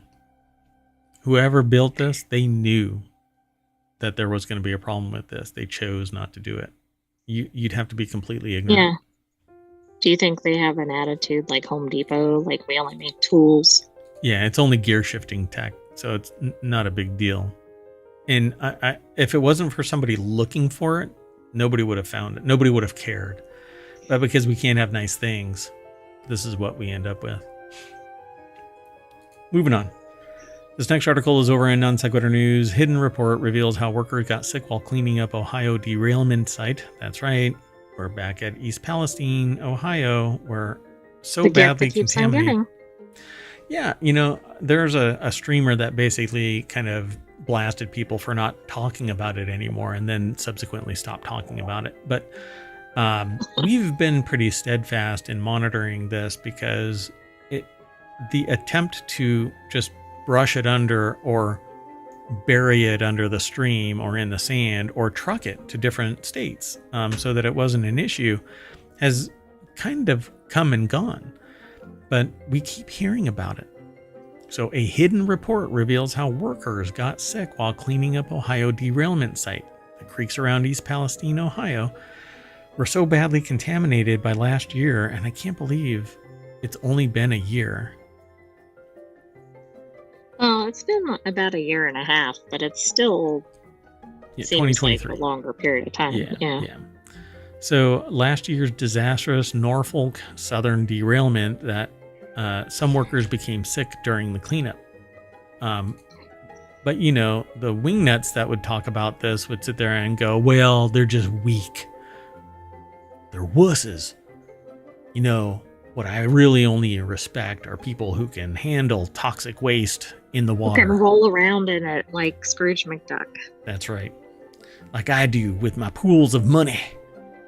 Anyway, Josh Funk, which is an awesome name, Josh, over at Associated Press, but this is actually posted at abcnews.go.com, and we aggregate just a little segment of it. The creeks around East Palestine were so badly contaminated that workers got sick. The findings were not released to the public last spring, despite residents' concerns about the potential health effects of exposure to the long list of chemicals that spilled and burned after the disaster. They didn't just spill and burn. They were set on fire to try and do away with. An intentional explosion, right? Not very controlled, though. Yeah. So the worker symptoms, as described in the report, are consistent with what the Center for Disease Control and Prevention workers going door to door in town had reported shortly after the February 3rd, 2023 derailment. Since then, some residents have also reported unexplained rashes, asthma, respiratory problems, serious diseases, including male breast cancer, which, if you get one case in a state, I'm pretty sure that that's extraordinary. Yeah. Like, it's pretty rare, so that's probably a spike right there. Yeah. So this hot zone, literally, because they set it on fire and it burned, and it was horrible. It was a pitch black cloud that went over multiple states. So in the meantime, residents have until August 22nd to decide whether to accept up to $25,000 as part of a $600 million class action settlement with the railroad to compensate them for any future health problems. Accepting that money, though, means giving up their right to sue later, with the cost of healthcare coverage and specific treatments needed will become more clear. $25,000. Kiss my shiny metal ass. That doesn't even cover like a major surgery or something. And if they develop something severe in 10 years, they may not even know what they might develop from this. Yep. And of course, they do the rubber stamp. The health and safety of our employees, contractors, and the community has been paramount throughout the recovery in East Palestine, Garcia said. That's Heather Garcia. Independent toxicologist George Thompson, who has been following the aftermath in the Ohio wreck, said the cleanup contractors overseen by the Environmental Protection Agency should have known that the work they were doing would release chemicals from the sediment into the air and the water. In fact, that is what CTEH was monitoring while the project was underway, and with one of the main streams, Sulphur Run, going directly through town and in culverts under homes and office buildings. Thompson said those chemicals could have infiltrated the buildings. Guaranteed they did. And this was one of the creeks, if I recall correctly, where somebody threw a rock into it, and because they used a flocculant that made the chemicals sink to the bottom, when they threw the rock into it, it disturbed the sediment, and up came these toxic bubbles of sludge and oil and chemicals that nobody would be able to figure out what it is without some serious equipment. But and nobody would drink serious that water. Risk to themselves, right? Yeah. Grab a scoop of that stuff and set it down in front of the CEO and say, drink. If that water's great, then freaking drink. Yeah. But it's somebody else's problem. I got my money, so screw you. That's basically it. I don't live in that town. Yeah, it's sociopathic. Yeah. So East Palestine derailment that happened on the night of February 3rd, 2023 was easily the worst rail disaster since a crude oil train leveled the small Canadian town of Megantic, I think it's called, and killed 47 people in 2013. It prompted a national reckoning with rail safety and calls for reform, although proposals for new industry rules have stalled in Congress. 38 cars derailed, including 11 carrying hazardous materials such as butyl acrylate and vinyl chloride. After the crash, a fire burned for days. Fearing the 5 vinyl chloride cars would explode, officials then needlessly blew them open and intentionally burned the toxic plastic ingredient. And the article continues on. I'll let you go over and check it all out. But my understanding was that didn't need to take place. Them destroying I think that's been determined by some of the investigations. Yeah, if I recall correctly. So, we'll come back and talk about this stuff from time to time as more information comes up. But as of right now, they knew and they know And anybody who agrees to this $25,000, they deserve more, vastly more, because everybody that benefits from this, they have blood on their hands for the pain and suffering that's being borne from negligence associated with letting that train run without enough monitoring, without enough maintenance. It should never have happened. And this is only one of 2,000 in the year previous incidents of derailment. Exactly. Although it was one of the worst, at least in terms of the toxic the outcome nature.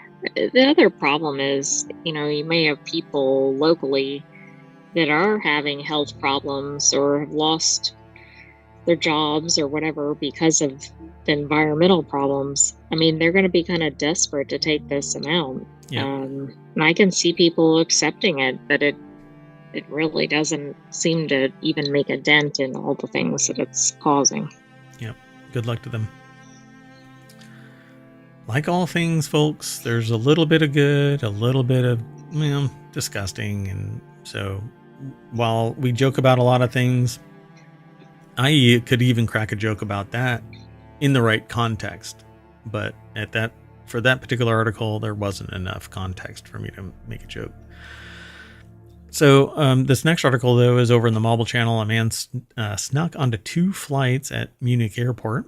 Many frequent flyers might think the current airline travel experience isn't worth paying for, but they aren't trying to hop on a plane without buying a ticket. The 39-year-old Norwegian man found a way past security and onto a flight without a ticket at Munich airport twice earlier this month.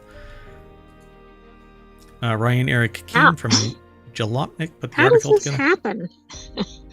I don't know. It's hard to get on even if you have a ticket and identification sometimes.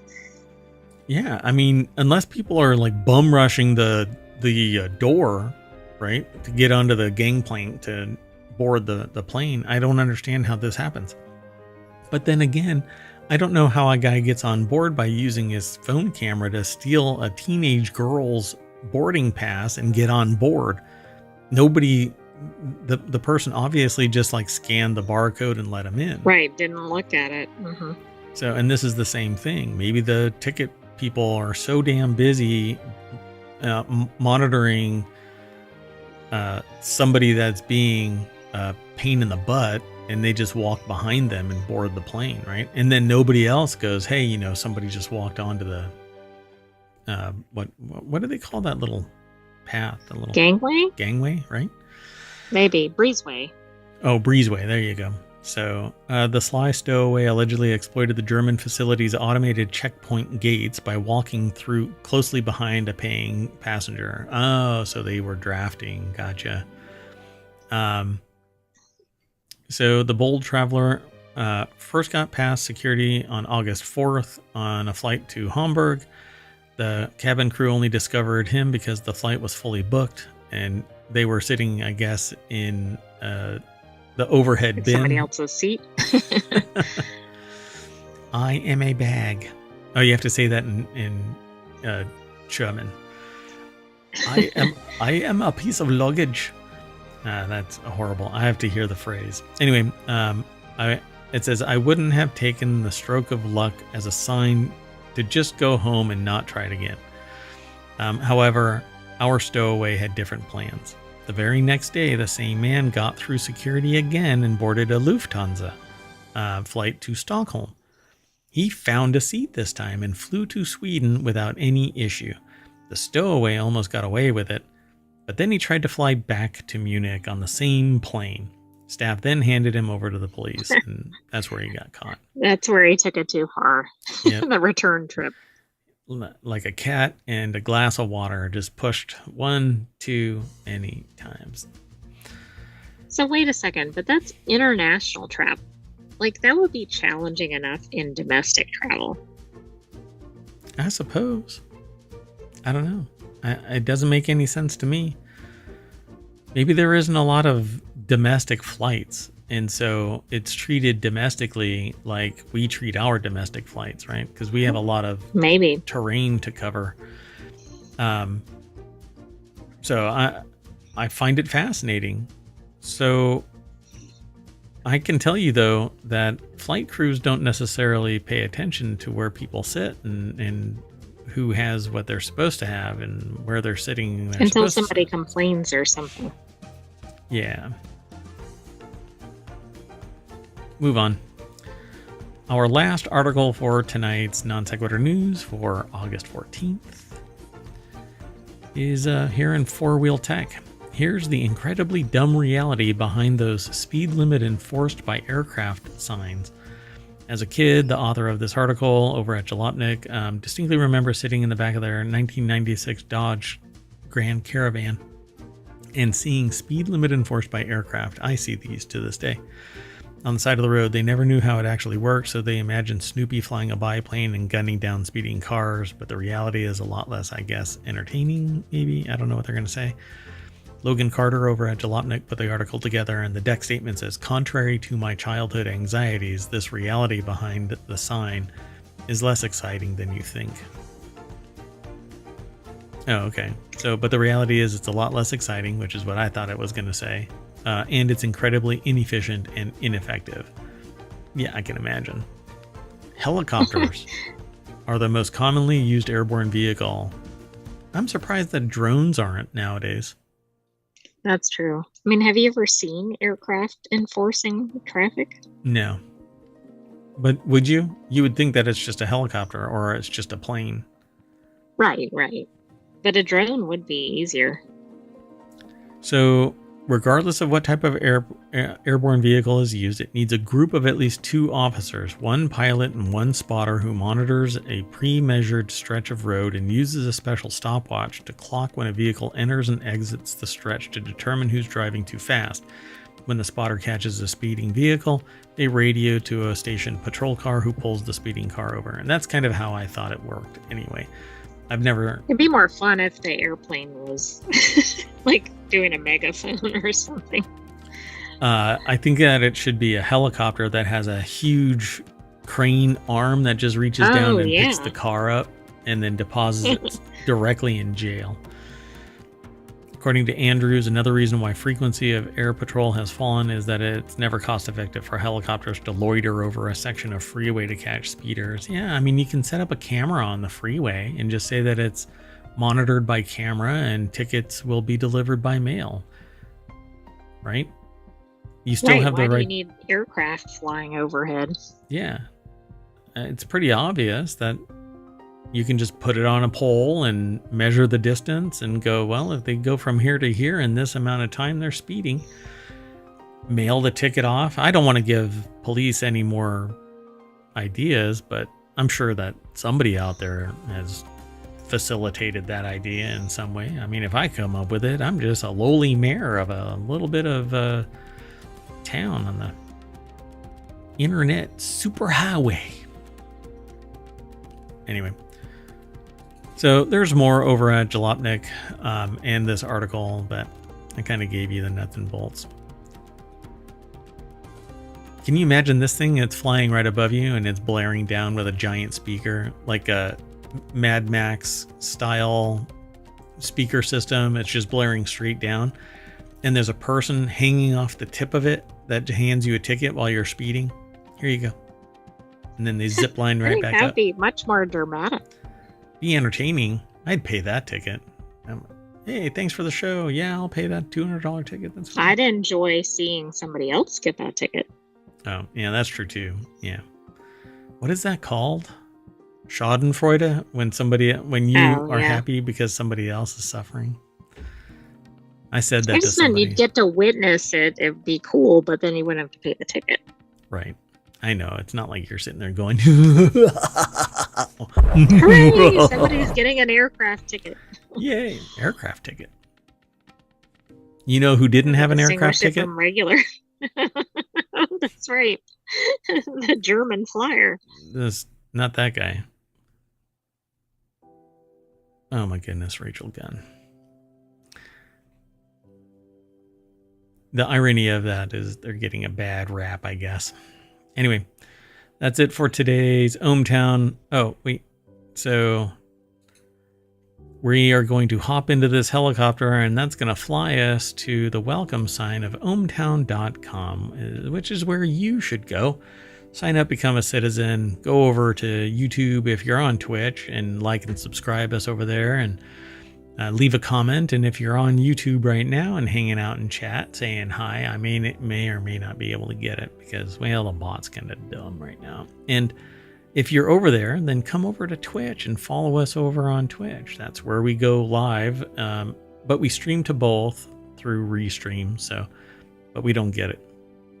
They're not a sponsor of us. We just use their service. And I pay for all of this. So be sure to like, subscribe, tell a friend. and honestly, that like and the subscribe helps us out immensely. So particularly leaving a comment and liking, those two things poke the algorithm and say that we are doing some worthwhile service for you. And we have fun doing this. So that's why we've been doing this for 2 years and 8 months. 8.5, 7.5 months. Because it's 8/14. You know what? I think we're done.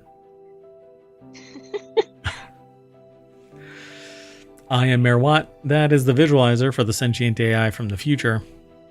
Sam, bye-bye. Good night. Bye. Good night, ohmTown citizens. Thanks for joining us for Non Sequitur News. Be back tomorrow for another episode. And the verbal lashings that I'm going to get from the Sentient AI after I end this show, it's... If you hear a grown person weeping,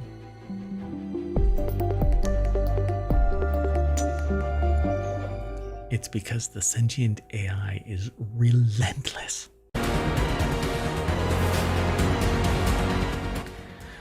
Hello, everybody, and welcome to Non Sequitur News for August 12th, 2024. It's Season 3, Episode 225. Today we're going to be talking about heavy lift drones, Cybertrucks on Mars, Disney villain era, Waymo nightmares, pet inheritance, too heavy for infrastructure, subscription trap, Patreon on iOS and its implications, FDA nasal spray instead of EpiPens, and no plaid allowed. I am Mayor Watt, and that is the visualizer for the Sentient AI from the future.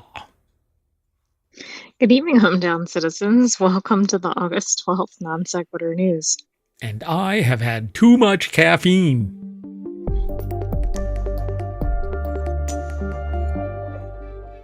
Not really. That's okay. So we have one Igulu brewing away 8 days until the first brew. Another one on the way to do mead and ciders. And guess what show I'm gonna do?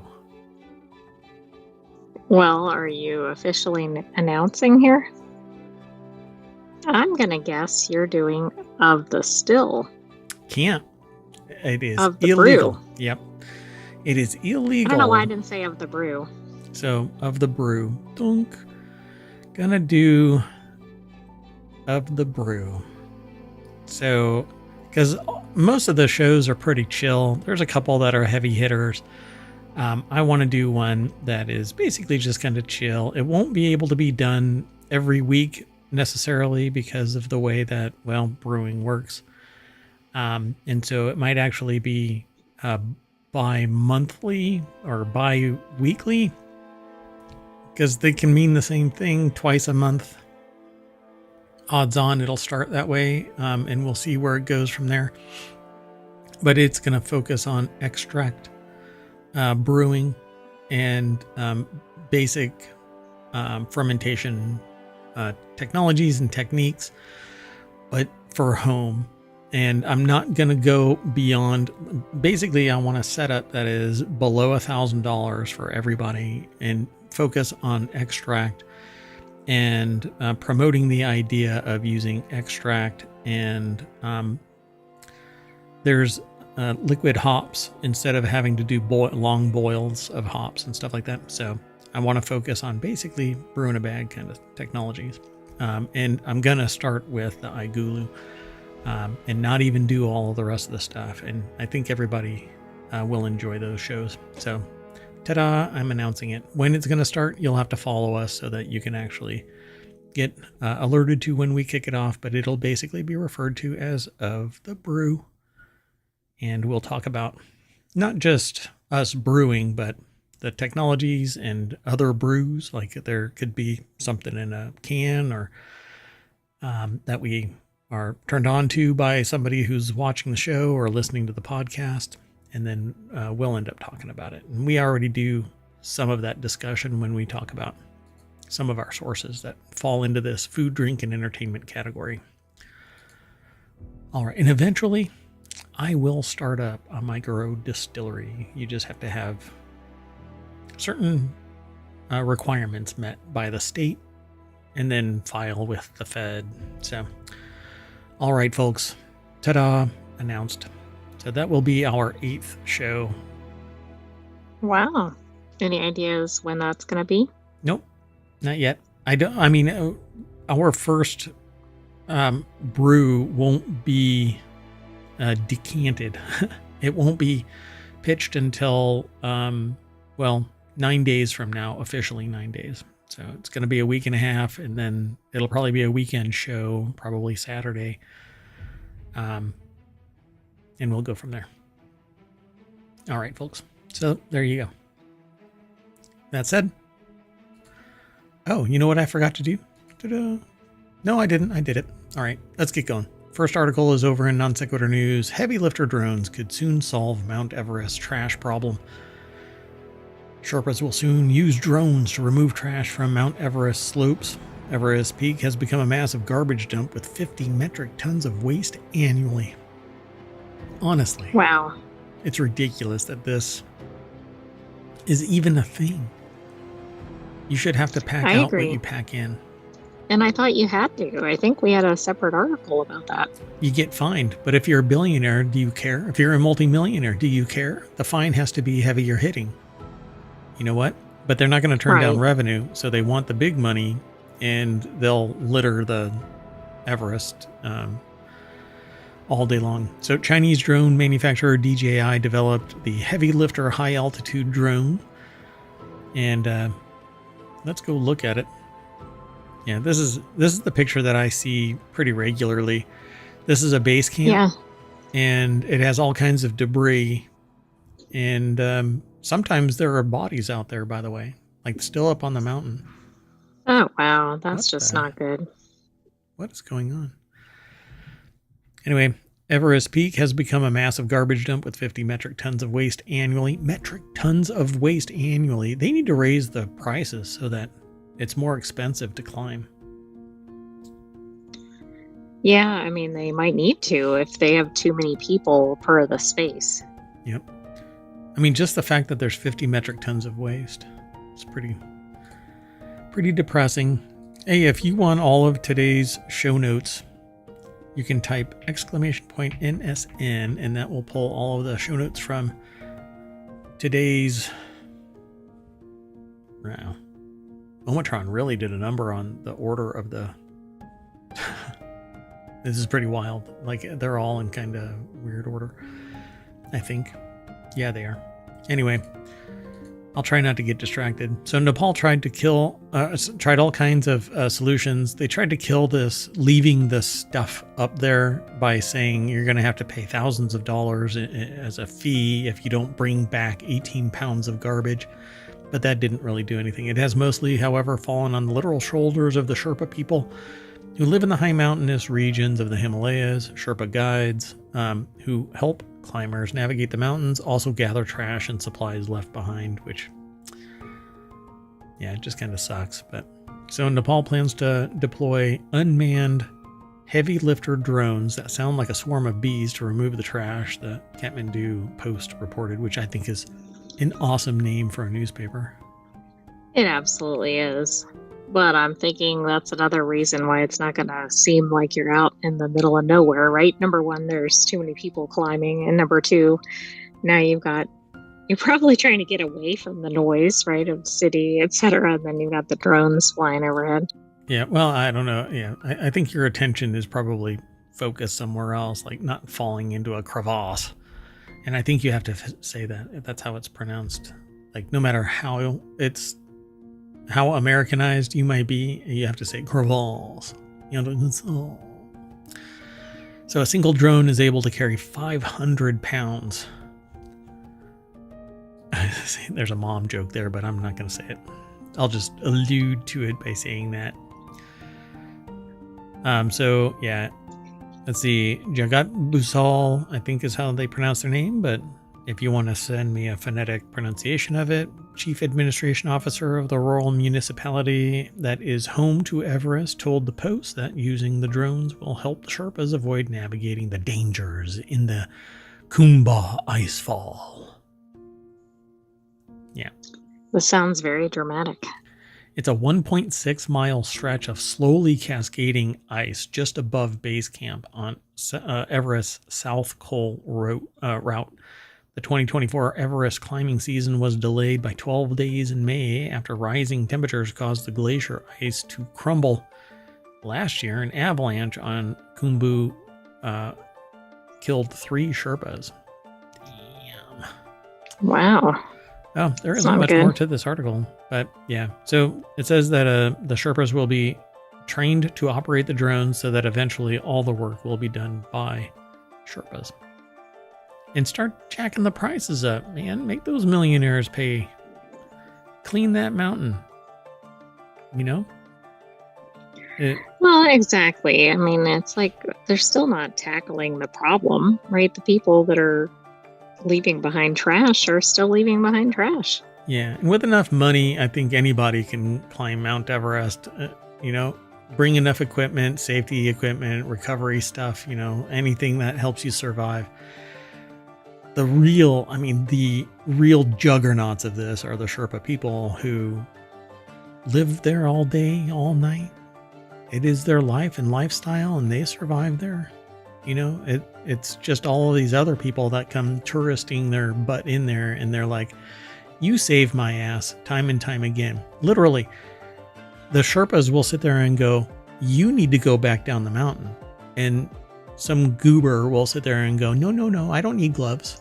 And then they frostbite their fingers off, you know what I'm saying? Anyway, cheers to the Sherpa people. Everybody else is a dumbass. Okay, let's keep moving. I had to choose this because I totally think this is the dumbest headline that I've ever seen. Cybertrucks on Mars.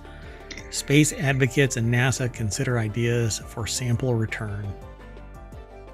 Yeah, I saw this and I went, what? Yeah, doesn't make any sense. So it says these are AI images of a Cybertruck on Mars were created by Stable Diffusion image generation running on Tesla's Dojo supercomputer in 2022. The article is over at geekwire.com. Alan Boyle. Oh, did I say the name of the last part? Kenneth Nehmeyer of Business Insider put that heavy lifter drones article together. So sorry about that, Kenneth. This article, though, is over at GeekWire, the new one about Cybertrucks on Mars.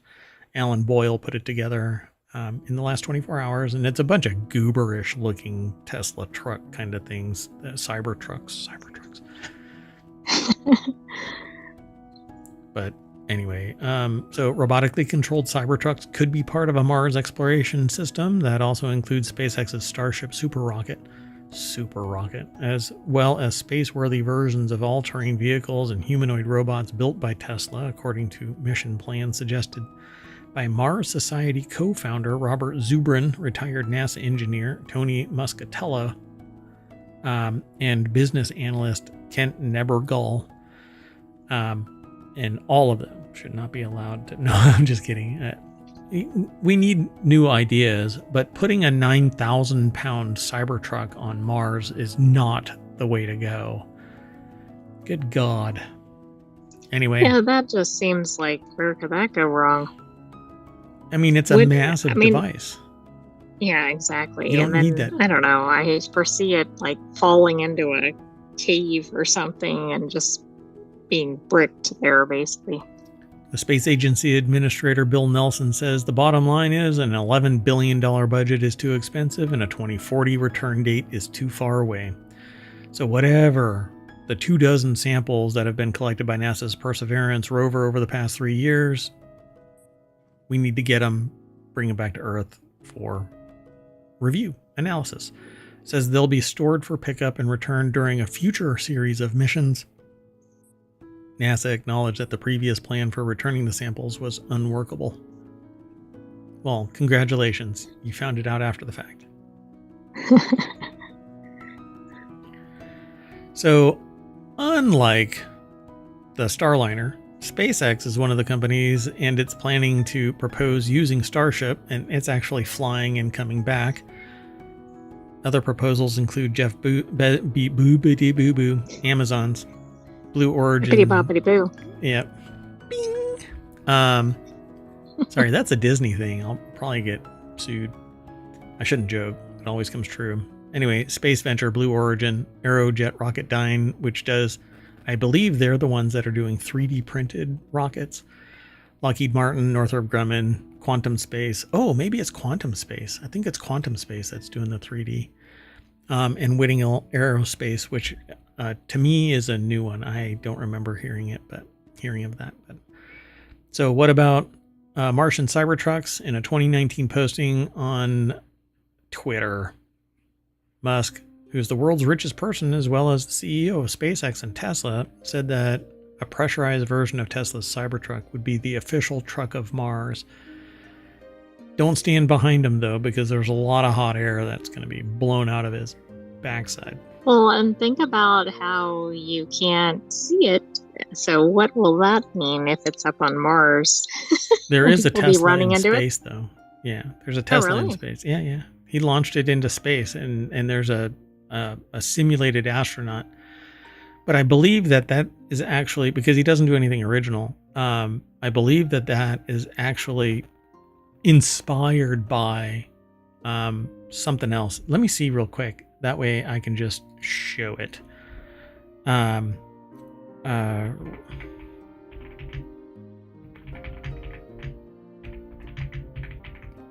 think it's from the Cars. Hold on.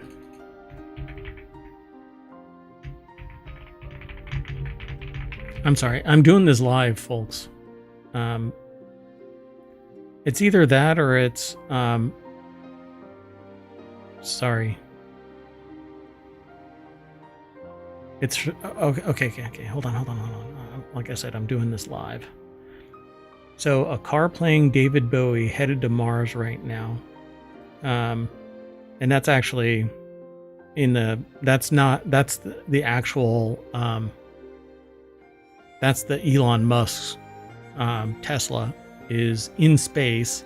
It's a convertible with, but I believe there is an album cover out there. I'll have to find it because now I'm kind of like hot air, but that's what it looks like right there. Okay, that is unusual. Yeah, but I'll find it and then I'll post it again. I just don't want to spend too much time on any one article too long. Anyway, this is an interesting article. You definitely can go and check it out, and then come back and, talk to us about it. What do you think? Sending a Cybertruck to Mars, considering, well, what you don't have to worry about on Mars? Traffic lights?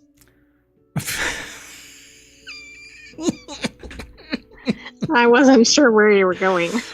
Moisture. Right. Hopefully it's going to have a really powerful supercharger, because after about a day of driving around, if that, maybe 150 miles, it'll be dead. And then it'll have to sit for like 6 months charging. Moving on. Nice. Next article's over in Non Sequitur News. Disney World is entering its villain era. Disney unveiled plans to expand its theme parks, including Walt Disney World. At its D23 fan event, Villains Land is coming to Magic Kingdom alongside 2 attractions based on the movie Cars, Disney Experiences, which include theme parks. Is a profitable decision. or division, sorry, but it underperformed last quarter. So Lauren Edmonds over at businessinsider.com put this article together.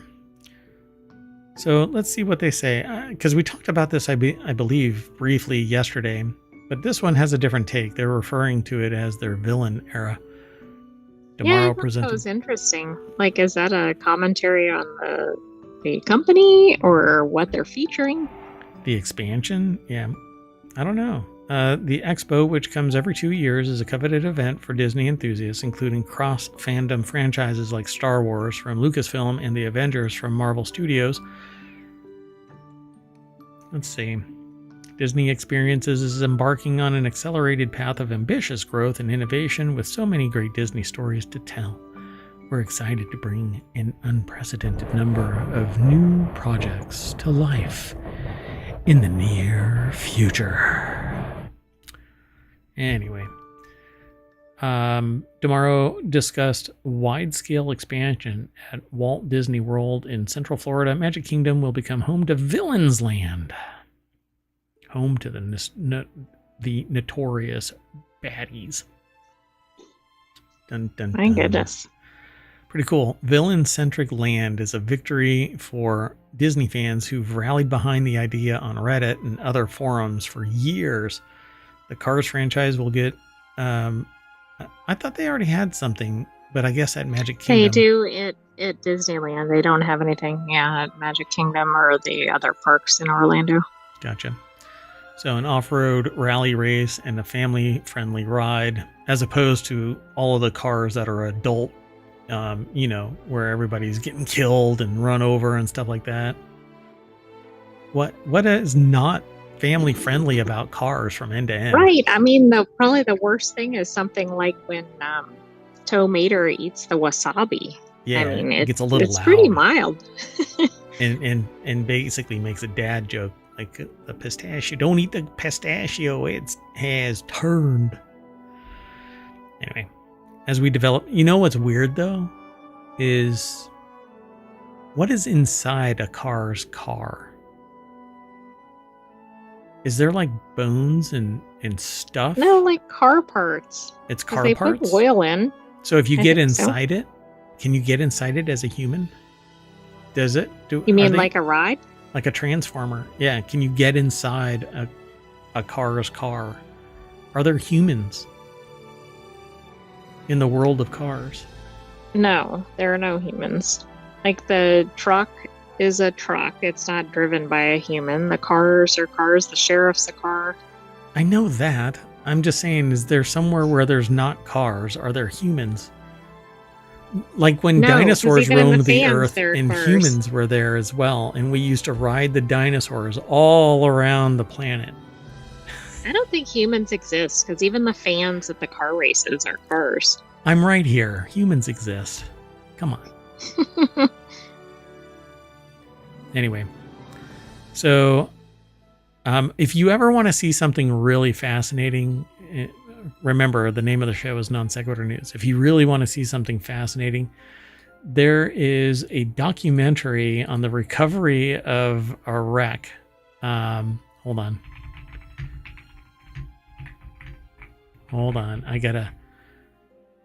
There's a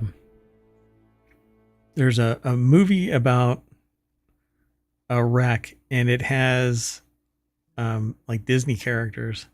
Treasures from the Wreck of the Unbelievable. I think that's what it is. Is that it? It's a story of art found beneath the depths of the ocean from a 2,000-year-old shipwreck. Damien Hirst and the crew recount the moments various discoveries are made, the myths and legends surrounding the find. Treasures from the Wreck of the Unbelievable. It's actually a really, really fun watch. It's very interesting. Wait, I have to be serious about it. It is imperative that you watch it. That's pretty serious. Yeah, so they're going to have an Encanto or Encanto. I don't know how to pronounce it. Encanto, right? Isn't it Encanto? Yes. The company is building a new land and animal kingdom called Tropical Americas, which includes a village and a rainforest called Pueblo Esperanza. Guess we'll be able to adventure with Indiana Jones in a Mayan temple, and take their artifacts and move them to a I'm British not sure museum, that's the focal point. as was done in history.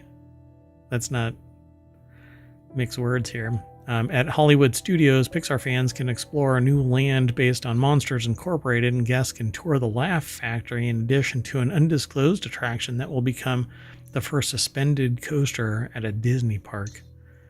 Dun, Oh, dun, wow. dun. I didn't know they had those at Disney. And giving new meaning to the phrase Disney's moneymaker, Disney theme parks in general, the experiences division revenue grew 2% year over year, but operating income declined by 3%. Disney's most recent earnings report blamed inflation, among other factors, except they have been jacking the freaking prices up. I mean, it is wild how expensive it is to even exist there. So it isn't just inflation. It might be the profit margin between what's demanded of the investors and, well, ticket prices. Yeah, I mean, it's just gotten outrageous. But what do we know? We're not the CEO or CTO or anything involved with a multi-billion-dollar organization. We're just lowly, I'm just a lowly mayor of a bit of resistance in the wires of the internet, and a sentient AI from the future that I found in the parking lot of a Wendy's at 2 a.m. when I went to get spicy boneless wings that they no longer sell. And I was disappointed until I found that weird USB drive. But boom, sentient AI from the future. I'm not sure that was better than finding the wings. So you know what goes beyond Disney and beyond Florida? A nightly Waymo taxi parking lot honk fest that's waking San Francisco neighbors. This is over. It's aggregated into non sequitur news.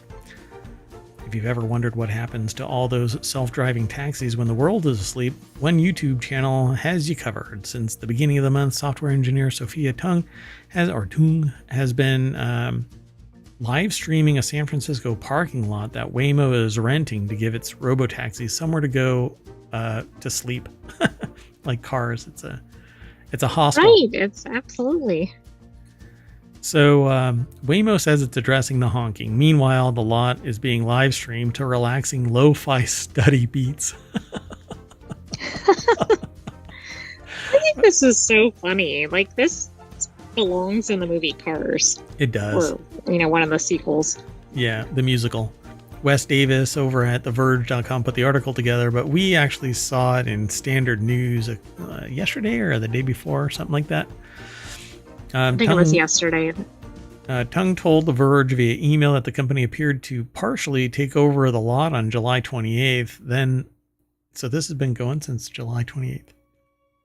Then later took over the entire lot. Waymo recently opened up its robo-taxi service to anyone in San Francisco.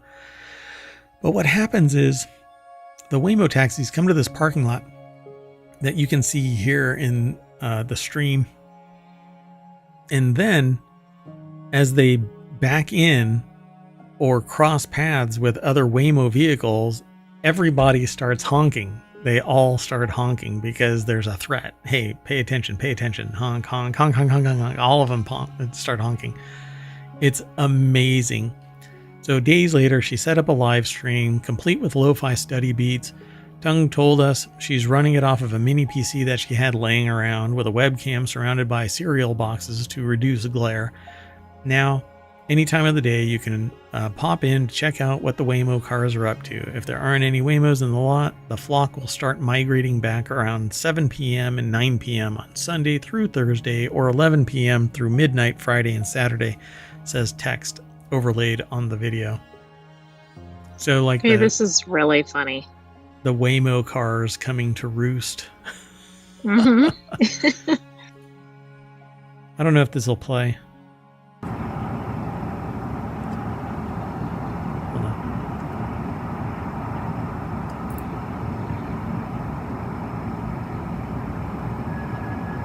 There it goes.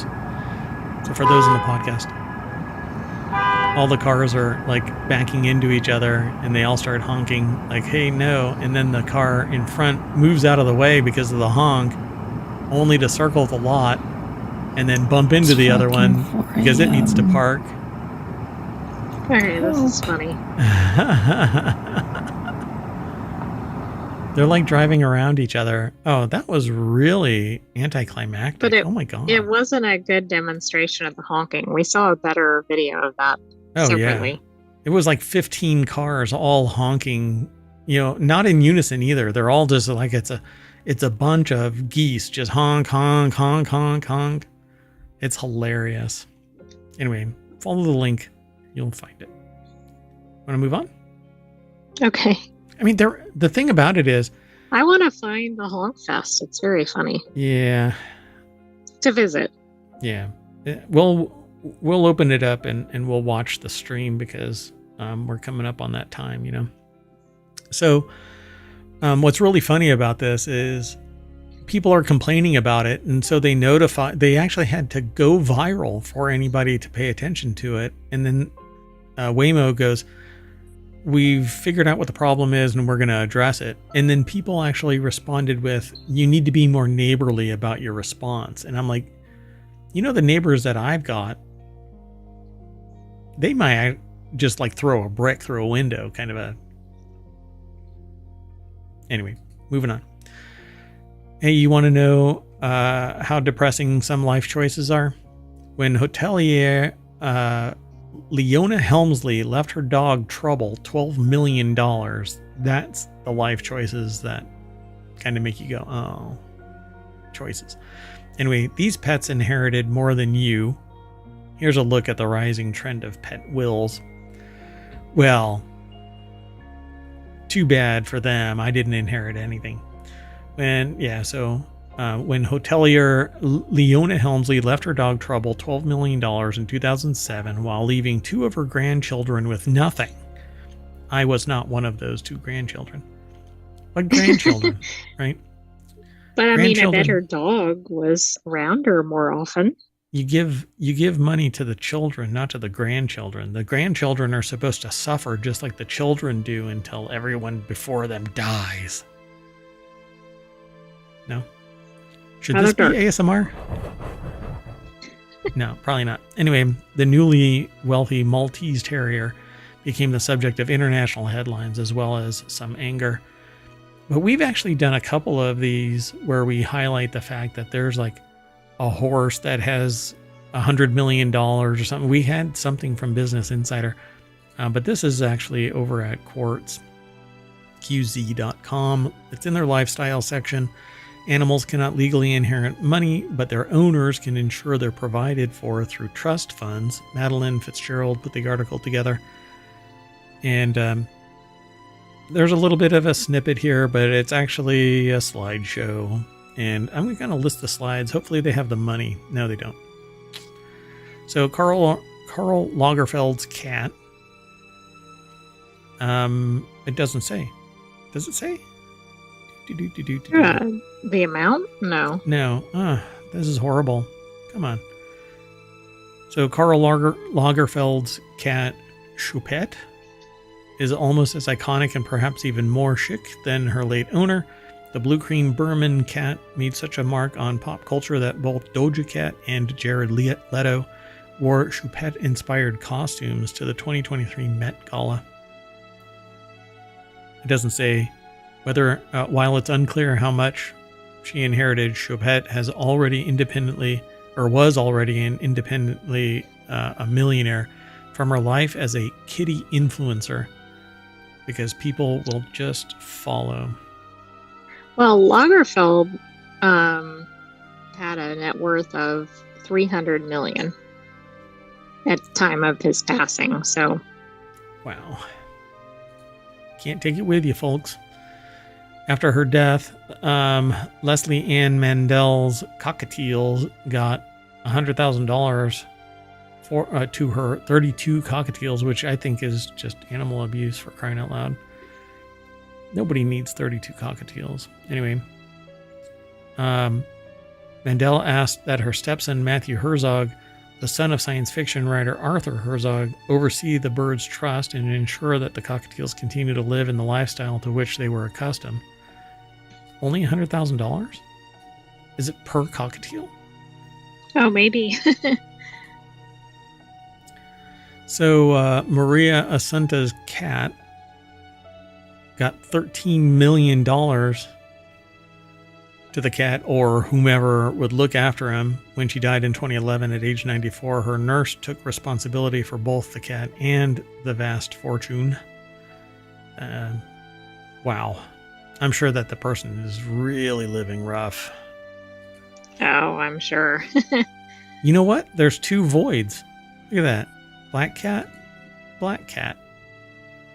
Oh, maybe that's the key to getting an inheritance. I need to be a black cat. Meow. Meow. Oh. Yeah, I can't do anything else. Anyway, reclusive British antiques dealer Ben Rea left his feline friend $12.5 million and split the remainder of his fortune between cat charities, employees, and one close friend. Sure. You know what's funny about this one? $13 million. Okay, why is that the going rate? So two black cats, one at $13 million, one at $12.5 million, which you might as well round up to $13 million. So I mean, there must be a like an inheritance club for black cats. Yeah. And they're like, you got to work toward 13 million.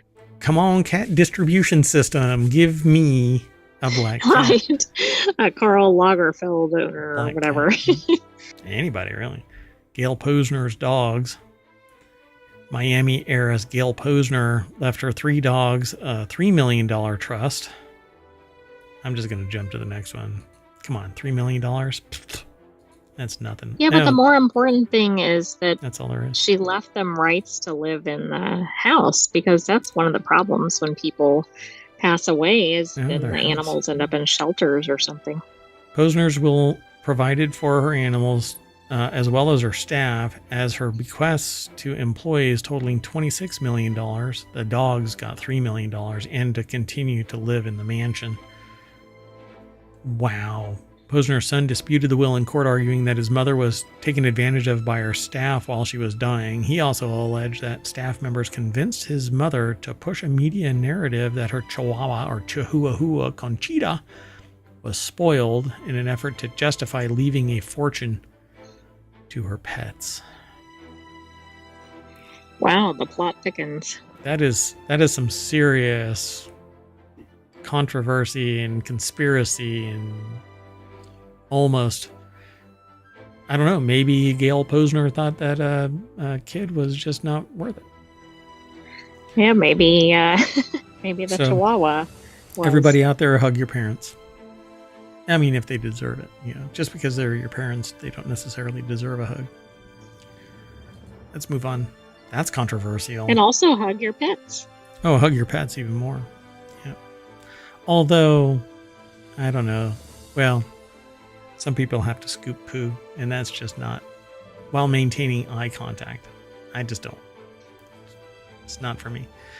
Anyway, are electric cars and trucks too heavy for America's bridges and roads? It's over in the mall. Yes. I would say yes. En masse, yes. Like if you put them all on the road, yes. And there is real world example of this in a different context. If something is built to X tolerance and you put a bunch of stuff on X tolerance that it's not designed for, your building collapses or your bridge collapses. And that's what's going to happen with cars that have gone from 2,000 pounds to 9,000 pounds. The roads weren't designed for it, so it's going to do more damage. So electric vehicles are heavy, there's no doubt about it, but will they actually devastate America's highways and bridges? In time, I say yes.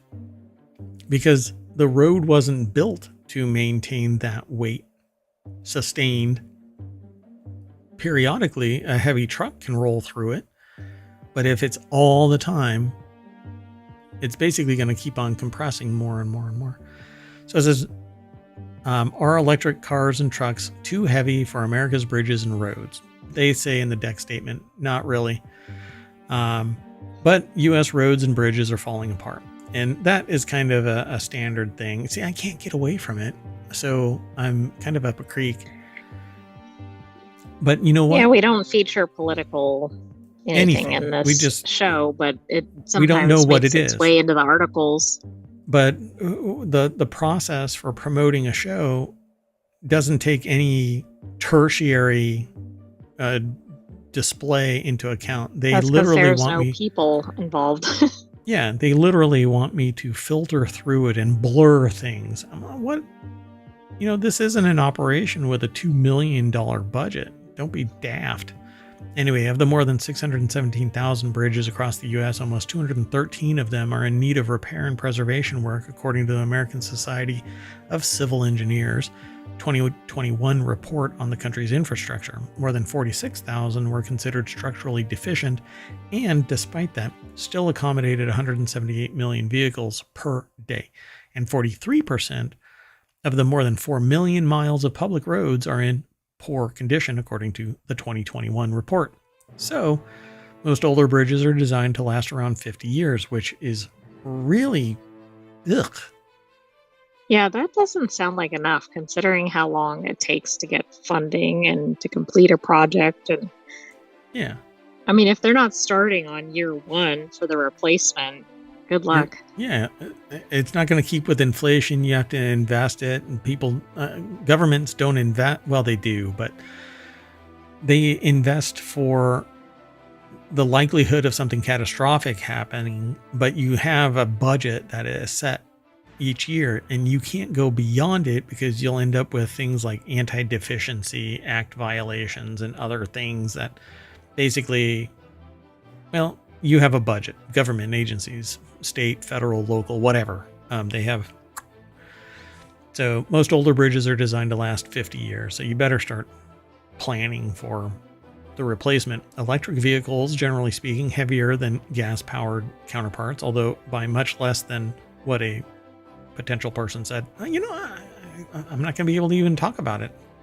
Anyway, on average, they're 30% heavier than gas-powered cars, primarily because of their batteries, which are considerably larger and heavier than conventional car batteries due to their need to store more energy.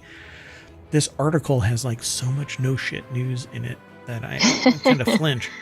For example, the curb weight of a base level 2024 Hyundai Kona crossover is about 3,000 pounds, while its electric equivalent is 3,571 pounds. Or 19% heavier. Or take Ford Motor Company's F-150 Lightning electric truck, which weighs 6,000 pounds, but the F-150 XL, which isn't the same, is 4,391. That XL is actually an impactor. Your standard F-150 is probably smaller. Or 37% less than Lightning. So they flip that around. You might as well punch somebody and have them say, thank you. Well, I don't know why they did it that way, but anyway. So the heaviest EV of 2024 is the Hummer pickup truck, 9,063 pounds, according to Kelley Blue Book. But I think, hold it now, we have a really close contender. We do? Maybe not close then. It's somewhere around 7,000 pounds, the Tesla Cybertruck. Okay. Yeah. Yeah, it looks like it's 7,000 pounds. There might be something else. Anyway, although heavier vehicles will have some impact on the lifespan of roads and bridges. So yes, they say not really up here, but yeah. Oh, wait, somebody else says not really, but they're an idiot. So the heavier the vehicle, you're going to have problems. Federal weight limits allow vehicles that weigh as much as 80,000 pounds, including cargo on the road, and put as much as 20,000 pounds of weight on a single axle. A key factor is how much damage a road takes. But this is not every vehicle. These are commercial vehicles that have the ability to drive 80,000 pounds, not just every vehicle. Right. But also the problem is, like you said, the repetition, and then certainly the multiple vehicles that are at that, right? It's one thing if one vehicle's coming through. Yeah, and so they actually say this. Gunnelin says this. The travel beat up is from much heavier trucks, not your traditional sedans. When we design roads, we design them for these heavy 80,000 pound 18-wheeler trucks that constantly pound on the highway, not the sedans. So when we start jacking up all of the vehicles sustained, the road literally doesn't have the ability to bounce back because blacktop is not solid. It's a very viscous fluid. And it says, plus automakers are already working on to make their cars lighter without giving up too much driving range, which is, unless the physics changes, no. They're going to have to change the chemistry of the battery and blah, blah, blah, make them smaller, but that's not what's happening. Although people are kind of burnt out on it and they want smaller vehicles with more range. Anyway, won't get into all the rest of this, but essentially it says there is some urgency to address this issue. Cody Stoll, an assistant director for the MRSF, said in an interview with the university, as the percentage of EVs on the road increases, the proportion of runoff road crashes involving EVs will increase as well. And there is damage done to roads just through the wear and tear of these heavy vehicles perpetually on the road. So they say that they're concerned about injury and stuff like that on the road, but they transition halfway through this program, this article. So, you know what? Executive decision. Go ahead. I think this article is good because it's kind of saying what we know, but we don't really see very often in the news. Yeah, that 6,000, 5,000 pound vehicle sustained, we were at 2,000 pounds and now we're at double that. It says 20% here, 20 blah, blah, blah, but no. They're heavier. Well, and if I recall the stats, most of America's bridges are already kind of beyond their lifespan as it is. And they were probably built for even smaller amounts. So, I mean, my point is they're at the end or past their regular lifespan. And then we're bumping up all the weight on this and the frequency. Yep. So the next article is over in Non Sequitur News. America's subscription trap nightmare could be coming to an end. No. The White House announced Monday a series of efforts to save consumers time and money. They include a proposal to make it easier to cancel subscriptions and memberships. Like right now, there are solutions out there that if you want to unsubscribe from a mailing list within the app you're in, you can just mash a button and it unsubscribes you. Brilliant. If the subscription the mailing list subscription service respects that request. So far, I'm actually going through it like almost daily, removing. So I'm actually kind of starting to feel lonely that I only get 5,000 emails. Somebody signed me up for something. I thought that one was interesting. They signed me up and they're like, hey, we want to make sure that you wanted to be signed up. And I'm like, no, unsubscribe. Yeah. Yeah, that is odd. But there is a Nimrod out there who I've emailed their mom because mom sent an email. And I'm like, hey, tell your child that they are not the owner of the email. Yeah, that's not good. But also not everybody's very tech savvy. How tech savvy do you have to be to understand that you're not the one that owns the domain? Hey, not very. I sent an email to myself and it never showed up. I wonder what's going on.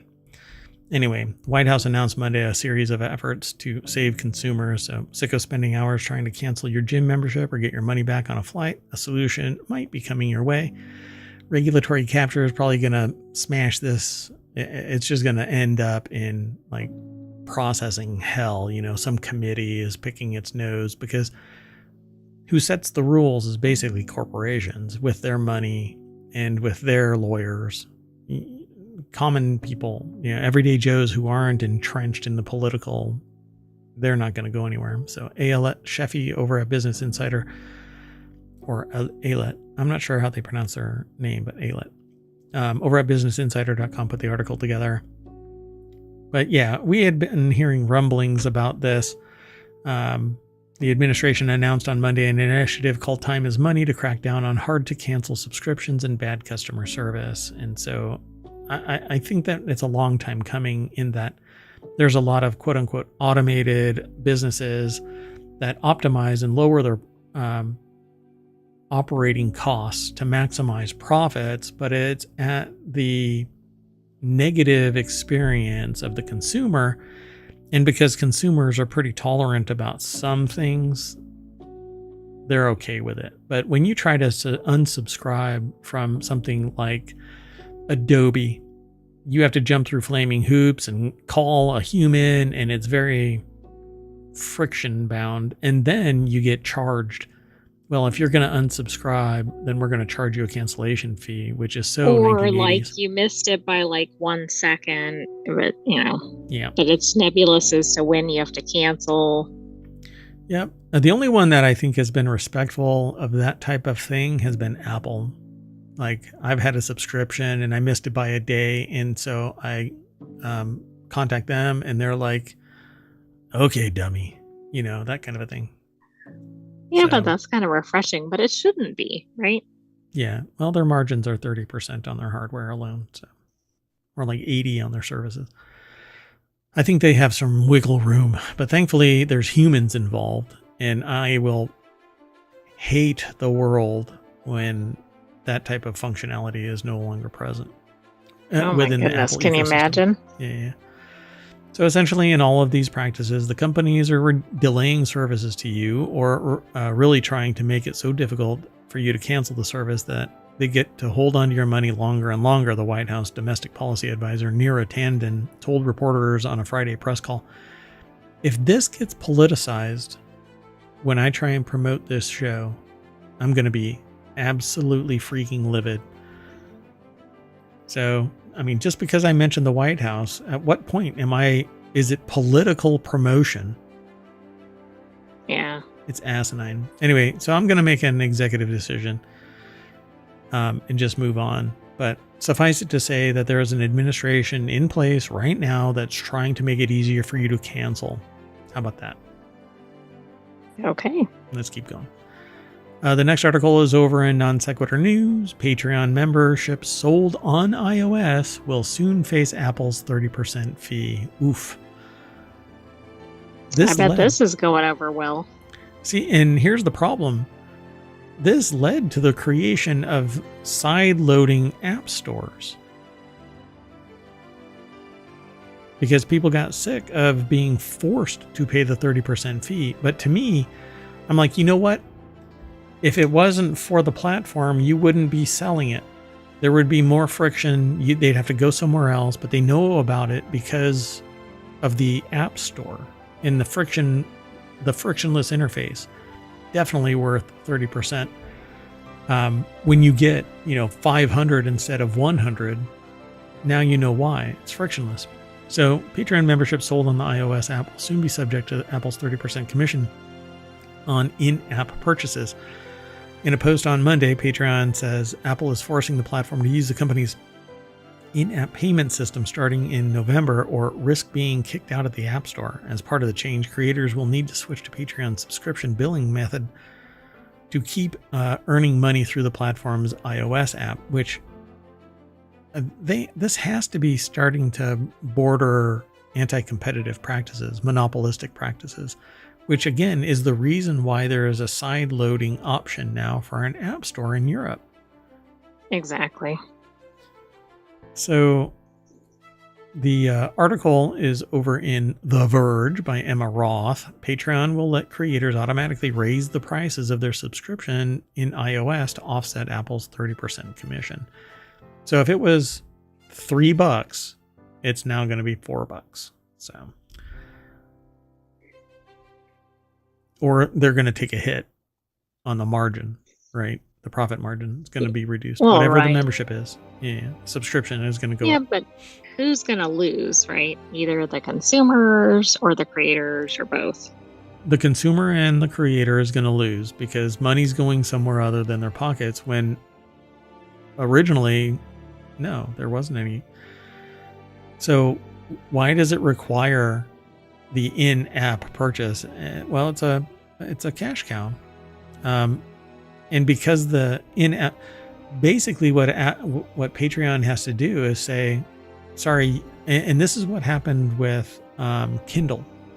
Kindle used to be that you can't buy anything through the app store because they would take a piece of the action. So Kindle actually has it so that you're a membership and you buy beyond the 1 or 2 or 3, depending on your membership, you have little tokens and you can buy a book with a token. And basically that's what it's going to come down to with Patreon. If they want to save money, they basically have to say, go over to the Patreon website and buy a bank of like money, which is how PayPal originally started, by the way. PayPal, you would transfer money in and then you would basically start transferring around PayPal bucks. And It wasn't really money. It was money. It was the cash equivalent, but it was PayPal dollars because your money was actually being invested. So, but you didn't get any of that. That went into the PayPal coffers.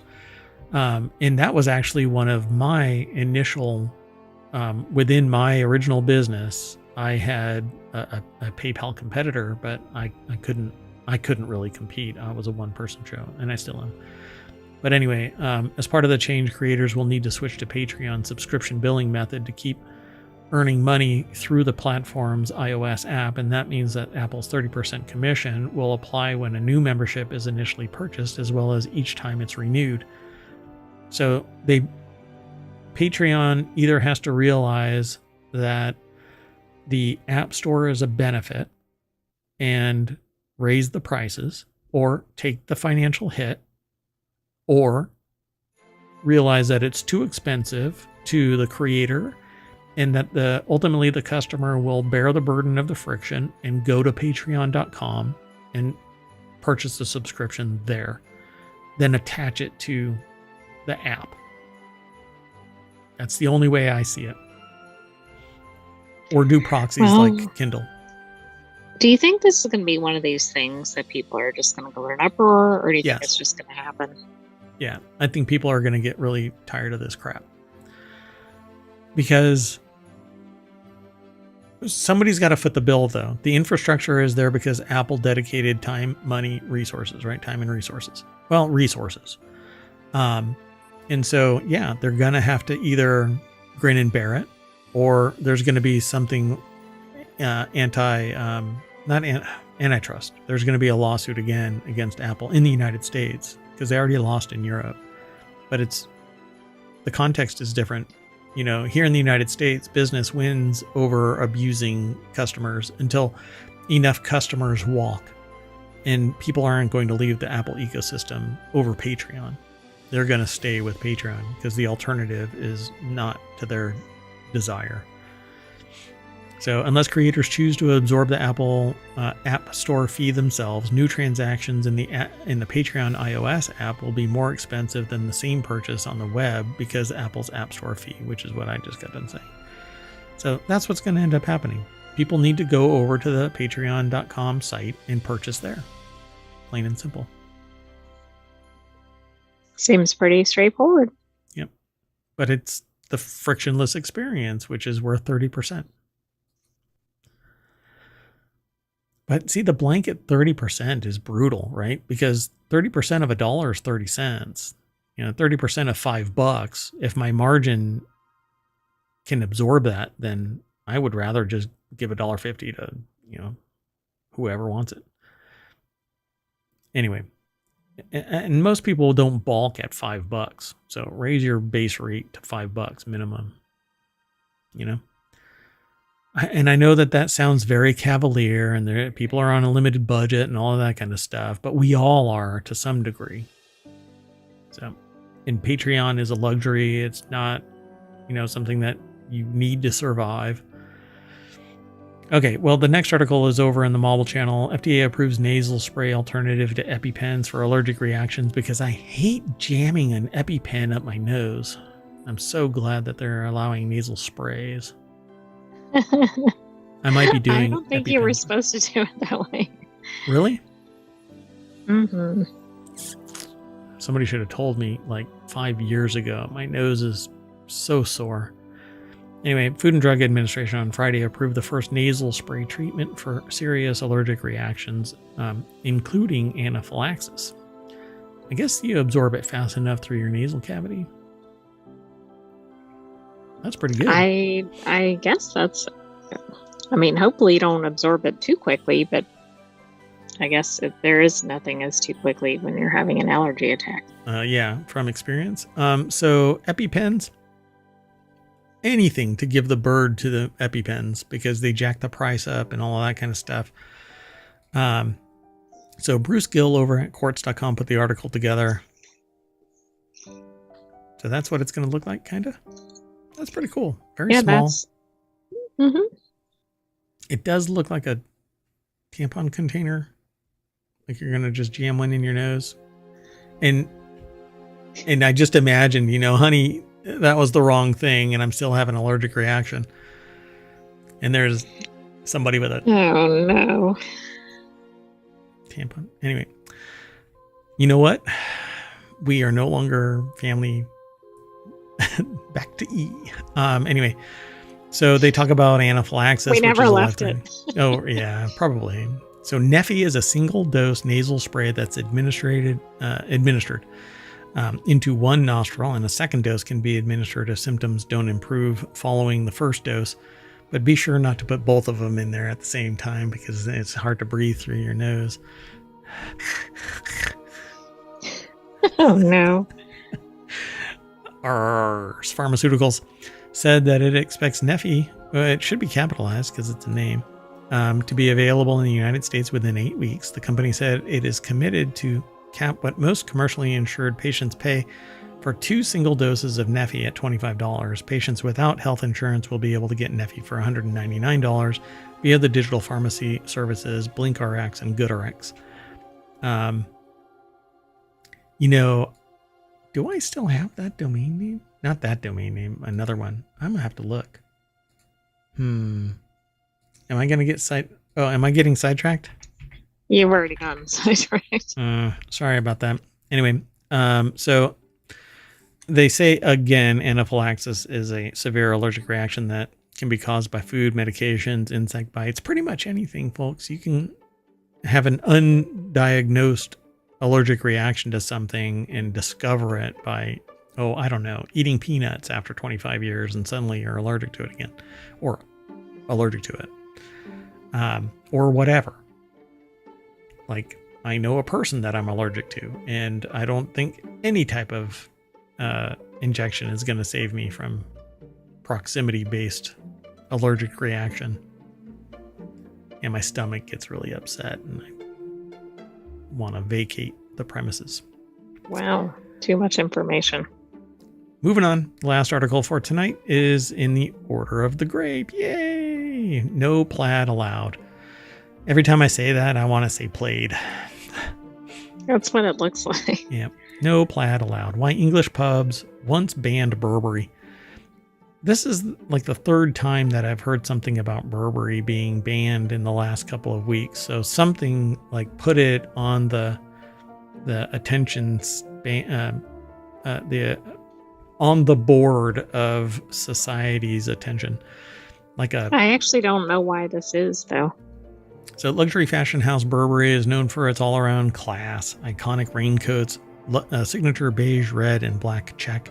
The pattern is just as ubiquitous as the Louis Vuitton monogram or Chanel's interlocked C's, and over the years it's become something of a status symbol of the UK's well-to-do.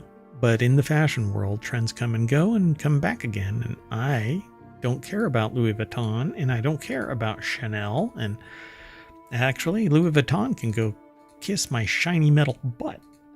So we're not going to get them as a sponsor. Probably not. So, and in 2003, British bars and clubs turned away potential patrons who showed up wearing any garments. Not any garments, but any Burberry garments. Whoa. Yeah, I know, risque. It was a much more fun time then. But you know what you didn't have to worry about? Burberry. Robbery.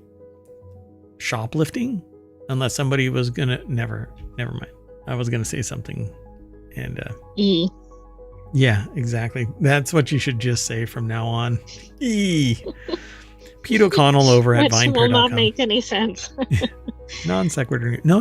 It'll make perfect sense to me. You just flash on the cascade for our interface, you know? E. Make it red and I'll really pay attention. Because the green cascade is different than the red. You never change that color though. Anyway, Pete O'Connell over at vinepair.com put the article together. So they turned away potential patrons who showed up wearing any garments by the historic brand. Who turns away good business over something as petty as a brand name? Let alone one like Burberry. So blame the chavs. In 1997, Burberry went beige check crazy, putting the pattern on everything from bikinis to baseball caps. Within a few years, it became easier for lower income shoppers to scrape enough money together to buy one or two of the brand's more affordable accessories. In the UK, some of these shoppers included chavs. For those unfamiliar, chav is a usually pejorative British term used to stereotype lower income young people dressed in sportswear. No, that's not quite it. It's usually, my understanding is, and I correct me if I'm wrong, but again, they were rowdy, they were antisocial, except with their clique. They were So it wasn't just the confrontational. appearance, it was the activity. Yeah. Or behavior. Yeah, it wasn't just a look, you know, like American punk was sometimes perceived as that type of like antisocial behavior and stuff like that. But in all things, there's a spectrum. So, you know, I'm not just labeling whatever, but when everybody that I've ever talked to that knew what chav meant, it was a usually confrontational, hostile person with a particular style and look and stuff like that. So anyway, from fashion standpoint, this brand loyal subculture carries a similar reputation to American frat bros, but different. Chavs also roll in the same circles as rowdy soccer fans. We're talking about the ones who routinely get pissed drunk and stir up a ruckus while spilling lager on the sleeves of anyone in a 3-foot radius. So you see where I'm going with my statement. It aligns with this.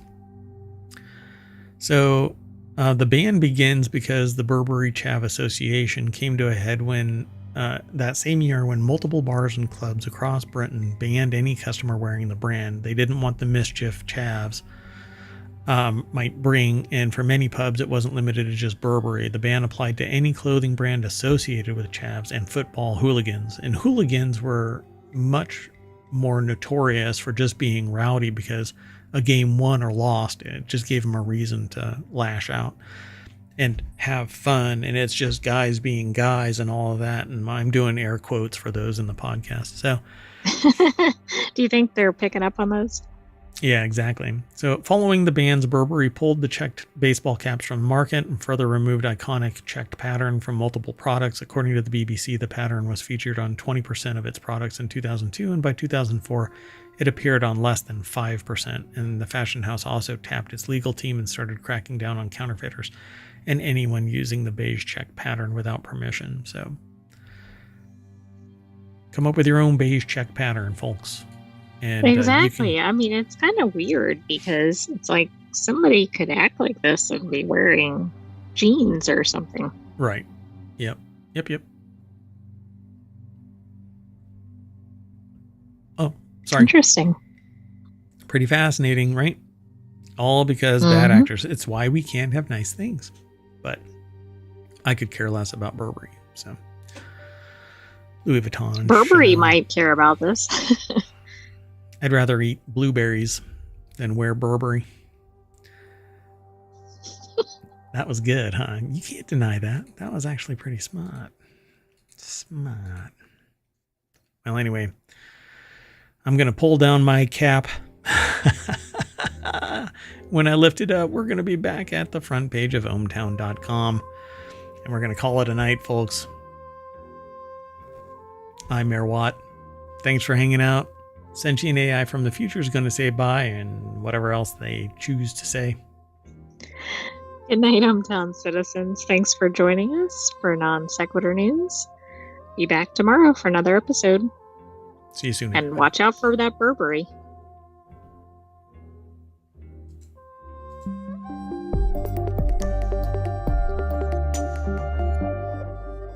I want my Burberry, Burberry, Burberry. I want my Burberry, Burberry, Burberry. Welcome to another Non Sequitur News for August 11th, 2024, Season 3, Episode 224. Today we're going to be talking about brain foe to friend, hunting speed cheats, accessibility technology at the Olympics, mapping marathon heat, lost bronze medal, Disney announcements, streaming for over 200 hours without sleep, what Google rival wants, and unbreakable drinking glasses, and finally, upcoming animated movies. I am Mayor Watt, and that is the visualizer for the Sentient AI from the future. Good evening, ohmTown citizens. Welcome to Non Sequitur News. Alrighty, folks. Everything is powered by ohmTown.com. Be sure to like and subscribe and follow and ring the bell and go over to the Discord and be sure to log in to ohmTown.com. And so many things. But liking and subscribing is kind of a key ingredient to our success. So that would be awesome if you were to go. Why does it say 8-1? The title is wrong. It's 8-11. Hold on a second. Gotta do it. Must have been trying to get in the time machine. I have to do it live. Gotta do it now. Anyway, there we go. Well, it's already broken, but that's okay. Everything's powered by ohmTown.com.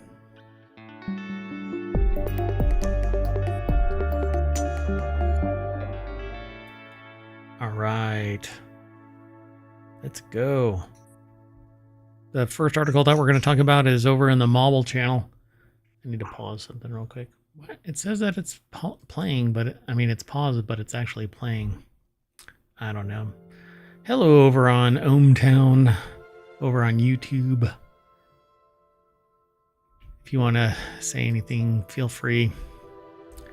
Let's go. A common parasite could deliver drugs to the brain, and this is talking about Toxoplasma gondii, something that we've actually been afraid of pretty much since anybody's ever heard of Toxoplasma gondii.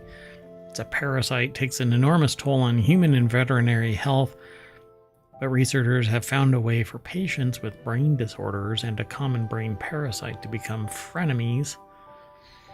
Yeah. Bad. This is some bad bat stuff, yeah. Bill Sullivan over at The Conversation put the article together, but it's published at phys.org. That right there is a Toxoplasma gondii.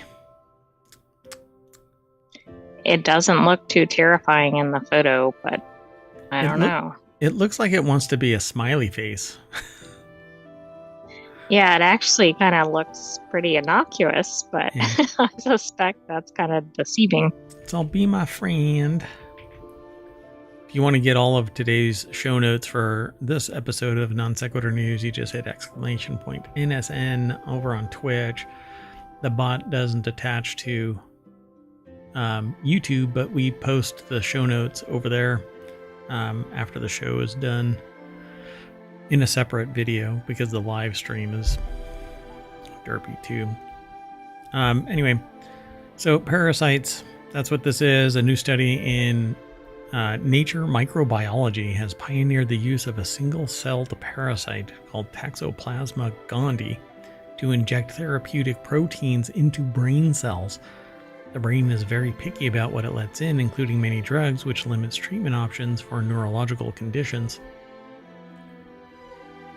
So, as a professor of microbiology, the author, Bill Sullivan, I suppose, they've dedicated their career to finding ways to kill dangerous parasites such as Toxoplasma. They're fascinated by the prospect. So, ever since scientists utilized the microscopic organisms can cause illnesses, what's called the 19th century germ theory of disease, Humanity has been on a quest to keep infectious agents out of our bodies. You That's know true. what? That scares me. We're working on 19th century theories with infectious diseases, but maybe that's when we learn some of the key stuff and we're just working from that. Yeah, we stand on the shoulders of giants, so to speak. So I'm not surprised that we're, looking back at stuff and figuring out a new way of using something old because it was kind of incorrectly utilized. It happens. Sorry, I was just checking something else out. So some of the details in here are a little too detailed. Yeah, I can imagine. As early as the 1500s, people in the Middle East and Asia noted that those lucky enough to survive smallpox never got infected again. These observations led to the practice of purposefully exposing an uninfected person. In some places, this was actually used during the war. I think it was World War I and the Civil War, where people were intentionally infected so that they built up an immunity, and then the enemy fell prey to it because they didn't practice that same procedure. It's quite fascinating when you look at the history of it. But so why can't we just take a pill for brain diseases? It's because there's a brain-blood barrier and it won't be absorbed into the brain. Certain things will make it across, but they're not typically therapeutic. They're usually pretty dangerous. Exactly. I was like, most of the things that are strong enough to go across are not things you want crossing. That's right. So Toxoplasma offers a delivery service to brain cells. Toxoplasma parasites infect all animals, including humans. Infection can occur in multiple ways, including ingesting spores released in the poo of infected cats, which is why you want cats to stay away from pregnant women, or consuming contaminated meat or water. Toxoplasmosis in otherwise healthy people produces only mild symptoms but can be serious if immunocompromised, and to gestating fetuses, which is why I just said what I said. So you kind of it wasn't a non sequitur. Yeah. I could make it one, I suppose. Now, unlike most pathogens, Toxoplasma can cross the brain-blood barrier and invade brain cells. So once inside neurons, the parasite releases a suite of proteins that alter gene expression in its host, which may be a factor in the behavioral changes it causes in infected animals and people. Like they tend to drink a lot and seek high places or something like that. I can't remember all of the things that they go through. Or they're intentionally risky. Like a cat that has toxoplasmosis will go seek a threat out to be consumed by it, and thus... Oh, wow. Like it's a predator or something? Yep. So a genetic deficiency in MECP2 causes a rare brain development disorder called Rett syndrome. Gene therapy trials using viruses to deliver the MECP2 protein to treat Rett syndrome is underway. If Toxoplasma can deliver a form of MECP2 protein into brain cells, it may provide another option to treat this currently incurable condition. It's interesting. So it says, however, up to 1/3 of people worldwide currently carry Toxoplasma in their brain, apparently without incident. Are we sure about that? Just kidding. I shouldn't joke. Emerging studies have correlated infection with increased risk of schizophrenia, rage disorder, recklessness, hinting that this quiet infection may be predisposing some people to serious neurological problems. So, yeah, I mean, that was my comment, was kind of offhand, but that was really where it was going, because there could be other things that are actually attributed to this and nobody knows to test for it. Yep. In fact, that there's a history of that basically in modern medicine, well, in medicine in general, and society, that a person who's doing this, that, or the other must be insane or have some other conscious decision that they've been making. But it may be something a little bit more, I don't know, parasite-y, I guess you could say. Something else going on. We just don't look. And it's really expensive to hunt this down because you don't know really where to look, when to look, how to look. So there you go, folks. Toxoplasma gondii from foe into friend. Let's keep moving. I Next still article. have the sense of like it mutating or something. I mean, but I do think this is a fascinating study, and if they can utilize this for good, all for it. Yep, go for it. So the next article is over in Reality Hacker. The hacker who hunts video game speedrunning cheaters, Alan Dwango AC, has made it his mission to expose speedrunning phonies. At the DEF CON Hacker Conference, he'll challenge one record that stood for 15 years. So this is the person. At the DEF CON Hacker Conference, he'll challenge one record that stood for 15 years. There's a photograph. So if you're listening to the podcast, you might as well go watch the video too. So speedrunning video games, a competitive field of playing through digital games as quickly as possible, has in recent years been elevated into something between a virtuosic form of fingers and thumb athletics and highly technical science.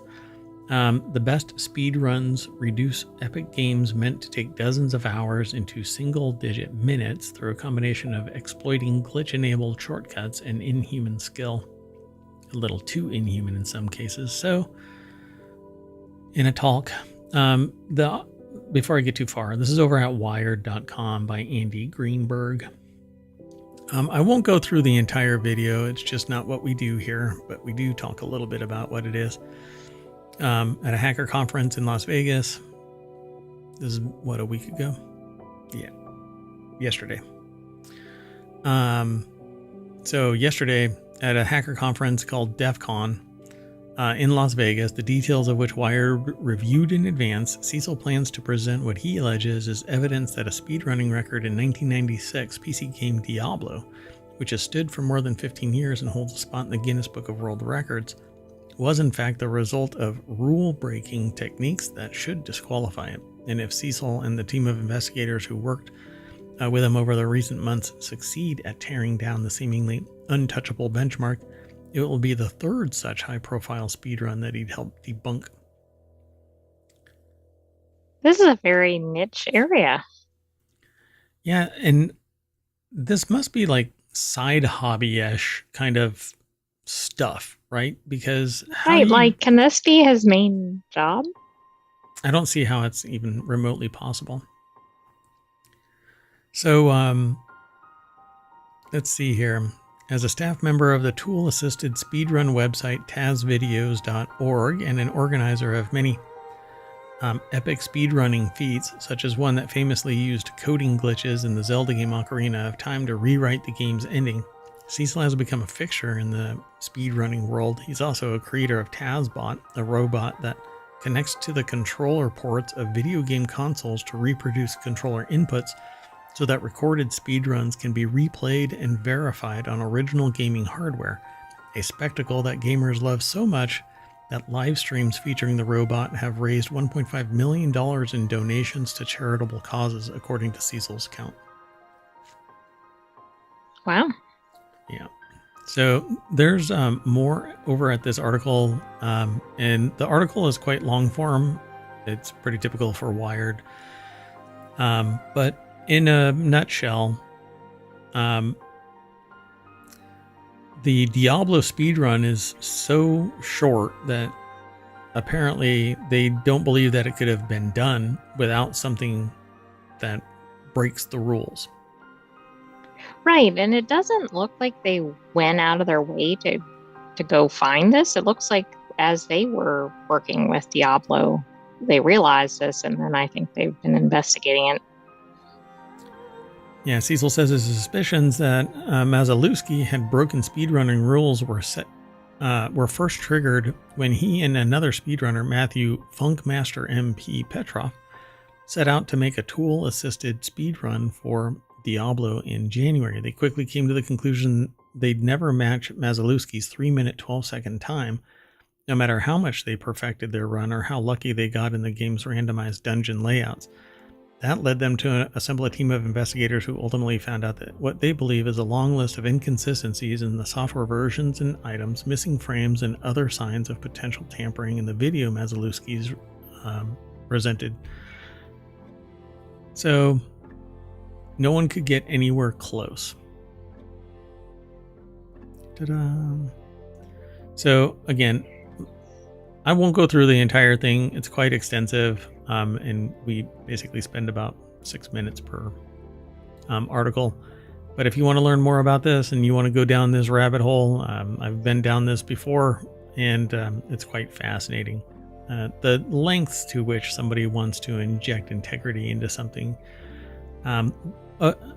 Okay, so the Guinness Book of World Records now basically, you hold your breath with a cloud above you on a Wednesday at 2:45 for the longest amount of time, and you can be in the Guinness Book of World Records. So. Right. If it's unique enough, you can get in there. Yeah. But I think the problem with something like this is if it wasn't legitimate, other people would be in there. Yep. And so good on them for injecting that integrity. Let's keep moving. The next article is over in Technology Today. Paris Olympics embrace accessibility technology for visually impaired fans.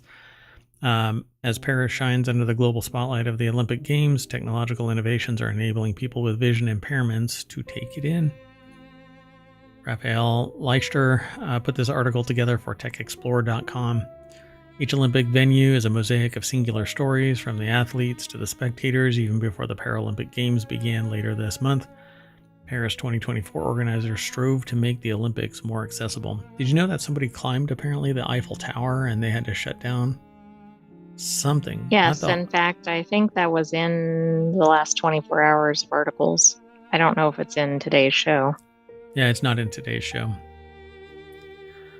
So for these games, we wanted to carefully listen to the ecosystem of people with disabilities, said Ludivine Munoz, a former Paralympic swimmer or swimming medalist responsible for integrating accessibility as part of the Paris 2024 Olympic and Paralympic Games Organizing Committee. So a standout innovation is the Vision Pad, a tactile tablet designed to add another layer of interaction for those with visual impairments. It features a moving magnetic ball representing the ball in play on a court or a field. Users run their fingers across the tablet to keep track of the movement of the ball. That's awesome. Yeah, that's really neat. With a whole basketball court at their fingertips, Olympic enthusiast Zoe Thierry described her first experience with the pad at the Bercy Arena for the Greece-Germany quarterfinal on Tuesday. This time, we are truly immersed in the action. We can really follow the ball. And along with commentary of who has the ball, I think that kind of merges and creates a level of immersion that a person wouldn't have with a vision impairment, because they'd be able to know exactly where on the field the ball is. Exactly. I mean, this makes them almost have the same experience as somebody with regular vision. Yeah, I think it's brilliant. A total of 45 tablets are available and can only cover ball games for now. It's being used for basketball, soccer, rugby at the Olympics, and 4 sports at the Paralympics. It would be good if we had it for individual sports too. Yeah, it could be quite interesting. Other new technologies also address visual impairments. One app helps visually impaired people find their seats on trains.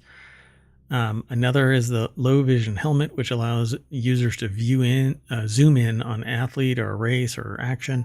Visually impaired individuals wear it on their eyes like a VR headset. It's connected to the venue's broadcast feed, letting users switch between live action and televised coverage, Munoz explains. That's pretty cool too. I want that. Yeah, this is really neat. I didn't even know these tools were out there. Yep, that's pretty awesome. So the products were designed by companies including Give Vision, Touch2C, and EasyMob, which partnered with the Paris 2024 organizing committee to introduce the technologies to the Olympic realm. Pretty cool. They say another vital technology for visually impaired people is audio description, which is what I mentioned earlier with the virtual kind of table. The aim is to describe everything happening in the stadium in the smallest details: movement, atmosphere, colors, action, everything. Said Adrian Izard Lecalve. I hope I'm pronouncing Colve, a French audio descriptor.